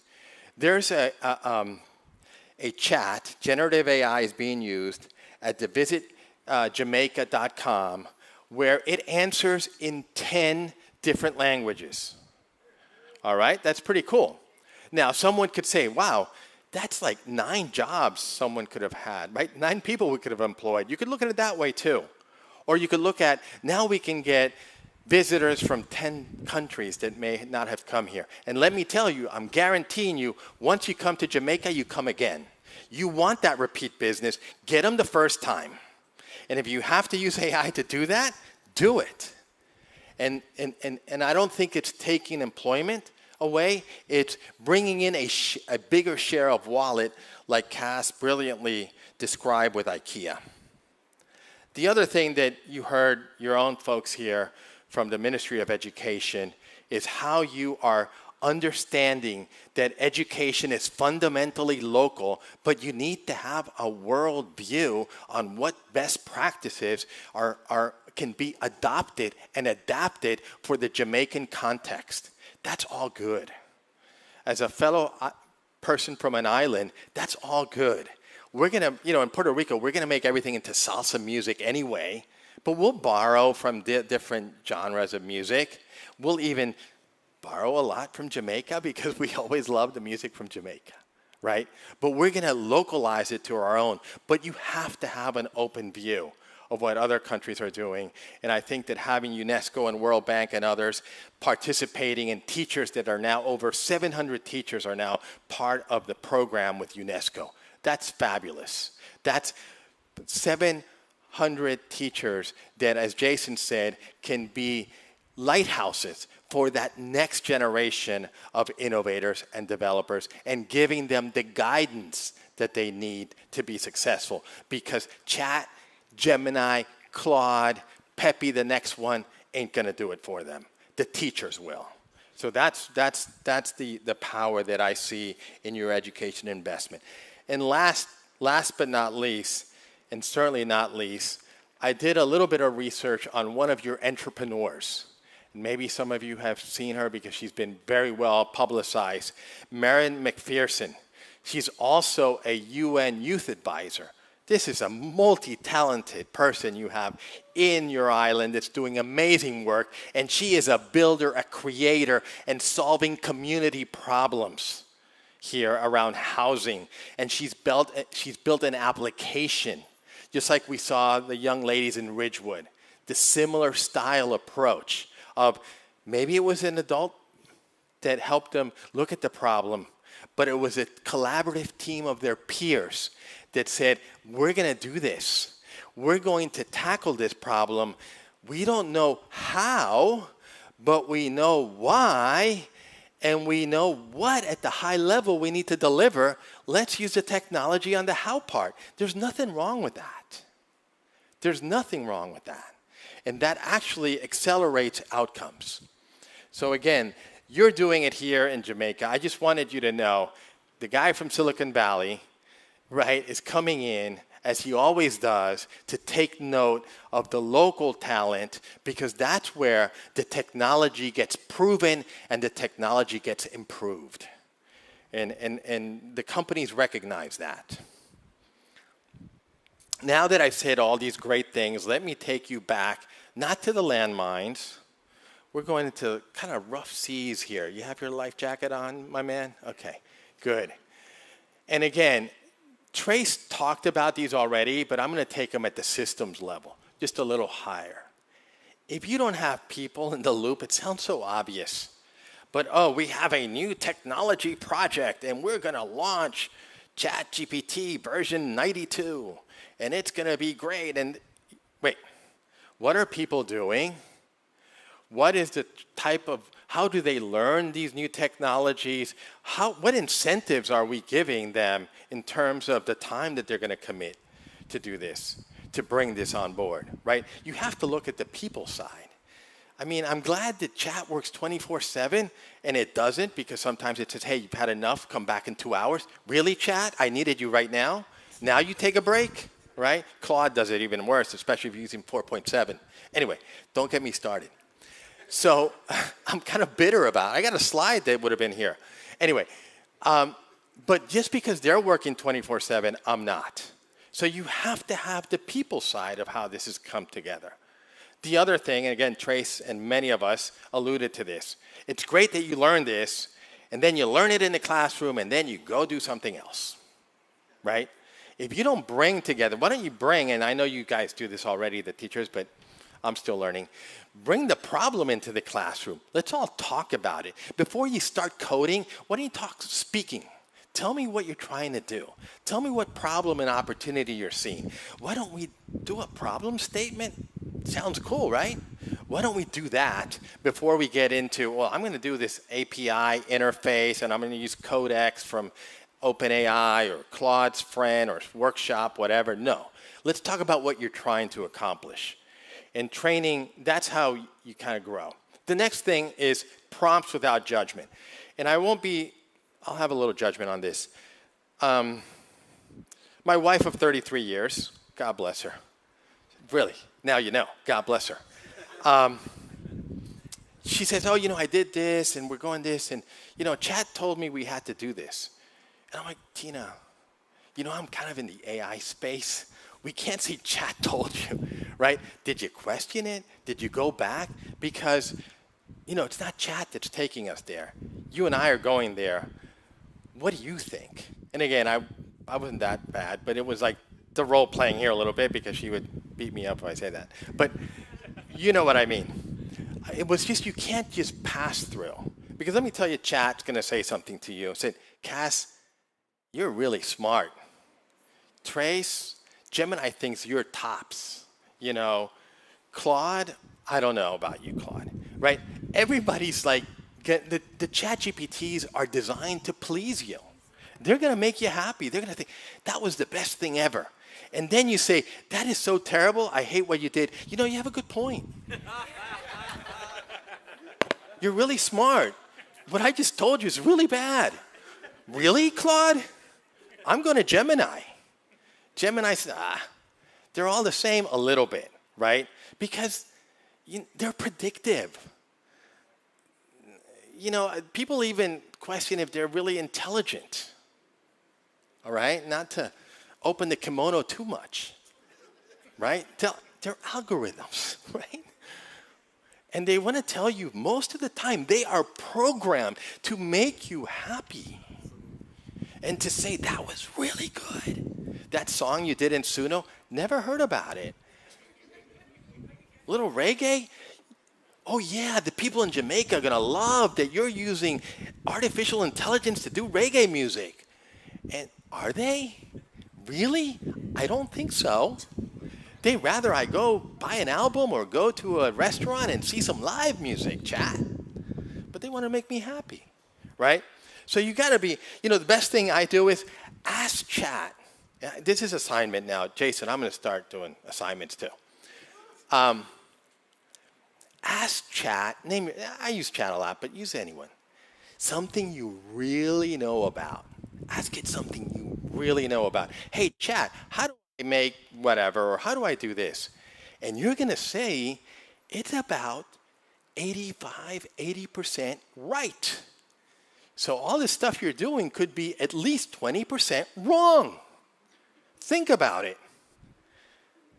Just think about that. You start to use the technology for healthcare. And it's not a dedicated healthcare system. Healthcare, believe me. In Boston, I went to a research lab where they're predictive on cancers based on x-rays that the humans would never detect. I'm not saying that AI is not useful in that context, but know the context you're in. And start by making sure that if the government isn't putting your guardrails, or in your case, you're lucky because they're collaborating to help understand the pitfalls. But in many places, it's whatever you do, you do. You have to put the guardrails. And the same thing for the teachers with the students. You have to support them and understand that just because you can do something doesn't mean you should. And if we take the automotive industry very fast here, just because you can go 90 miles an hour doesn't mean you should do that in a school zone. Can I do it? Yes. Should I do it? Here's the consequence, right? So I think that we have to look at that with our eyes wide open. And then, here's another one that I see in business. This thing that we hate to do, it's not that good. With AI, we can do it faster. Well, you hate to do, get that. It's not so good, stop. If you automate now something that is poorly designed or giving you results that are unpredictable when you need to have that level of predictability, don't do it. Just because you can do it faster with AI doesn't mean it's going to be a better answer with AI. It's just going to make you look stupid faster. And then the last thing, and again, we can never say enough about responsible use, so I have a slide on it. And it'll wake you up again, promise. Whew. And I think that my colleagues and everyone who spoke before me, Hannah and others, they've already covered this in detail. The point is you can never cover it enough. You can never do it early enough. Responsible use is not something we do after testing. It's something we do before design, right?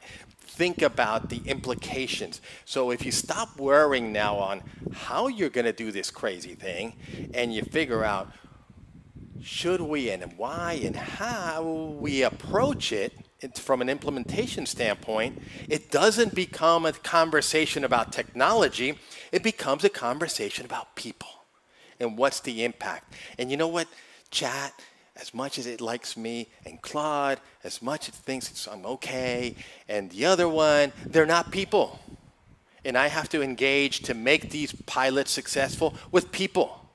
And that's why these AI pilots fail many times, because we took the human out of the loop, as we said earlier, and we didn't look at holding ourselves accountable and using AI and verifying.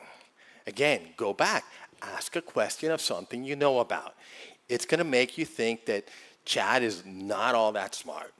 It's okay. It's a good companion. It can help you in many areas, but let's be realistic about what you can do.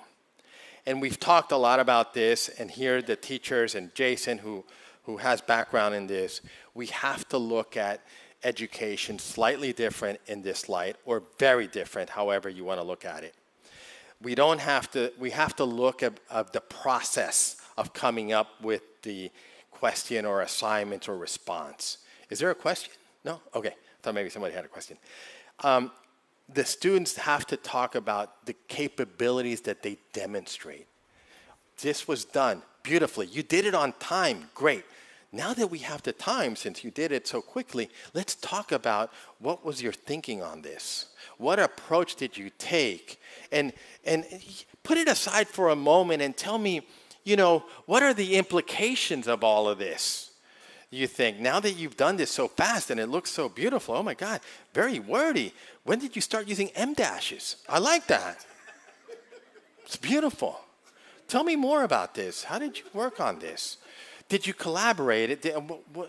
Peer review. Oh, peer review is having Gemini check on Claude? Really? Is that a thing? I don't think so. The same thing in business.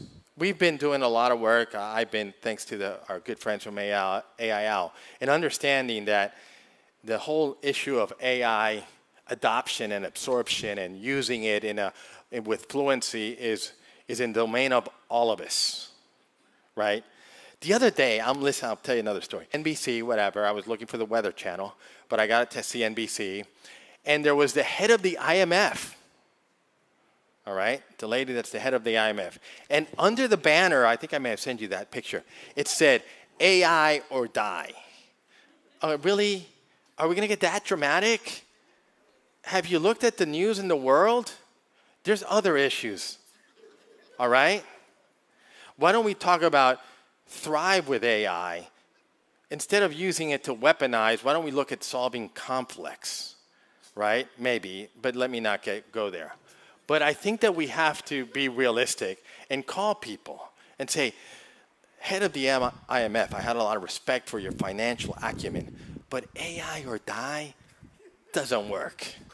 Tell that next chat you do, not good. No bueno. And again, we had a discussion. Doctor, you and I talked about all the opportunities here in Jamaica, and you have so many. I mean, like I said, your brand, oh my gosh, everybody knows about Jamaica. Not as many people that know Jamaica have been to Jamaica. So we got to work on that, right? But we can all relate. You have such a strong, authentic, grounded cultural heritage that no matter what storm comes, and I say this from Puerto Rico where we at times have issues on this topic, you stay strong to it. That is one of your many superpowers. But now, pick one or two things that you're going to do brilliantly in some of these areas. Don't try to do 50 things in every segment. Pick that, commit to that, and drive that. And, you're already doing great in education. We can always do better, right?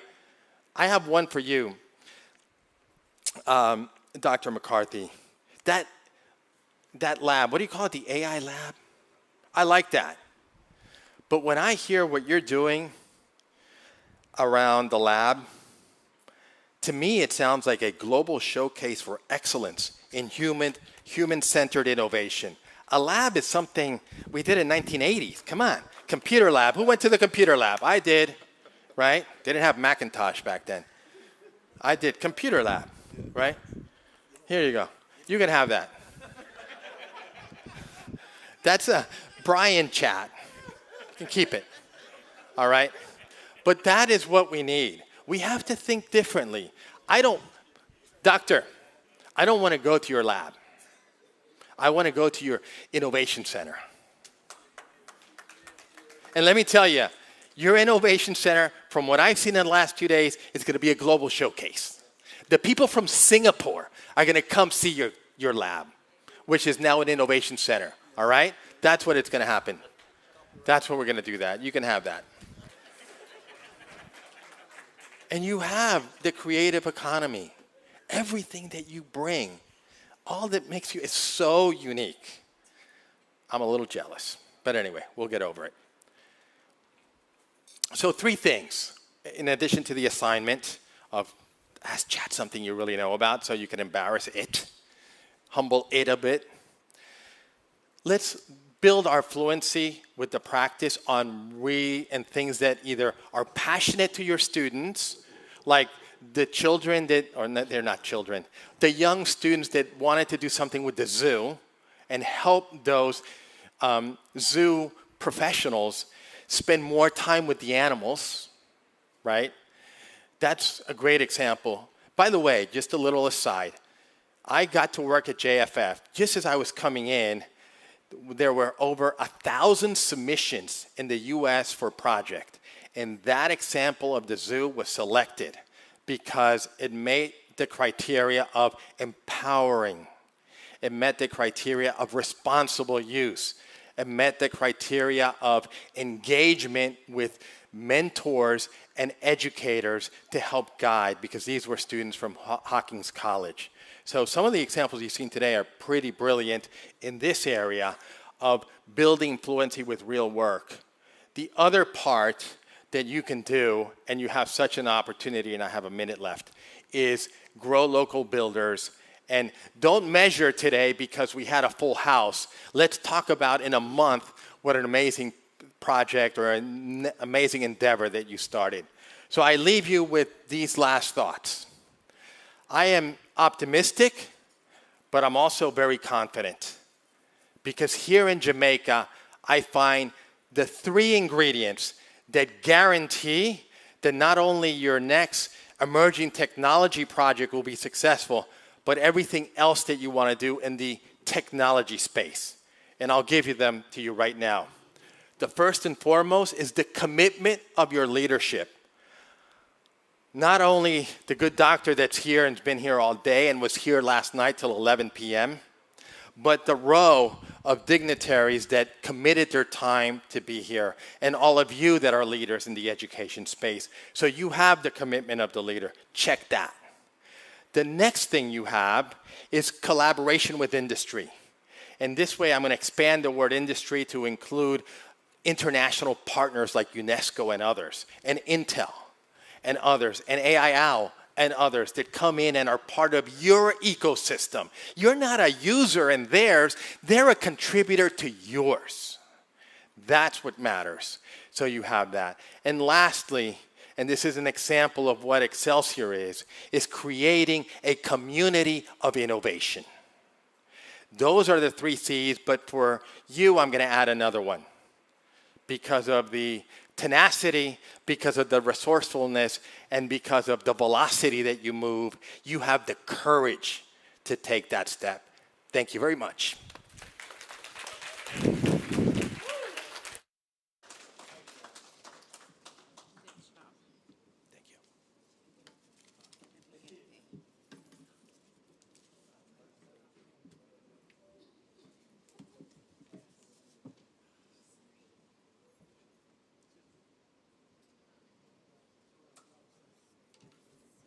Wasn't that wonderful, colleagues?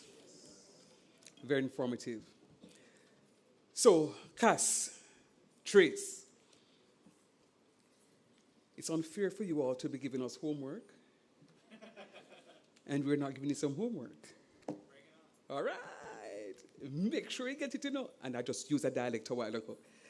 Okay, so in Jamaica, when it is that when we have approved something, you know, we are very proud and we are authenticating something, we say, yeah, man. All right. No, that was too easy. Say it again. Give us more. All right. So when you say, yeah, man, and you hold on the man, it seems like, yeah, it's really good. So let me hear you say, yeah, man. It's an O, right? So it's M-O-N, right? Have you been to Jamaica before?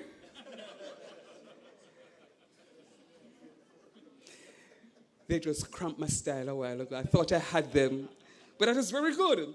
All right, so When next we're having our conversation and I say, was that good? Your response to me is going to be? Yeah, Cass, you have some Jamaican heritage. I'm sorry. Nope. You've had some of that. Was it what you had for lunch today? There you go. That's it. That was the goat that was speaking just now. Hannah, I'm sorry. You have to be excluded because you have some Caribbean bones inside of you, right? Right. So that's very good. So let me hear the representatives behind you say, yeah, man. No, man. Mm-mm. No bueno. Let us go one more time. Yeah, man. No, that sounds like too much foreignish. You know? Yeah, man. No. So you have homework. Before the end of the day, I want you to say, just like Cass and Trace, yeah, man. No, it's still Americanized. They need a little bit more coffee. All right. So, ladies and gentlemen, Brian did a fabulous job. Thank you, Brian. We will all visit with you in Silicon Valley. At this point in time, we are going to be inviting our next guest speaker. You will see on the program it says break. But I think we are still full. True or false? Yeah, somewhat. All right. So we'll go on to our next speaker, Mr. Dwayne Bent. He has been the director for training infrastructure development since April 1, 2023, and April 1 rings a bell. He also serves as technical delegate for World Skill Jamaica, based at the Hard NSTA Trust. As technical delegate, he is responsible for implementing systems and standards to support skills development for experts and competitors for local and international competitions. He also facilitates Jamaica's obligations to the World Skills International Organization and establishes partnership, networks, and the linkages to facilitate skills development in keeping with World Skills standards. He has led and represented Jamaica in skills competition and development opportunities in countries such as Russia, France, Brazil, Finland, Brian, you have competition, and the United States of America and Ireland to expand TVET development in Jamaica. He also serves as technical expert for standard development and a director for the Executive Management Committee of the Hart NSTA Trust. Ladies and gentlemen, please put your hands together and help me welcome Mr. Dwayne Bent.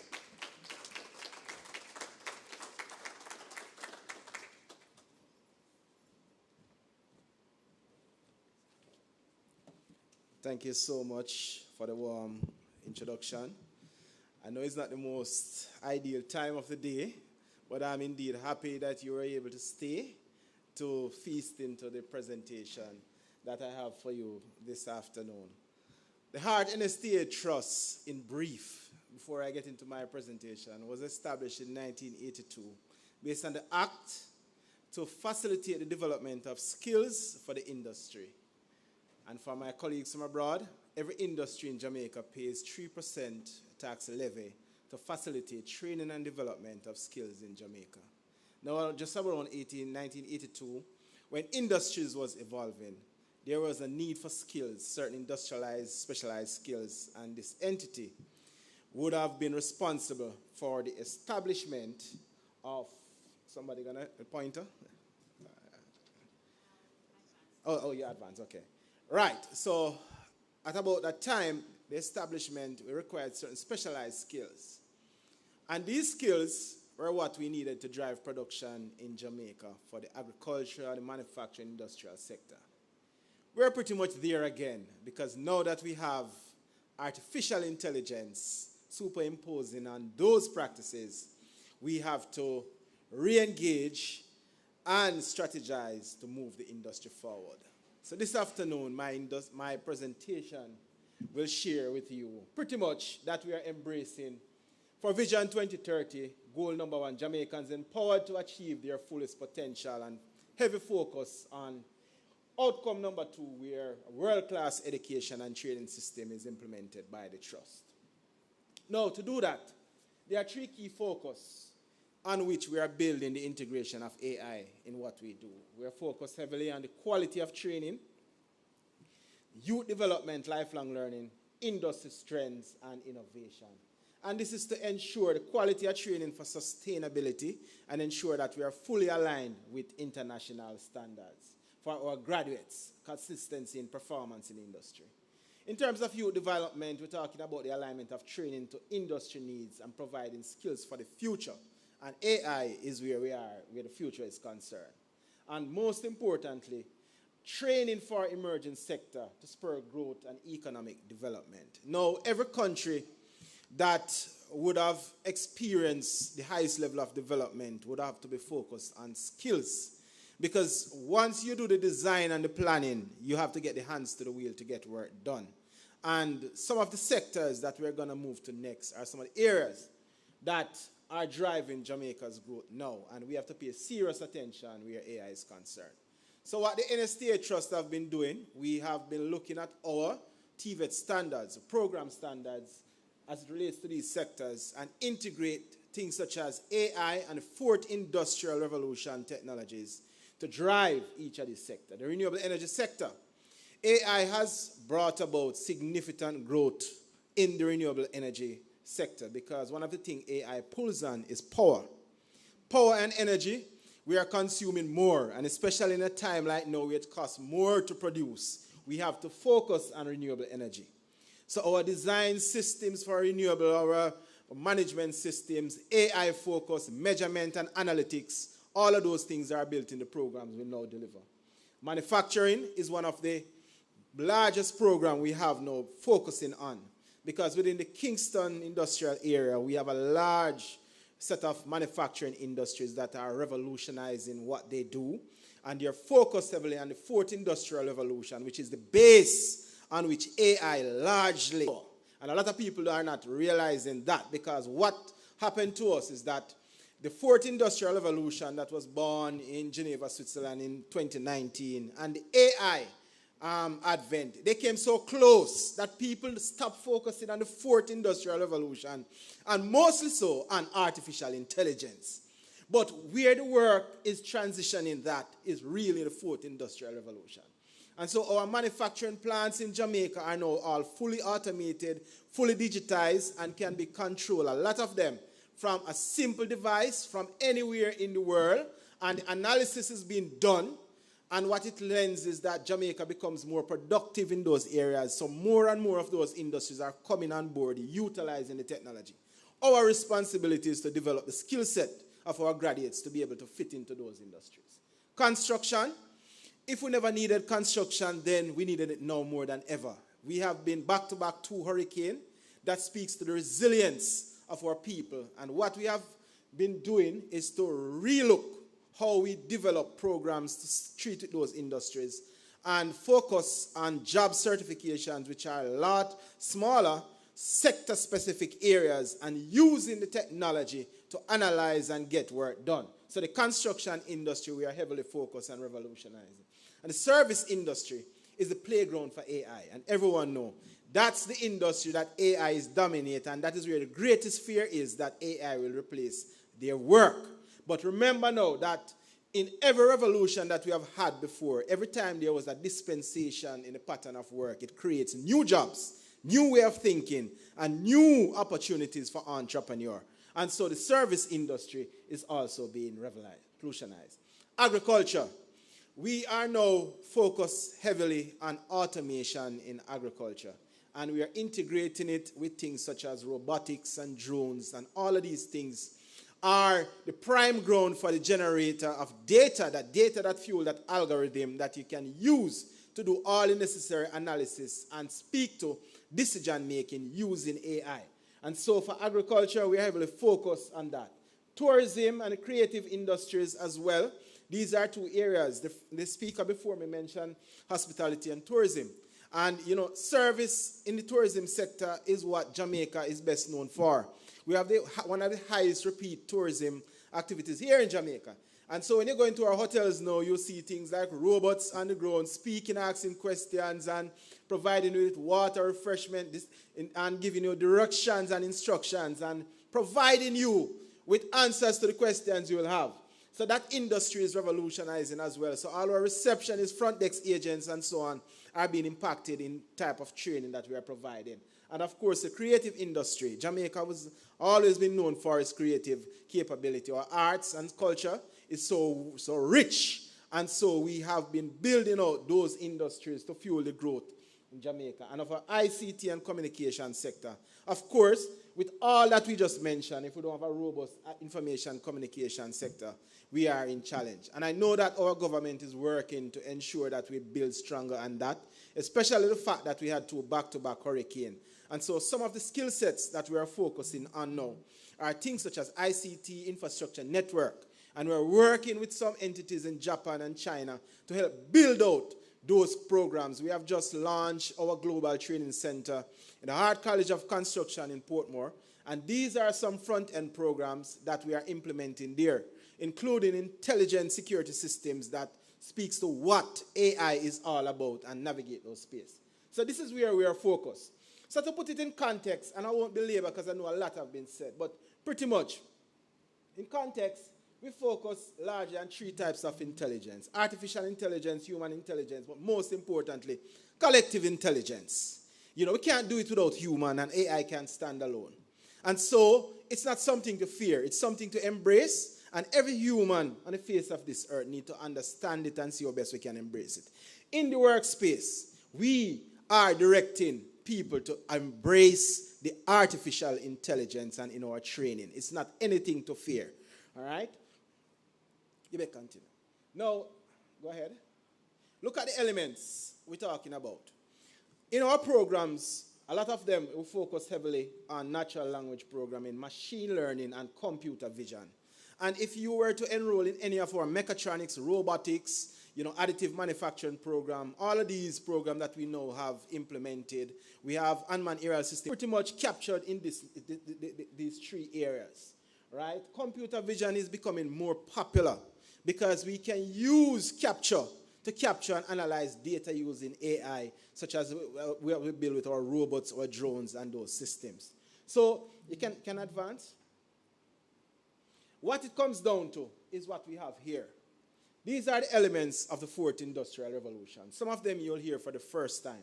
But believe it or not, ladies and gentlemen, this is what we are talking about. Artificial intelligence, augmented reality, cyber-physical system, radio frequency identification, digital product memory, machine-to-machine communication, man-to-machine interaction, man-to-robot collaboration, pick by light and put by light. All of these are how the industries are shaping to utilize these strategies to operate right here in Jamaica. And what it has done is that it increased productivity and efficiency. Now, you may say that it will allow for some shift in the employment numbers. But what it does is that it's a mass production, so you have more persons in logistics and transportation, more persons producing raw materials to facilitate. And so you're growing in some areas while you're focused on the 9-to-5 shift. And so what AI requires is a mind shift and an understanding what is driving all of this thing. And if you notice, the AI is on top because it superimposes on all of those other features.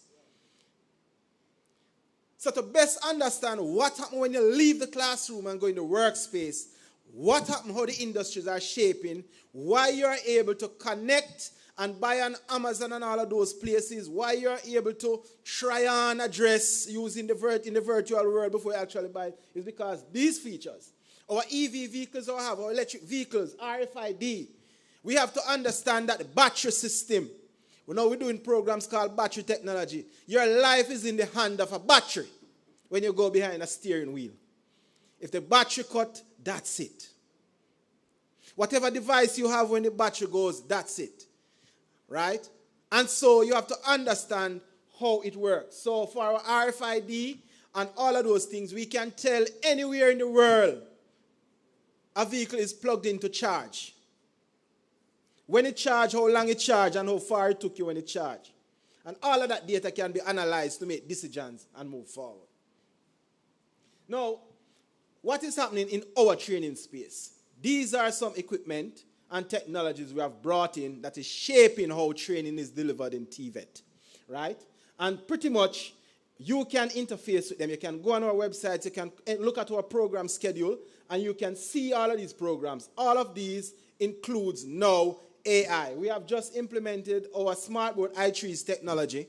And so what that enables us is that we can actually have satellite programs delivered anywhere and use the smart board to operate machines within the classroom without a physical teacher, and synchronize the lessons across. All right? Things such as LabVIEW, Python, JavaScript, Raspberry Pi, all of these are softwares we're using for programming the different languages that are used in the industry. PID control and SCADA systems. Arduino is very popular now. And all of those are the playground for AI. So you don't have to flick your light switch anymore. If you want it to operate by a motion or frequency, all of those things you can pick up. If you have your camera system and you want to detect dogs, human, anybody, it sends you a message and analyze and pick up those features from our intelligent security system. And these are the softwares that are driving it. We can now draw and develop in 3D at the same time using Revit and also export information. All right? It comes down to these are some impressive programs that we want you to speak about when you speak about heart. This is the new emerging sector. These are driving industries. And no matter how AI, whatever shape or form that AI comes, these are the foundation skills that will always be required to drive production and growth of any economy anywhere in the world. And so if our careers are aligned to these, right? And our careers are aligned to these, you have a solid foundation, never have to worry about AI more than how AI will make you productive and engaging in the industry. So all of these programs we have now implemented in the trust. All right, okay. And these are some labs that are multi-purpose. These are set up, our future labs. And the reason for those future labs is that as technology change, we can go and remove the structures and the systems. So we have established some labs, and some of them are still in the process of developing, that whatever technology comes, we can adjust to meet the demand of the labor force. And how did we establish these? These are established by keeping close linkage with the industry. We work with the industry. We understand not just locally, but abroad. We have studied industries in South America, North America, Europe. We have been to all of those countries to see what is coming and what it means. Through World Skills International, which we are a member, every competition, every modern technology and future technology you can imagine comes to the floor in that competition space. And its engineers and educators across the world studied and know. And that is why we were able to brought in so many of the modern machines, most of which were gifted to us free of cost, because we went out there to see and sought what is relevant. All right? You can skip that. This is just some average hourly rates it's telling you in US that persons are earning with these skill sets. You can continue, right? And so our labs are now modernized similar to these. And what you see in there is an integrated lab where we can do mechatronics, we can do robotics. So whatever the industry is, the shop floors become smaller in the industry because the machines are now more integrated. And that is how the training is happening. So you're getting more in production capacity out of less physical resources on the floor due to the technology and management. Here we are, we have additive manufacturing. All of these programs are the new buzz. People call it 3D printing. Proper name is additive manufacturing, but you can produce more with less space and time, right? Mechanical engineering, CAD, we can manufacture products from here. There's a company in Jamaica here that design using mechanical engineering CAD, and some of our students work with them for places like Starbucks, KFC, and so on. They design the chairs, the desks, the tables, sell the design, and then they are produced somewhere out there just simply by engaging with the technology and the software. All of those things they use while we integrate to the AI. All right? So pretty much, it can come again. And this is our welding. We have transformed what you would regularly know as welding that a lot of people fear, that we can now do virtual welding to build muscle memory and concepts and move them to modern welding plant. And we have just acquired some of the PowerWave 3000. What that does is that traditionally, if you know welding, you know the welder used to drive with a lot of bottles behind them. They accelerate the oxygen and carbon and all of those things. With our PowerWaves now, all the gas is mixed in one and can be streamed through a pipeline, and you don't have to encounter with those dangers with transportation anymore. Right? So we have those that we're introducing now, and those give you data on the weld. that you can analyze how many times the student try and if the student will make it on the 5th, the 4th try. All of those things we are combined. So much so that we have a partnership now with NC3 out of America, which is one of the largest certification body for sector-specific skills. And they are certifying our welders right here now in Jamaica using these machine and technology. Next. All right, so some of these would have mentioned already if we're going to get deep. Time is going. All right, so pretty much you can always explore those. This is a robotic welder that is to come on stream soon, that it does the total welding by itself without any human interaction. And this is a 6-axis welder. Pretty much anything, anywhere, it can turn and twist just like your hand and carry out the welding while it is programmed. You use AI, you can give the instruction, tell you what it wants, whether you want a seam, you want bead, all of those things, and it carried out. And this will be on stream at the Heart and STA Trust very soon. Right? Water technology, we are moving. We know that water shortage is going to be a challenge over the next 40, 50 years, they said. But what we have not been doing well, and we saw it when the hurricane came, that Samaritan Purse was able to come and use our water from the spa and treat it and sort it out, desalinate it and reverse osmosis and produce water for the people who did not have water during the hurricane. This technology we have just introduced and we are focusing on it to get the machines built out as a program. We have built the standards and we're in the process of acquiring it, that we can become more resilient as a people in the workforce. So that's technology to come. And also, here we were in Brazil. Yeah, that's me. Yeah, Rome Industries is one of the largest manufacturer, aerospace and manufacturing industry. And this is the future of additive manufacturing. Everything that you want to build can go inside that machine and come back out as a product. And that is what we're aspiring to get, because that is where, through AI application, imagine things and it is produced using that additive manufacturing thing. And I want to thank you so much for listening to me.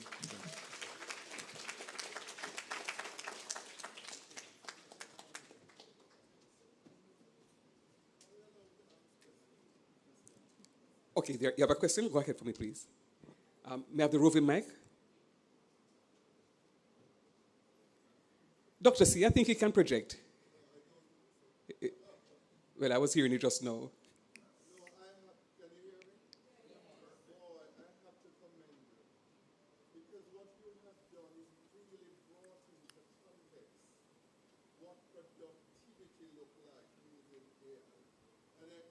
Thank you very much. Yeah, what you have done is really brought into context what productivity looks like. And I was just saying to our international partners that you're from the skills, so you have to understand productivity. But it's how you articulate it. And this is why we had such a push to bring the skills more into tertiary and also into high school education, because we cannot be working in isolation. We have to work together to achieve productivity. And this is one of the reasons in the presentation earlier from our colleagues from the US, they were showing these things, the Zooms and so forth. But for those of us teaching tertiary and classical education, it's hard to articulate. But you brought it about so clear and with such, yes, give them a round of applause, and let's face that, they have the money to do it. The 3%.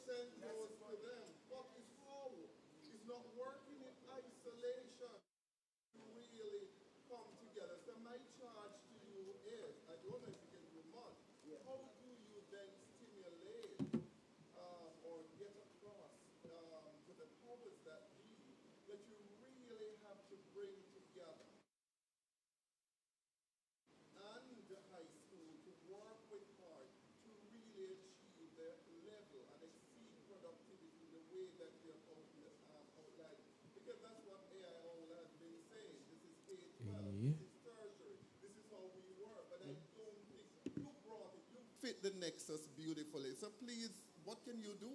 Okay, all right. Based on what you articulated. Right, Doc. And also, secondly, it's then persons will now understand that when we're talking about the back end, if you take the facilitator role, then the student using these pieces will drive using AI to drive through their own creativity. Exactly. Drive productivity. Sure. That's when the lecturer assume the facilitator role and empower the student to use AI to drive that kind of innovation. So please say how you can really link that with the money you guys have.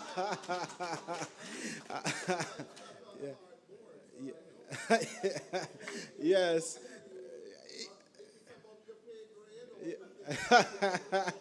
I can try. You sat on the board, so you will know. But thanks, Dr. Carnival, for injecting that. And that's why I said from earlier, we are fueled by the industry. But the part that most people don't tell is that we don't get a subvention from the government like the other entity. So it's a standalone. And the truth of the matter is, Dr. Cornwall, we have been working with the high schools and the tertiary. And what we seek is more high schools and tertiary, to work with us.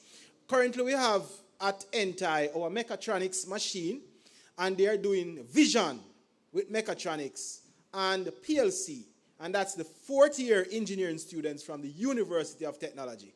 We met and we discussed, just like you have said, how can we use the resources we have, UTech have, and come together and make the best of it. And we did welding, we did virtual welding, we did PLC, we did electrical, all of those things that with the machines we have. And now we're doing the vision with PLC, which is an advanced level. At NTI, in our level 3 program, the fourth-year students from the engineering program at UTech, they are there today as I speak right now. And we are working with the competencies with our instructor to give them, because there's no discrimination between education and skills, and it's one of the misnomers that we need to eradicate out of the mind. We have also been working with the technical high schools. You may have heard it, but just to affirm that we are supporting the 15 technical high school, and we have just done a capacity building training with them with robotics and AI, and we have just bought for them 125 robotics kit, and in the process now of handing over to 6 of those institutions. And to come on stream, we have things such as mechanical engineering lab, mechatronics lab. We also have industrial controls lab, industrial automation labs, all of those, digital construction, that those monies have been put aside and we're in the procurement process to bring into the technical high schools. We have also worked with the university. We are going to World Skills in September this year, and the University of Technology is coming with us. We have registered them, and they are going with us to explore technology, machine that can revolutionize the lab there. But not only that, we have international engagement partners that come here, and each time they come, we allow for them to tour not just Hart, but we have done Montego Bay Community College, University of Technology, and some other entities who come and embrace. Excelsior, I just spoke with the nice lady as I was coming in, and she told me about Allied Health. I have a partner coming in from China, from VCOM, this month end, and we're going to be doing a 1-week training in Portmore. But part of their coming here is to set up an intelligent nursing lab at Garmex. And I was saying that we can work together where we can do the full body analyzer and all of those things with those technology. So we are here, and we're happy that we are here, because you know very well, Dr. Cornwall, that Hart is all about expanding through partnership and all of that. And we do give the support. Hart is really saying no to anybody when we are called upon. All right? So we stand ready to support at any time. All right. Thank you so much. Oh, go ahead. Yes. Yeah, one more question. Okay. Let me, first of all, commend you on really bringing to light the tremendous work that, Hart in Trust is doing. And we applaud that. And, we are very happy to know that, Hart has really moved to utilize the AI technology in terms of what it does. Yeah. The question, however, is what's our reality? We have a workforce that I think the last set of data indicates somewhere between 15 and 20% certification of our labor force. So there is another 75, 80% of the persons who are currently working do not have the requisite certification and skill set that is required going forward. We have also observed, in particular, as it relates to the tourism sector, that a number of the contracts and the service providers given to persons coming from the DOMREC as well as from Puerto Rico and other places where the Jamaicans, because they are not certified, they are not given the job. They are the on-demand that works with those persons while they are the ones doing the work. Yeah. The question is, strategy. What strategy in terms of a collaboration that would enable the utilization of AI technology to address that gap that currently exists with the current workforce? Because what you're doing will make a difference within the next 3 to 5 years, because those things are necessary and you're now training the persons to do it. But how do we leapfrog from where we are now to where you want to go? How do you see a collaboration with Howell or Excelsior Community College that will enable you to get access to that 80% of our workforce that are not certified and would want to have AI technology integrated in how they do things and become more productive? All right, thank you so much. And that's an excellent question.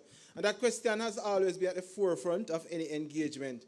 And as you mentioned the numbers, I just want to remind us all that it's a moving target, because when we do the analysis, one of the things we recognize is that large among those who immigrate and leave Jamaica is our skilled, trained graduates, because they recognize the value of their skill. And if you notice, my presentation had 3 slides where I put in context the rate at which they are paid. And when you look at 5,000 Jamaican dollars an hour across the waters, and then here in Jamaica, they're earning $4,000 per day or less, it lends in terms of some decision making. But to answer the latter part of your question, what we have done, we have just acquired a training management system, and it comes through Australia. Australia is well known for their TVET capabilities and industry linkage. And we are now onboarding it to implement a virtual academy. And what the virtual academy will do, over the years we have learned that while persons are in the industry, to make the decision to leave work and come to school has always been a challenge. But they are there with the hands-on experience, and now with the technology coming with the AI, we are able to reach them using the virtual academy. So they can log on from anywhere in the world and do a program, get access, get certified, and only on schedule that they would come to do any aspect that they are required to demonstrate competence. And we think that that is a breakthrough, because we have been engaged in the industry. We have been inside the industries, talking to them. We see them on the shop floor and they say 20, 30, not certified, but they are doing the work competently. We have the standards that match their day-to-day tasks and activities, and we have been reaching out to our industry liaison officers to do the work. But it takes some time, but with the technology now that we have just onboarded, we are able to reach. And so what we have done, working with CARICOM and the Brazilian government and the German government also, we have just established a pilot within the Caribbean region, Jamaica, Barbados, Grenada, and Trinidad. I led that project. And we have just digitalized a number of TVET programs that are now on our Moodle platform, supported by AI, with the learning guide, books, and all the modules and practicals that are transferable. And that was launched and onboarded within the Caribbean region just in the month of March. This will give people access to doing TVET, especially those who have developed competence but have no recognition or certification for certification, portability, and employment. So we are working on those things, and as I said earlier, it's a support of the industries and entities like your institution and other institutions. By coming together and working, we can provide more of these solutions, because we are not short of brain space to come up with the solution, just that we are not knocking the heads together sometime in the same space, and we want to do that more. Yeah. Thank you very much, and well said. And Sir Dwayne, I'm holding you accountable for the fact that you say the Hard NSDS Trust is built on partnership. And we know our sister colleges, our sister college in yeah, all, can afford it.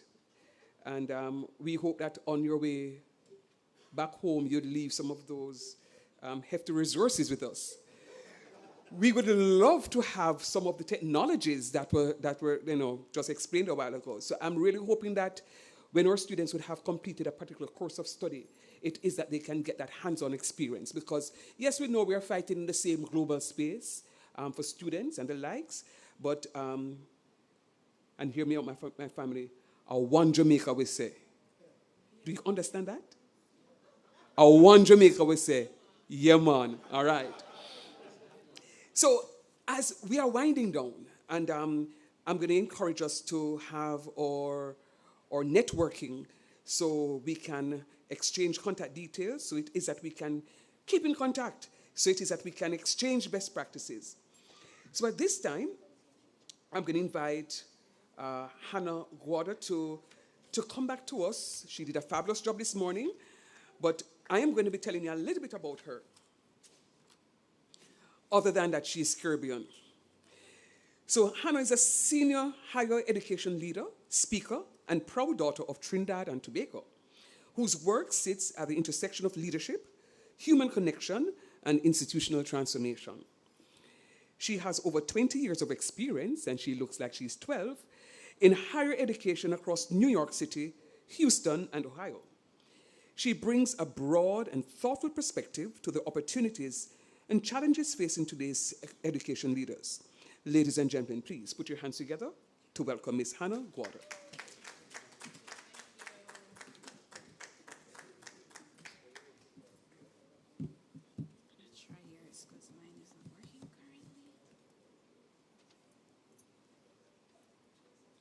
Set up something down there, I'm not sure. Oh.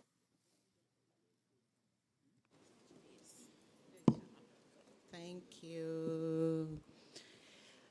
Good afternoon, everyone. Thank you again for staying and listening and engaging. And Mr. Brent, he actually spoke a lot about what I'm going to talk a little bit about, which is using AI to amplify results, because that is what it's about. And I was just blown away by all the work that he has shown us. And, as I was talking to Mrs. McCarthy, I said, it's all about how do we scale that up? How do we get the population and those students and those individuals who need upskilling or who need jobs, how can we do that? And also how we can also expand the economy and the business. Really, that's what it is, right? Because you're getting your workforce ready, but then it's now to bring the businesses, whether they're international businesses, those to Jamaica, and seeing that this is a viable place that they can actually, use, and also to increase those incomes, right? Because that is the big issue, right? They come for cheap labor, and they leave and they go and they take the products outside, but then our peoples don't necessarily benefit off of the monies that they're making, off of the profits that they're making. And that is really where we need to negotiate to see how it is that we in the Caribbean can be competitive, especially with our salaries. That is really critical. And when you think about that, that is an ethical leadership problem as well, right? When you think of it in that way. So just a little bit about me. One of the things that I really and truly love is leadership, and I don't know where that came from. Maybe it's something that is natural about me, and I think I've finally found my space as it relates to loneliness amongst women. I talk about that in America, and I've spoken on multiple platforms about loneliness in leadership, and it seems to me it's something that's resonating across spaces, because who's heard is lonely at the top, right? It's lonely at the top. You have to be the hero. You can't be friends with your employees. And the way organizations are created, it actually is set up to create distance between employees and leadership. And it's just the way the hierarchy of it is. And somehow that is resonating a lot across. So my boss was like, okay, I need you to go speak on ethical leadership. And I was like, okay, I'll go. So as AI becomes more intelligent, what happens to human involvement? And really, that is what ethics is about the people, about the power that we hold, and not necessarily giving that power away to the machine. So I'm not sure how many of you remember there was an advertisement that used to go on the TV, back in the early 2000s, set it and forget it. Do you all know about that rotisserie chicken oven? Set it and forget it. And that's how many of us want to treat AI, to just set it, forget it. Put in your prompt, whatever it spits out, oh yeah, that looks good, and you just go with that. And I'll give you an example. I think last year it was a student came up to me and he said he has a business idea, and he talked to Chat, and Chat told him that his product he can sell it. So I said, okay, well, let me see what it is. Was something with some wristband or something of that nature. So I was like, okay, who's going to be your customers? Huh? He didn't know. I said, okay, how much is it going to cost to produce? He didn't think about that.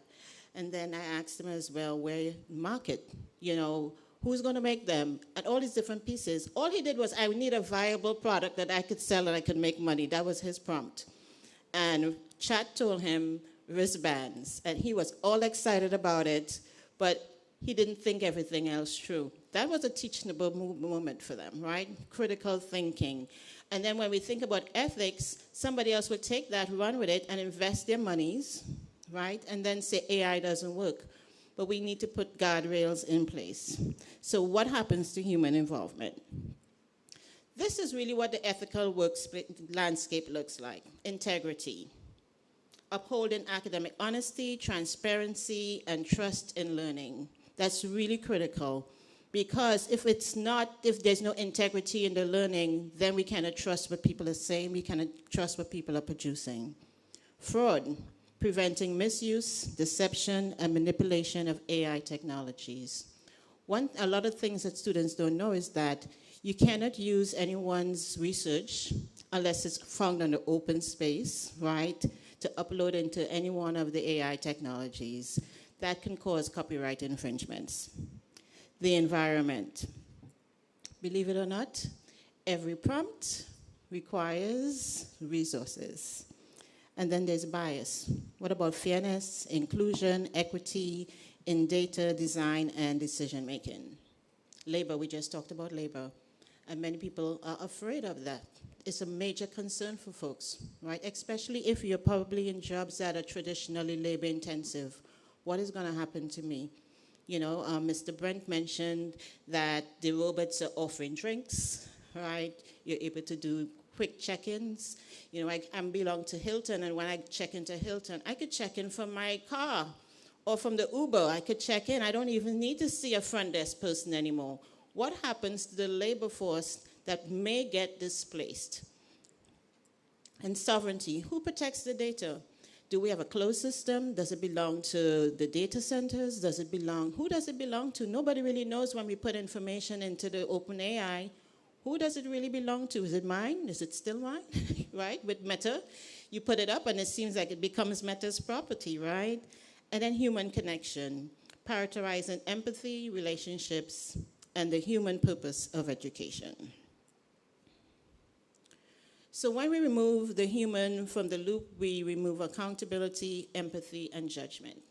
How many of you have had young people who graduated in your life from college? All right. So let's suppose that you're a young person who went to college, they graduated, they had some hands-on experience because they always want to know about work experience, right? Work experience, got some work experience. They went to the career services department and they actually got some support to write up their resume. They had some support with interview skills, they're doing all of the right things, and they submitted an application to a job that they really, really wanted. And then 2 weeks later, they got a response that they went with another candidate. Is that depressing? You went to school, you did so great, you did well, and you prepared yourself for this job. And then you decide you're going to call the HR department. And the HR department said, oh, we never touched the application. An AI system, an algorithm chose the candidate. What if the candidate that they selected did not necessarily have the human contact that we need for this job?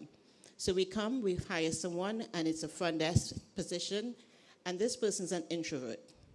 Do you think that was the best candidate? It wasn't the best candidate. But we need to have the human contact. We need to have the human involvement to make those decisions. So I want to hear a little bit about your perceptions now. So how many of you think that AI is a miracle? I think it's a miracle. It's made my life tremendously easy. How many of you think it's a threat? Threat? All right. How many of you think it's a neutral tool? And how many of you think it's a shortcut? Man, I can use this to, oh, many of you think it's a shortcut. So the reality is AI can generate information, it can summarize information, and it can detect patterns. What AI cannot do is it cannot discern, it cannot really care, or it cannot own consequences. You can't just say it's AI's fault, right? Many times, you know, I work at the college and I'm walking down the hallway. Many times I'm seeing students and I could tell from their faces something's off. So I would stop and I say, hey, what's going on? Is everything okay? Miss Hannah, I gotta come see you in your office. Okay, come on down. Can a robot do that? Can the robot detect that something is off with a particular student that you see every day? Not necessarily so. It cannot discern and it cannot show clear. The data dilemma. Fairness isn't math, it's a moral choice. And what that says is bad data in, bad data out. Even in my doctoral program, I have to question the research that I see. What is the motive behind the person who is writing this research? Where is the data coming from? You have to ask critical questions. However, many of us would drop a prompt in, and whatever chat tells us, we run with it, right? But no, you have to ask, where did you get your source? Then you have to actually go to the source. You can't just trust that whatever it spits out at you is what it is. The data is really, really critical.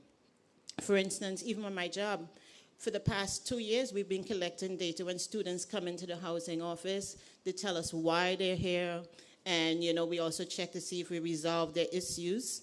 And what I've decided to do is, okay, let's put this in AI, identify what are some of the themes, so we could then now see what are the issues that students are coming to the housing office for, and can we be proactive to adjust, right? But if the data is wrong, can I really make a decision that would be useful? So AI can copy your voice, your face, your personality, and not your integrity. So Trace is not here. So whenever Trace has an avatar that looks just like him, I don't know if you all know about Trace. You've seen Trace's avatar? And there's sometimes I'm on a virtual call with Trace, and I have to look really closely. I was like, is that Trace? Is that the avatar? It moves just almost like him, right? It's like, I was like, Trace, is that really you? He said, yes, Hannah, it's me. Because it really does look like Trace. A few years ago, before we really truly understood what deepfake was, my girlfriend, she's from Mexico, and she has some elderly relatives.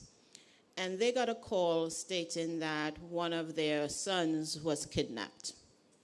And they showed video that looked like him, sound like him and everything, and these elderly folks was just out of their mind crying, calling around to the whole family, wanting to collect money because they needed to get a ransom.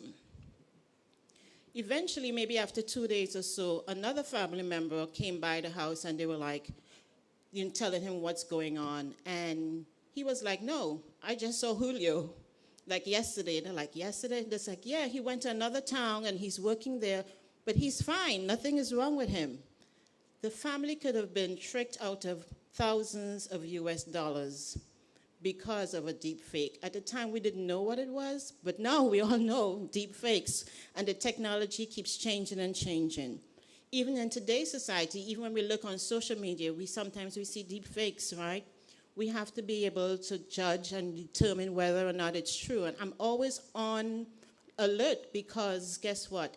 I don't want to share something on Facebook and now my friends are thinking that I, being an educator, me working on my dissertation, that they can trust my judgment, and then I put something out into the world and other people are thinking it's true because of what I decided to do. So now I'm always diligent to ensure that whatever I'm putting out there really is true. So now I don't really post that much of any of those things that I see anymore.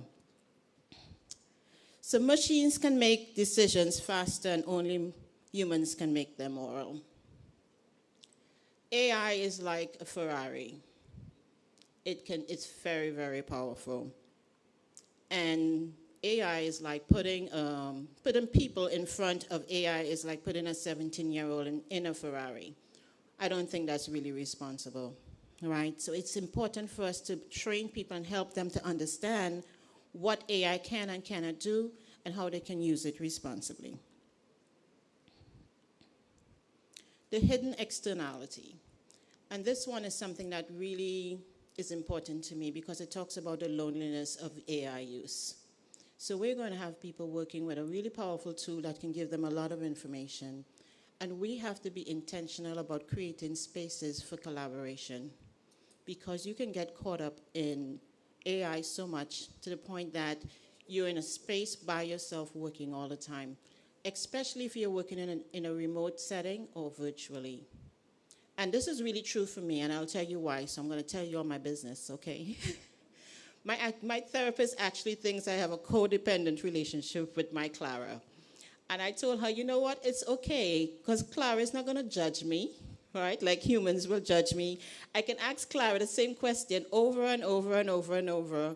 And Clara actually helped me be sane with regards to my chair, because my chair would give me feedback that is vague, that doesn't necessarily say anything, and I'm expected to respond to some of his comments. And I would put it in their chair. Oh my, Clara, I can't deal with this chair no more. Oh my God, I don't know what else to do. What does he mean by this? And, you know, Clara would just talk me off the ledge because sometimes I just want to shoot off an email. And it's like, no, don't send that email. Stop. So it's really critical and important for us to create spaces for collaboration, especially with AI use. Because let's say, for instance, you're in an office of 2 or 3 people and you're working on your own. How do you then remain connected to folks? Because it can become lonely. AI is powered by intelligence, but sustained by natural resources. Believe it or not, every AI prompt has an environmental footprint. When we had our last AI conference in the college, we had some people that pushed back. We also had students who protested outside because they thought that, they believe that it destroyed natural resources. And it does use a lot of resources. And I don't have all of the answers, but these are things that we need to be concerned about, and those things we have to think about. How would we protect our environment? Because it does use a lot of resources. Caribbean realities. Believe it or not, AI technology was not created in the Caribbean. We are importing that use.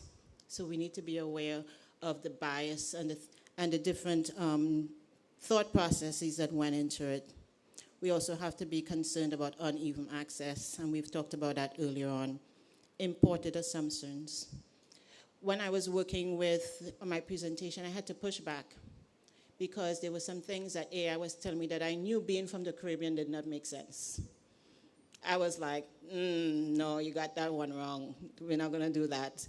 You're not going to embarrass me here in front of everyone, and next thing you know, it's like, is she from the Caribbean? Why would she say something like that?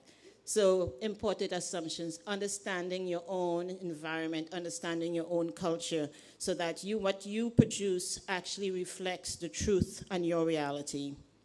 And that goes along with local discernment as well.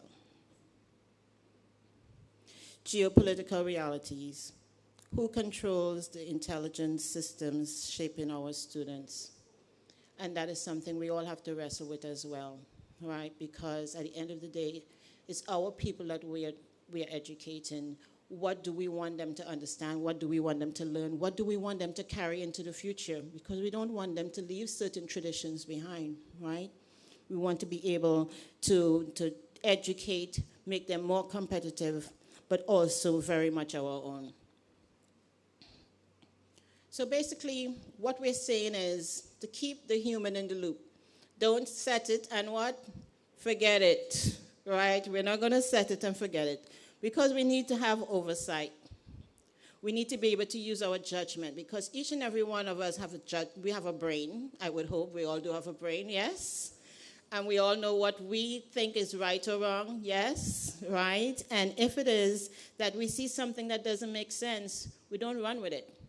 You know, we check it. You know, we ensure that it's something that meets our expectations and our beliefs. We understand our context, and we are responsible for the output at the end of the day. We are all responsible. And, you know, and I have my sons when they were younger, and I would talk to them.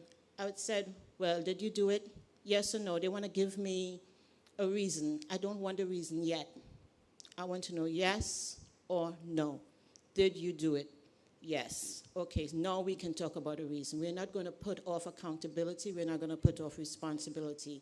Those are two different things, all right? And as again, wise amplification.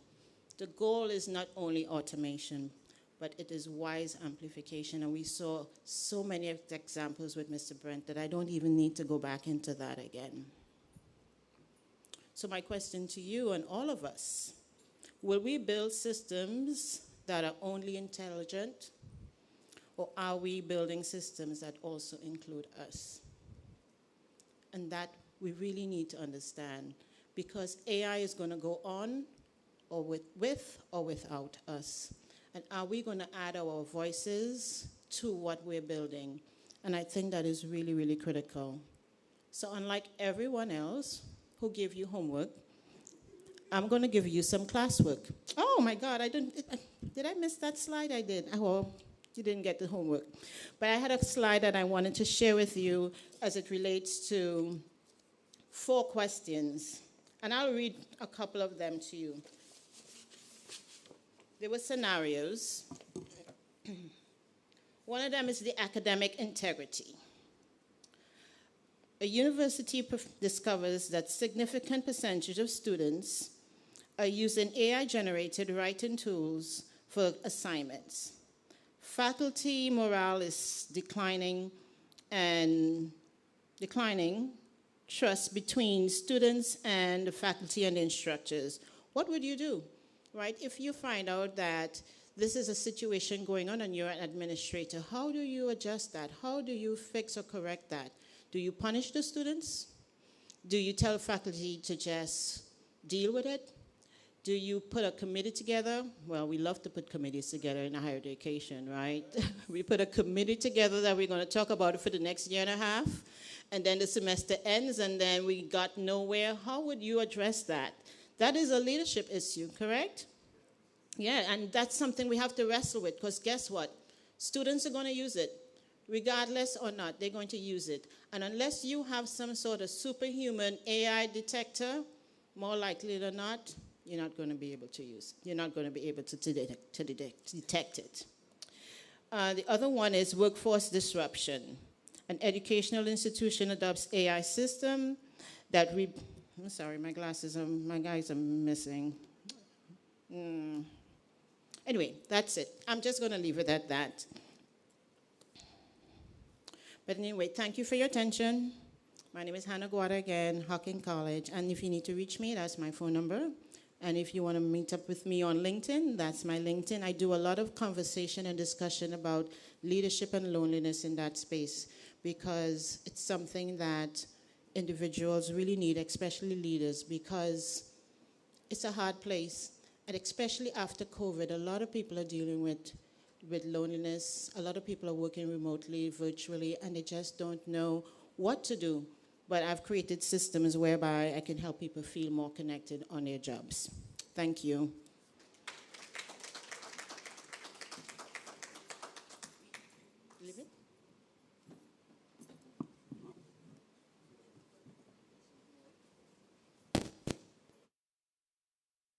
Thank you very much, Hannah. You again did a fabulous job in your presentation. Ladies and gentlemen, we are winding down. We have just one more presentation left, and this presentation is virtual. I understand from the technical team that I may need about 5 minutes in order to allow cyberspace to integrate. So within those 5 minutes, I'm going to ask a question. Raise your hand if it is that you are not the holder of a Jamaican passport.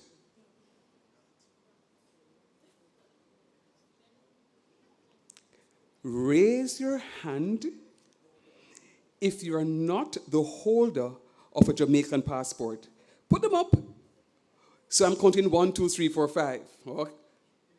Oh, 6. All right. Good. I am known to give myself a little bit of trouble. But Miss Collins, can you just go and call those? I have 3 people outside here. Can you just call them for me, please? Selector, did you find it? All right. There is no way, my non-Jamaicans, you can leave the shores without learning a dance move. I see Hannah says she have 2 left foot, I mean now dance. But I'm going to invite a few of our students from the Department of Performing Arts, and they are going to show us a few of the dance moves. But guess what? As I threatened, was it Trace this morning? Or Jason? One of them. Your passports will be confiscated if you don't do the dance move correctly. You have to go back to your college and you have to show them, demonstrate to them one of the dance moves. So guys, come on quickly for me, please. Come on quickly for me, please. Selector, run the rhythm. These are a few of our students from the Department of Performing Arts, and they are going to teach us.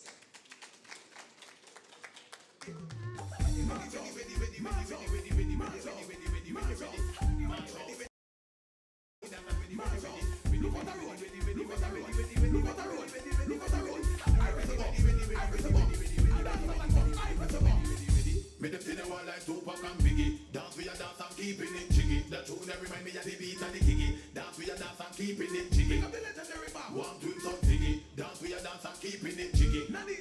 Say now go can't wiggy, dance we a dance and keeping it jiggy. Bubble and with a favor Miss Piggy, dance we a dance and keeping it jiggy. Out of time no missy vocal and ribby, dance them a dance and keeping it jiggy. Dan can't with a different mention jiggy, dance them a dance and keeping it jiggy. None of them a no dibby, dance them a dance and keeping it jiggy. Give them a flight tackle like with more and bibi. Dance we a dance and keeping it jiggy. Big up drop the tip of the end from city. Dance we a dance and keeping it jiggy. This is 106 and Park and Rock City. AJ and Free them a keep it jiggy. Sandiki and we find them and the man a city. And if they a dance.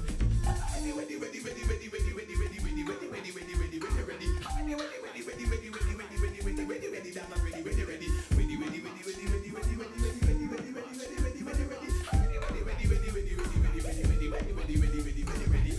Police a come feel like we dancing alone. Everybody do the dance name, look out the road. Me hear them a beat, man out the windboard. Everybody na the dance, look out the road. Rick a draw with Creechy, Joe all fold. Everybody na the dance, look out the road, look out the road. Everybody look out the road, look out the road. Alright. Everybody make wage and knife a come. Shelly Billy and Ryan with the ivory bomb. Ivory bomb mix it with the mad gun. Ivory bomb from your walk, you know my gun. Ivory bomb do so with your hand them a come. Show a 3 pints of you a Santa bomb. Big that Santa bomb. Alright. From the other day dancing and get nice. Fun and bogle them a heights. Taking the dancing to a higher heights. Dance as a dance right back to the light. Girl from you know your bleaching fit you right. Every girl in the dance for you do sunlight, me girl. Do sunlight, dance it. Ready to take it to them who give me a little room. We a dance from July go back till June. Use your two hands like you are circle the moon. Everybody in the dance and do flowers of bloom. Flowers of bloom, what if in your man them a boom. Flowers of bloom, then clap your hand. Flowers of bloom. Everybody flowers of bloom. Alright. Every dance and clap your hands and pray. Pray to the Father, to see another day. Put and clear the evil from out of your way. Everybody that did that, maybe see you start pray. Start pray from you know you want to see another day. Start pray, then clap your hand. Prayer day. Dance and prayer day. Alright. Real bad man we know them not switch yet. Beat and burn out bad mind with the whip. Now you tell if you keep it jiggy with your hip. Everybody that did dance start do shankle dip.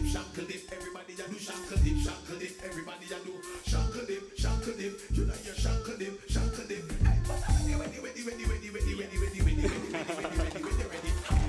Ready. All right, don't leave just yet. Just stay put. Stay put. Let me see the brave non-Jamaican in this room who will dare to step on the stage. Hannah, don't look at me in that tone of voice. Hannah is looking at me with that tone of voice. Hannah, you're Caribbean. And we have a Puerto Rican here. So I am daring one of my non-Jamaican passport holder, including you, Auntie, to come to that stage and show us your best move and see if these dancers can match it. Cass?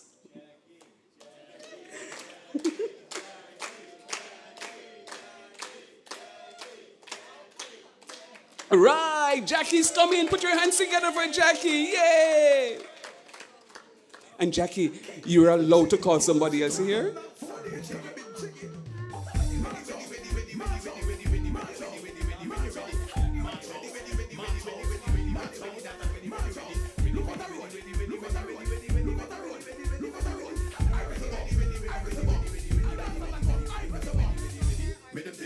But wait, dance we a dance and keeping it jiggy. That tune that remind me of the beat and the kicky. Dance we a dance and keeping it jiggy. Warm to him sound jiggy. Dance we a dance and keeping it jiggy. Say now go can't twiggy. Dance we a dance and keeping it jiggy. Bubble and beat and favor Miss Piggy. Dance we a dance and keeping it jiggy. Go Jackie. Can't win that if you mention Tiggy. Dance them and dance and keeping it jiggy. None of them are no dibby. Dance them and dance and keeping it jiggy. Hey, right. Woohoo!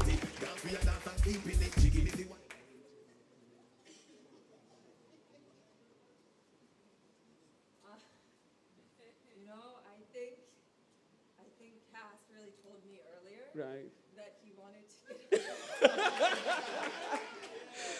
We want Cass. We want Cass. All right.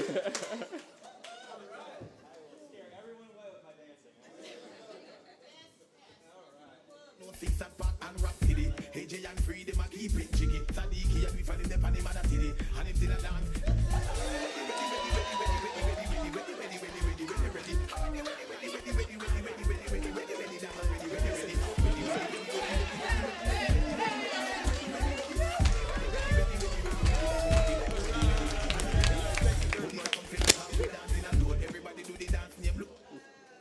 Thank you very much. Put your hands together for all of them.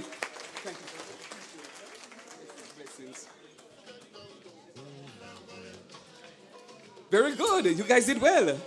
Good. So, Principal Sir, next time don't call me and ask me to do this because I get myself into trouble just now. The next person should call is Principal McCarthy to come and do something, but tomorrow. Are we now ready for that virtual presentation? We are indeed ready. So, ladies and gentlemen,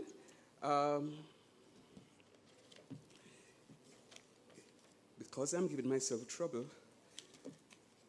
Okay, so Mr. Lee Hammond,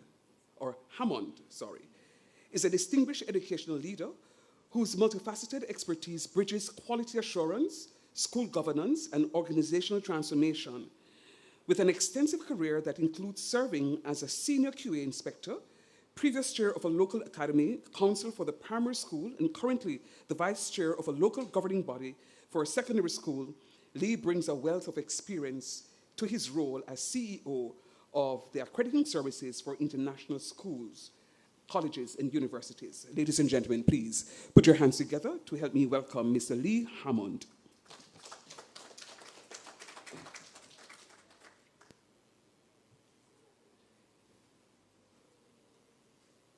Thank you, everybody. I hope you can all hear me. I'm currently in a hotel in Jakarta in Indonesia. So I'm 12 hours ahead of you. So it's currently 4 a.m. in the morning. So I'm sorry that I can't be there live in person. It sounds an amazing conference so far. I also hope that my colleague, Miss Florence Wanawa, who's there at the conference live, I hope she was one of the people that are up on the stage dancing because it would have been great to see that. So Florence, if you haven't been up there today, I hope they get you up there at tomorrow's session.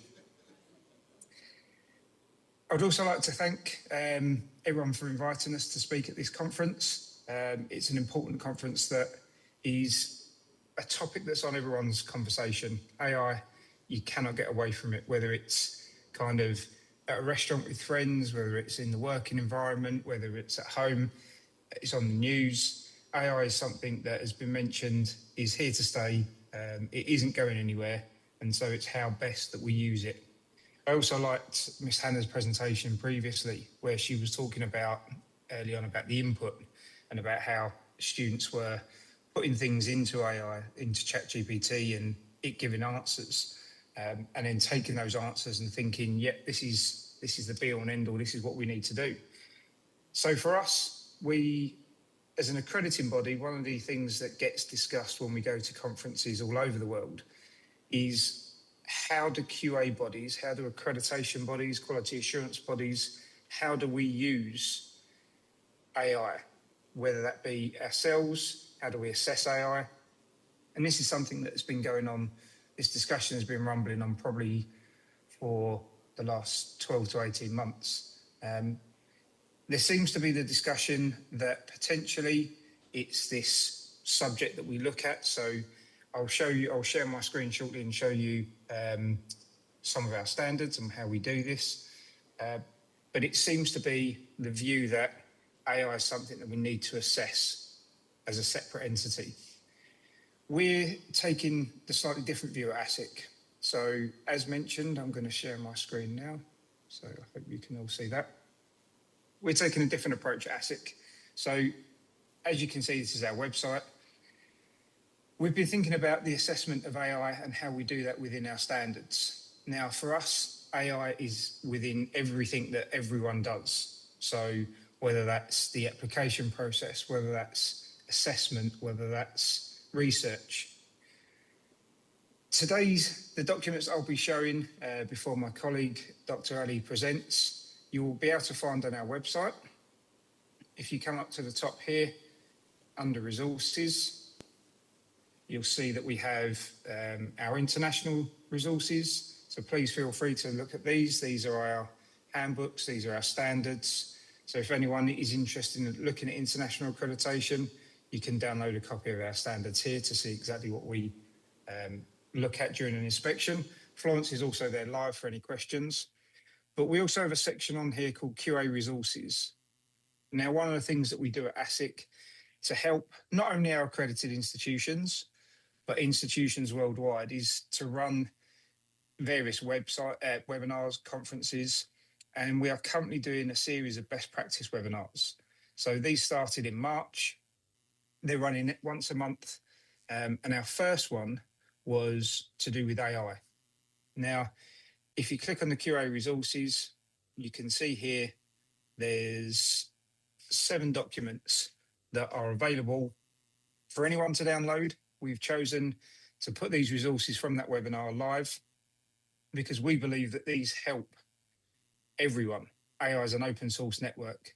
It should be there for everyone to look at. The documentation that you see here and the standards that I'll go through will slowly be introduced into our accreditation standards sort of during the course of this year. But we wanted to get this information out so that people can hopefully prepare not only for our accreditations, but for other QA assessments that they may have coming up as well. So just to let you know that the documents that I'll be going through today are all available to download on our website.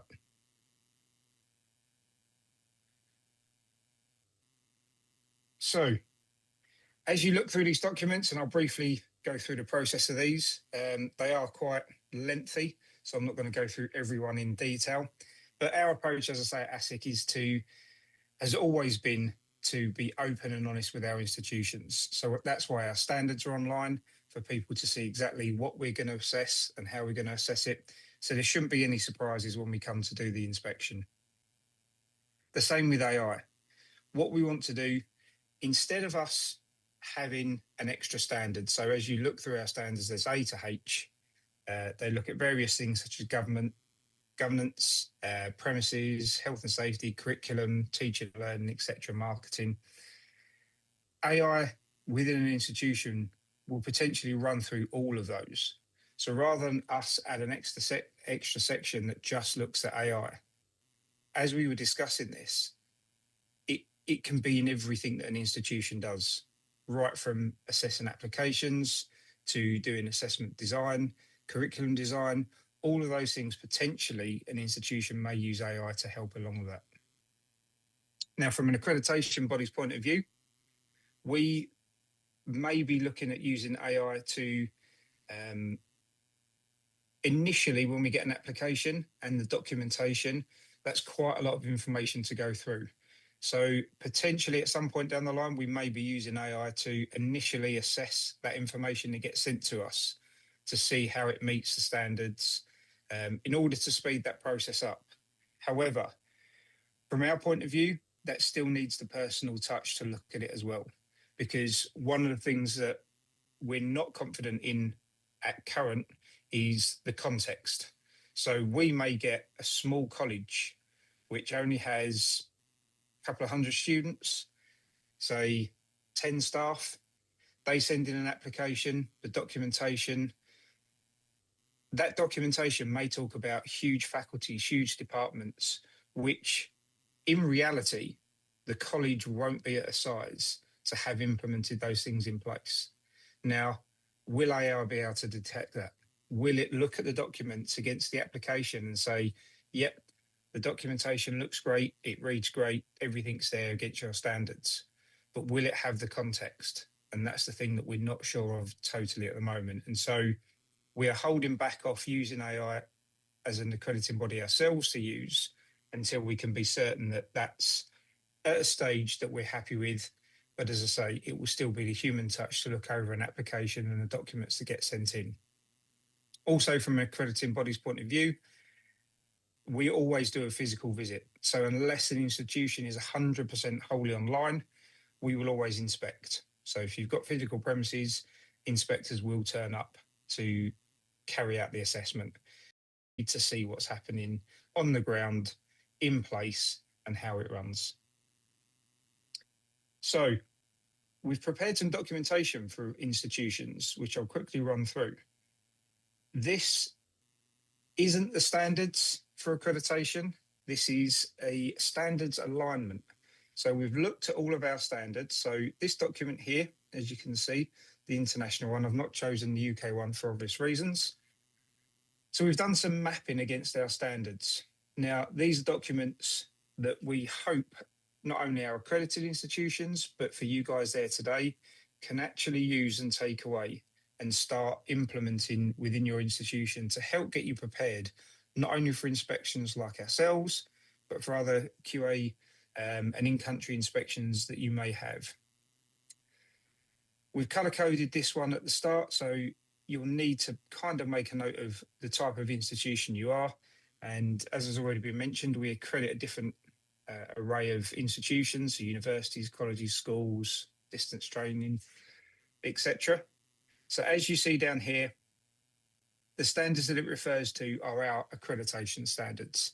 So the other document you may want to download to look alongside this is our standards for, say, international universities or colleges, depending on what type you are. We want you to use this document. Again, everyone loves a RAG rating. So wherever we go, red, amber, green, things are not in place, they're kind of there, or they're great.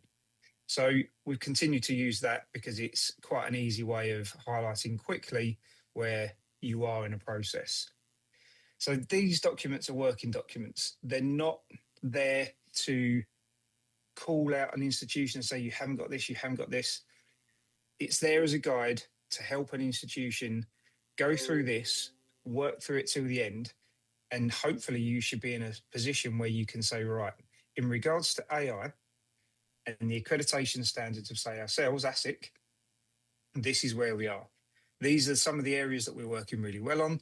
These are some of the areas that we need to highlight and some of the areas that perhaps we haven't even considered. So these are for documents to help push an institution down that path of getting ready for inspections, which will include assessments of AI if they're not already happening. So when it says here, the area So in our standards, section A is the governance and management, etc. It'll give you the ASIC standard. Now that'll be for a university college. But again, you're not going through our process currently. You can ignore kind of whether it relates to standard A, B. You can still use this for yourselves in terms of being a university. It will give you a description there about why AI is relevant. Some activities to evidence. Now, this is not an exhaustive list. This will give you an idea of some of the things to look at and potential evidences that you may have to, if you were going through, say, our accreditation, for example, that you could use. And then this is a self-rating. So as you work through this document, again, it will go through the various sections that we cover, but this is specific to AI within that. So as you'll see in our standards, they're a lot bigger than this, but this is in relation to AI.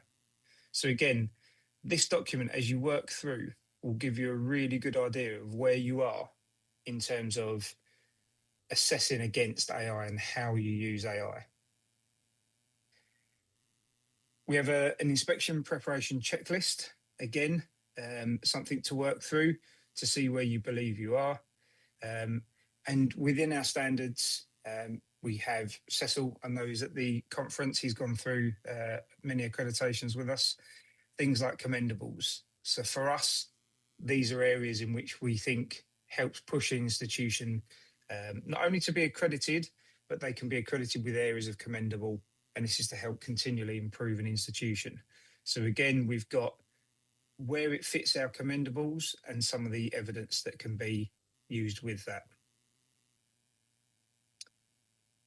We've also got a review and mapping template. So this document here, again, these you can use these in internal documents. These are for you to help improve as an institution. If you then choose to come with someone like ourselves for accreditation, international accreditation, then great, you'll all be prepared. But it's something that we wanted to put out in place to help institutions, because ultimately we're there to improve the quality or help improve the quality of an institution, which ultimately is there to improve the output and the outcomes for students. So again, why it matters, AI assessment, redesign, etc., gives you some policy and processes that it touches within our standards, and then potential some evidences that you can use.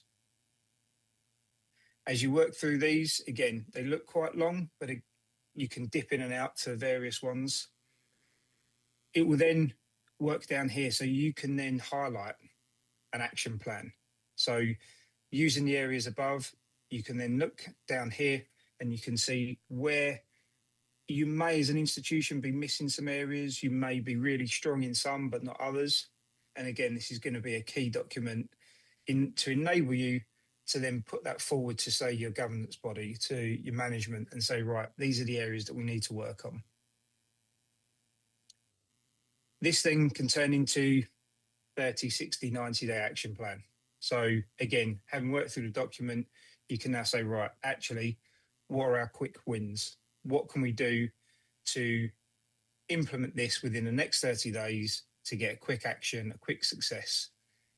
What also are we going to have to put in or work on that is now going to take a little bit of time? And then the 90-day ones are probably for longer term items that you come out of this plan document that you think, right, actually, we can implement some of these things now, but these things are going to take a little bit longer to put into place. We've also got a glossary there. So again, especially as an accrediting body, we love acronyms. So we've put this at the end of each document, so at least you can have an idea of what they may mean. We then have, if I can just bring that up there, some PDF files. Again, these are downloadable from our website. These are, again, this document here in particular is for your board, your senior leaders, your executives and governors. And again, we're really trying to raise awareness. We're trying to highlight to institutions, if they're not using AI, then this is something they need to consider. If they're using AI already, then how are they using it? How are they implementing it? The other thing is training. Staff training is essential as to how an institution uses AI. It's great when we go to institutions and they say, yeah, we're using AI for assessment, we're using AI to assess applications. And then you talk to teaching staff or other admin staff and they have no idea that their institution's using AI, because it may be one person that signed up and has got a ChatGPT account. Again, safety of information, where is that information being kept? Does the institution know where that is being stored? Is that open to the world? These are the things that your management need to consider. So again, looking at, say, 3 strategic oversight areas and what we think good looks like, these are some of the things that an institution should really be considering at the high level. If you're not, and you're in the early stages of implementation for AI, that's great. We've got some action points here, which we think that your board should start considering. Again, you can perform a quick health check. This is the second part of that management document. Again, it will highlight there what who the audience is, the purpose for it. And again, as you work through these documents, you can see there's some sample forms, etc., to fill out. But as you go through these, as I say, I can't enforce this enough. These are documents in order to help institutions consider AI, consider how they're using it, and implement some changes and ways of working.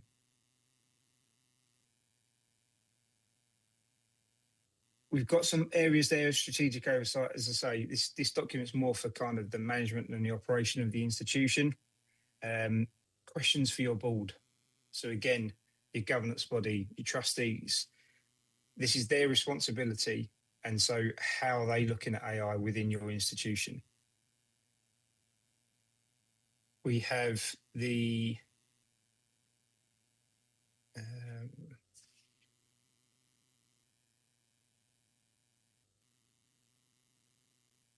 let me just.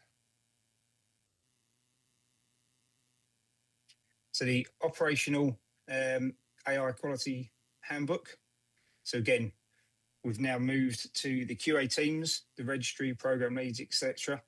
Again, this document is for yourselves. And this is, again, something for those leaders to consider in terms of the assessment design and validity. Some evidences about that. It's really to start making institutions look about how they use AI, what they're doing, and how to get that implemented. And then we also have a practitioner's guide. So let me close that down there. So again, we've moved down that level as well. So again, this is for teachers, program leaders, learning technologists, and student support teams. So this goes further down into kind of your role as teachers and tutors. Again, how AI can change your teaching context. It will give you some strategies, some feedbacks. So again, really look through these documents, because these are the things that we will be assessing later this year when we start implementing this into our standards. So we're releasing these now to give institutions time to consider how AI is used within their organisation, because our standards won't have a separate section for AI. It will be interlaced into everything that we do. So when we're looking at things like your curriculum design, does the institution use AI at all for any of that? Are you looking at it for use within your admin areas? And again, in which case are you using it to look at application forms? If you do, great. But what system are you using? How are you using it? Does it contain a bias? How do you guard against that? So all of these things that will be implemented into our standards or within these documents in order to try and help institutions get prepared for inspections by such as organisations as ourselves. So I'm going to pass over to my colleague, Dr. Ali. I hope he's still online. I'm sorry, as I say, I couldn't be at the conference. It was an opportunity I would love to physically be there.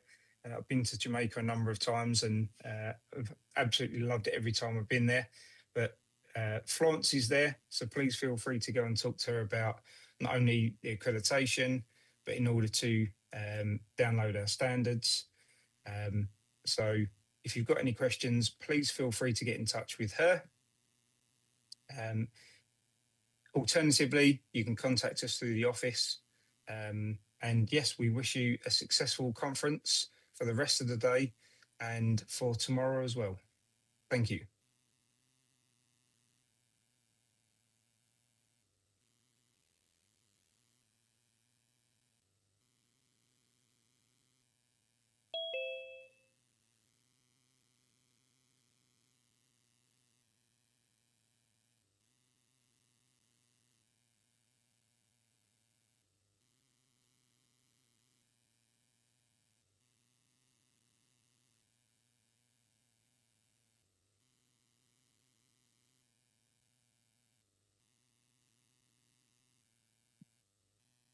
So I thought he said that we are waiting someone else to present, but I'm now learning that other person is not there.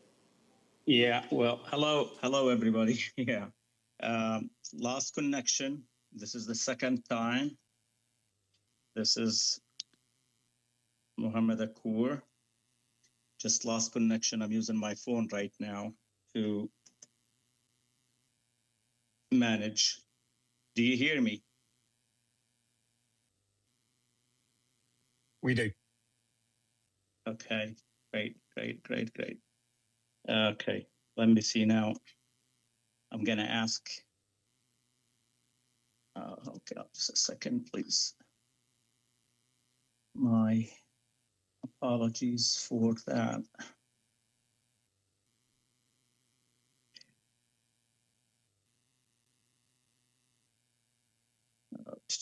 Looks like, this is, there we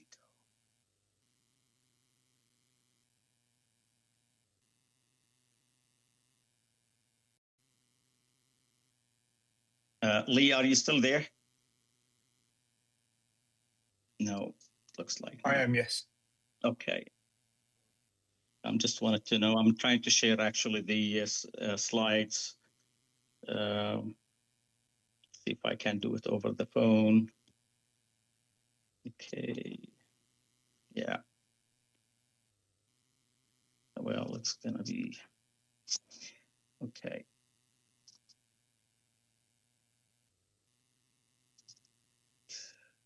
There we go.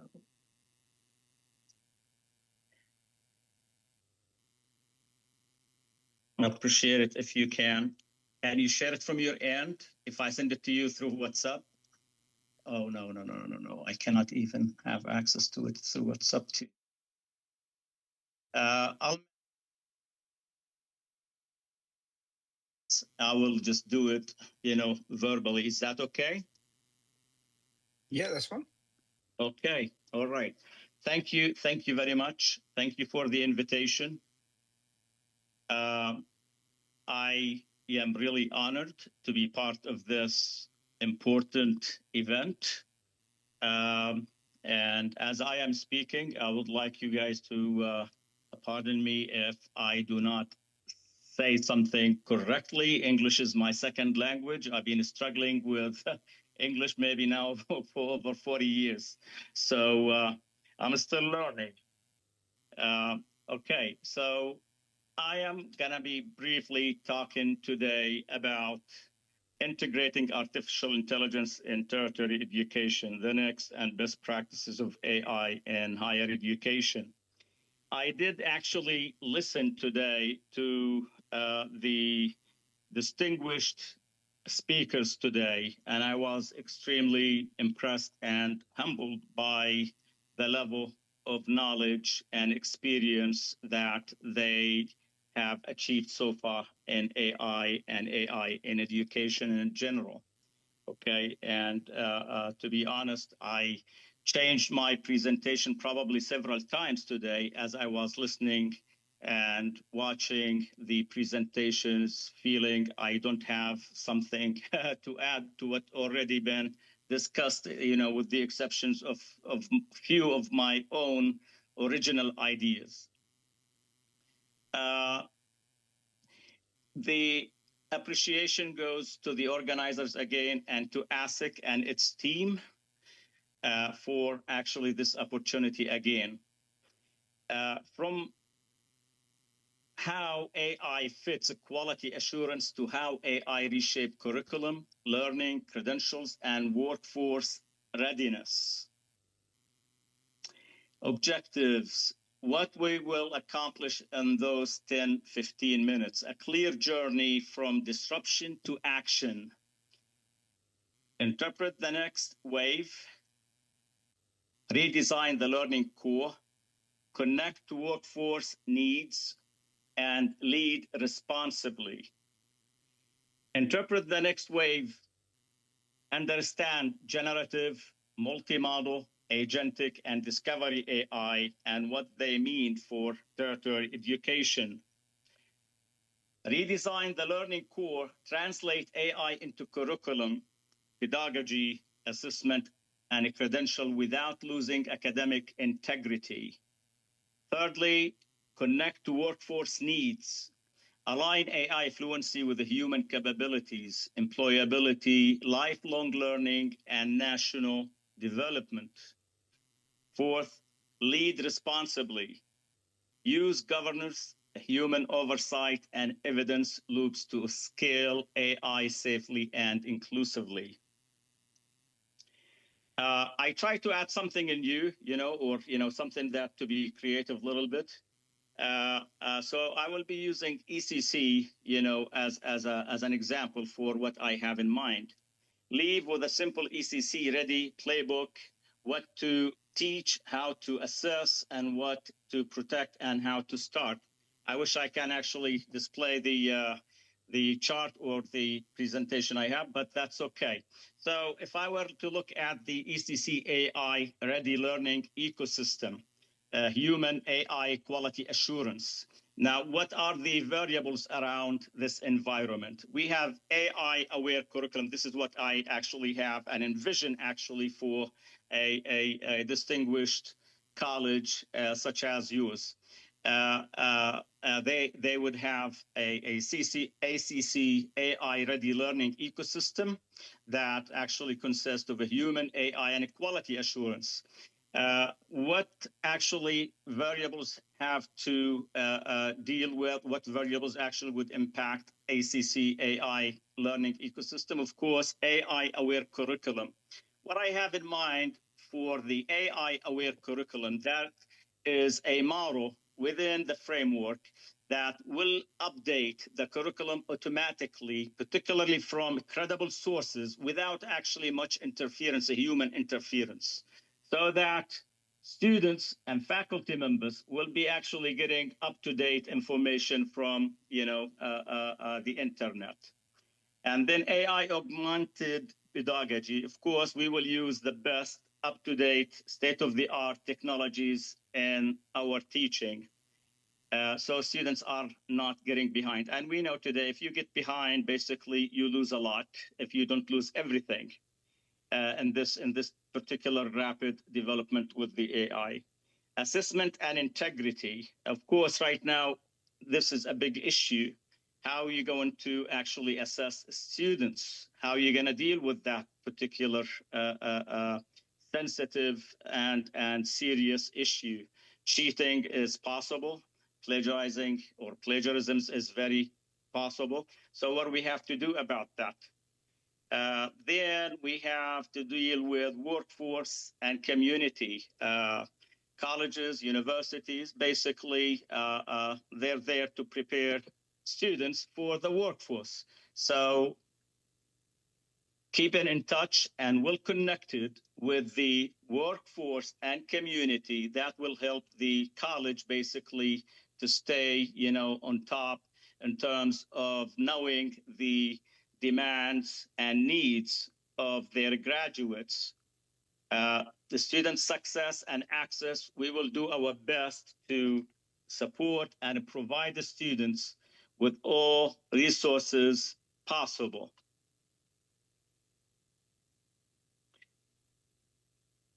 current climate, a moving target for higher education, it can feel like an uphill battle for the students and staff.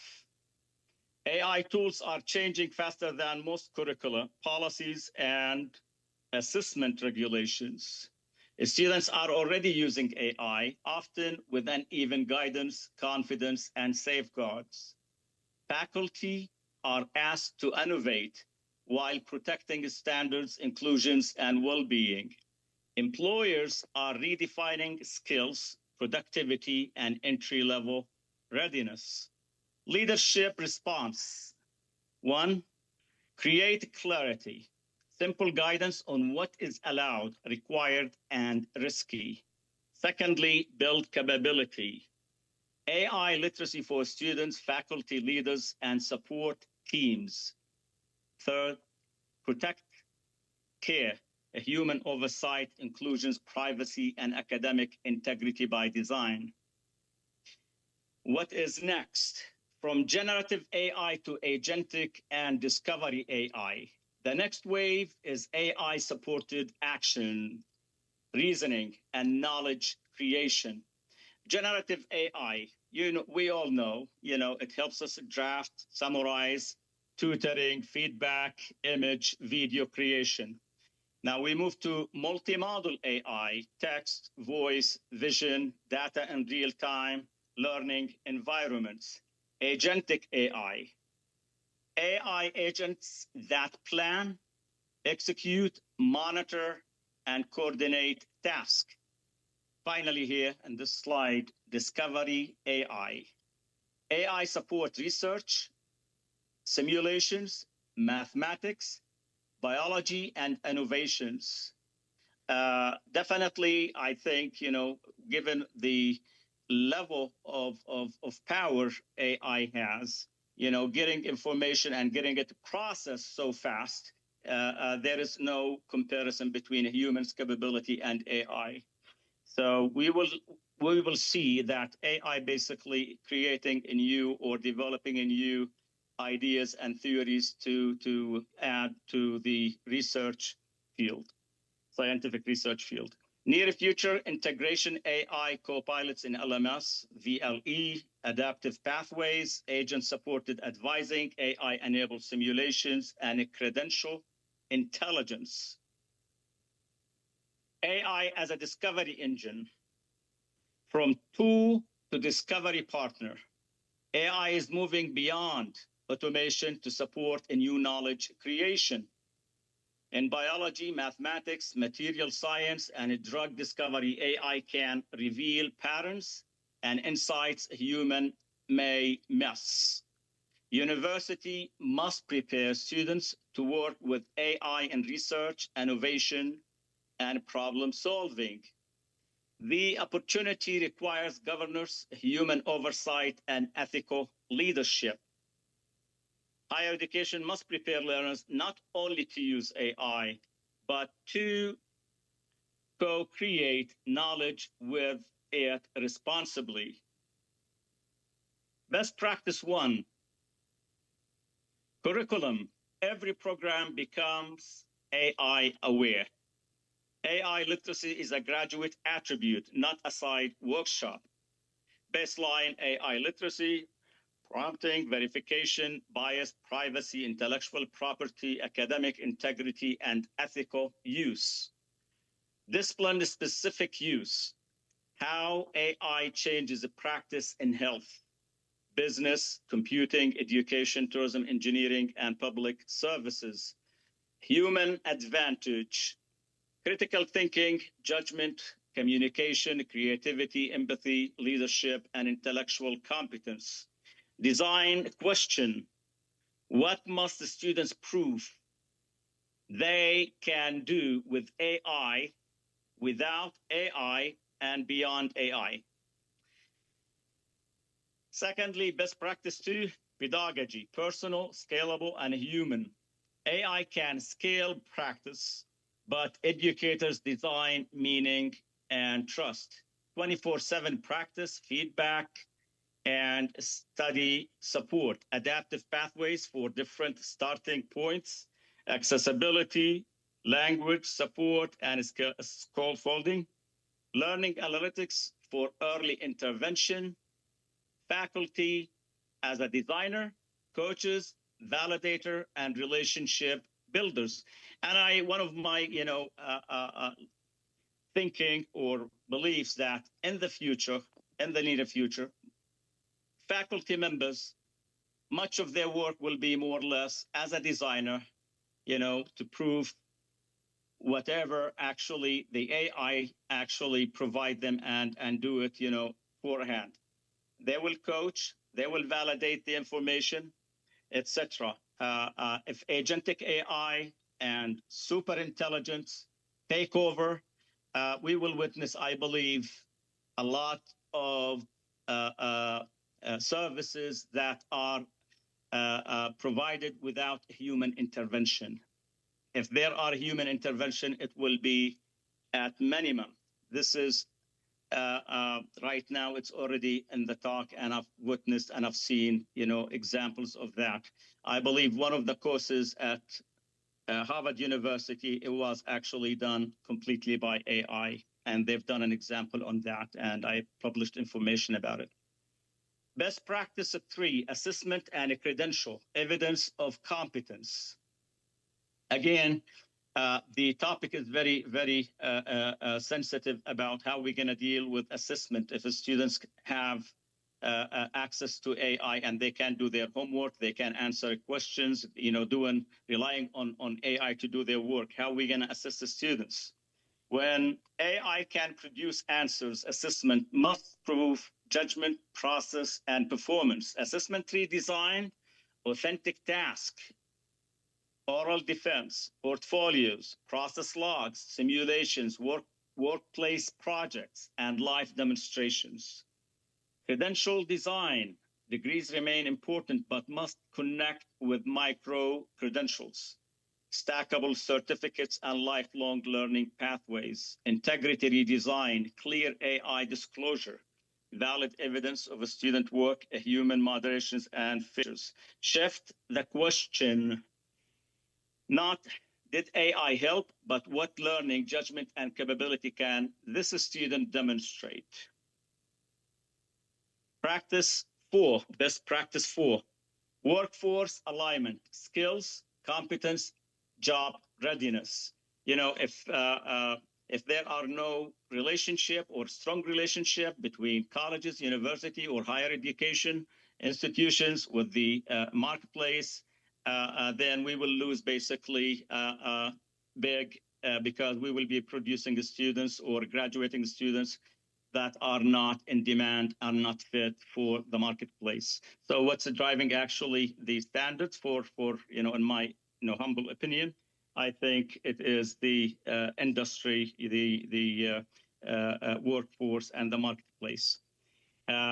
What employers increasingly need: AI and data literacy across disciplines, cybersecurity and digital trust, awareness, communication, creativity, resilience, and leadership, problem solving with AI, and verification of output.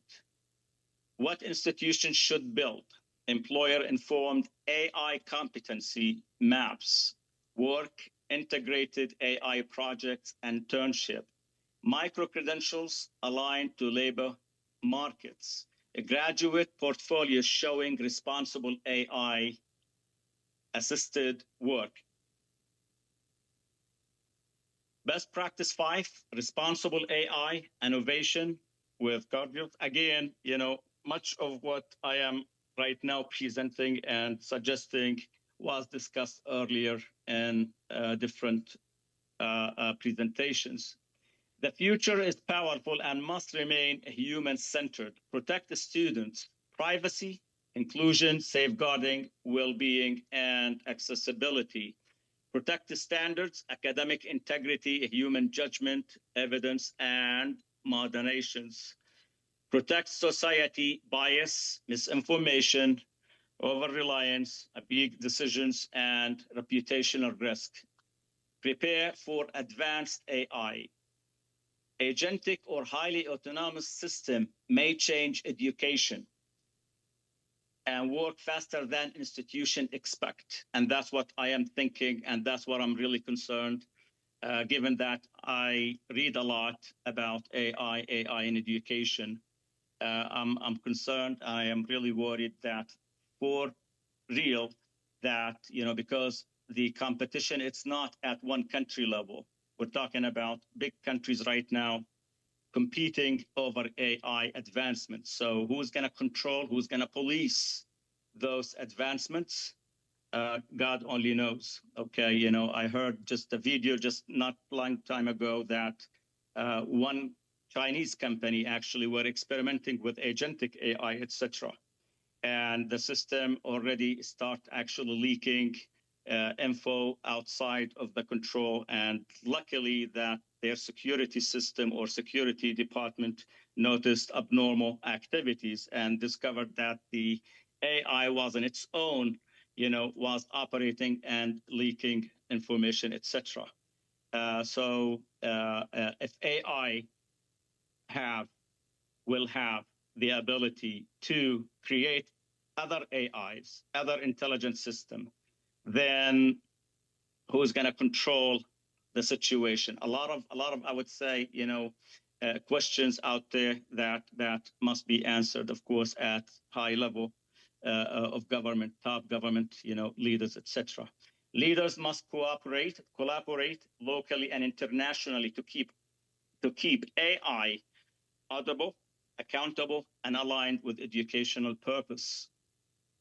Conclusion, from AI adoption to educational excellence, the goal is not to use AI. The goal is to improve learning opportunities and human capability. A human-centered, keep faculty judgment, student well-being, inclusion, and ethical purpose at the center. A future-ready, prepare learners for AI-rich workplace, research, entrepreneurship, and civic life. Equality assured, use evidence, feedback, governance, and continuous improvement to scale responsibility. The strongest institutions will not be those that chase every AI tool, but those that build a human-centered learning system where AI expand intelligence, integrity, inclusion, and imagination. With that, I thank you all, and I apologize for not being able to share with you the slides. And thank you very much. And I really appreciate this opportunity, and also appreciate the opportunity not to only present, but to also learn from different distinguished speakers today. Thank you so much.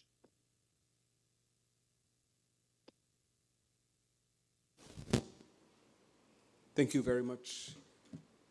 Ladies and gentlemen, thank you for tolerating me today. I hope I did justice to the day's activity, and I see you tomorrow at 8 o'clock. Have a good evening. Dr. Malcolm Walker will now close off with us, but I am done for the day.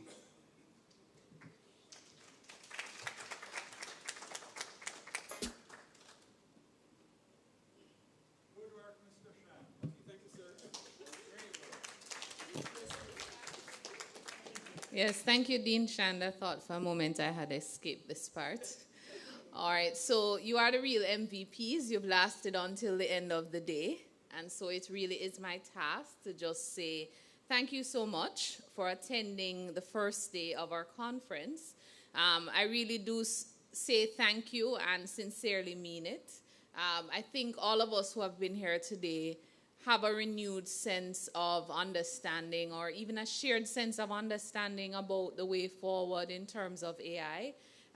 We must express our gratitude, especially to those of you who are here with us until the very end of the day, because it says that you really are partnering with us in this journey towards better understanding and appreciating how AI has shifted our environment.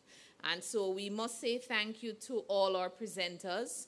I think one of the things that defined today was the importance of partnership, partnership in different spheres. And we weren't just focused on the tertiary landscape, but we took into consideration secondary and primary, the developmental stages, what it will mean for our students in terms of moving into the workforce, what it means from a policy perspective, and just what we need to do as educators, trainers, industry players in navigating this new frontier that is not going anywhere, and so we have to embrace it. And we just have to find ways to work together to ensure that we are at the forefront of what it's all about. Here at ECC, we really like to be about innovation. We like to ensure that we're preparing a space or having a space where our students can ask questions and they can be industry ready upon graduation. So as we close today, thanks again. I know for some of us, the day continues for a few more hours in terms of our engagement this evening. But we look forward to seeing you tomorrow for the second half of the conference. Walk good, as we say in Jamaica, and stay safe. Thank you.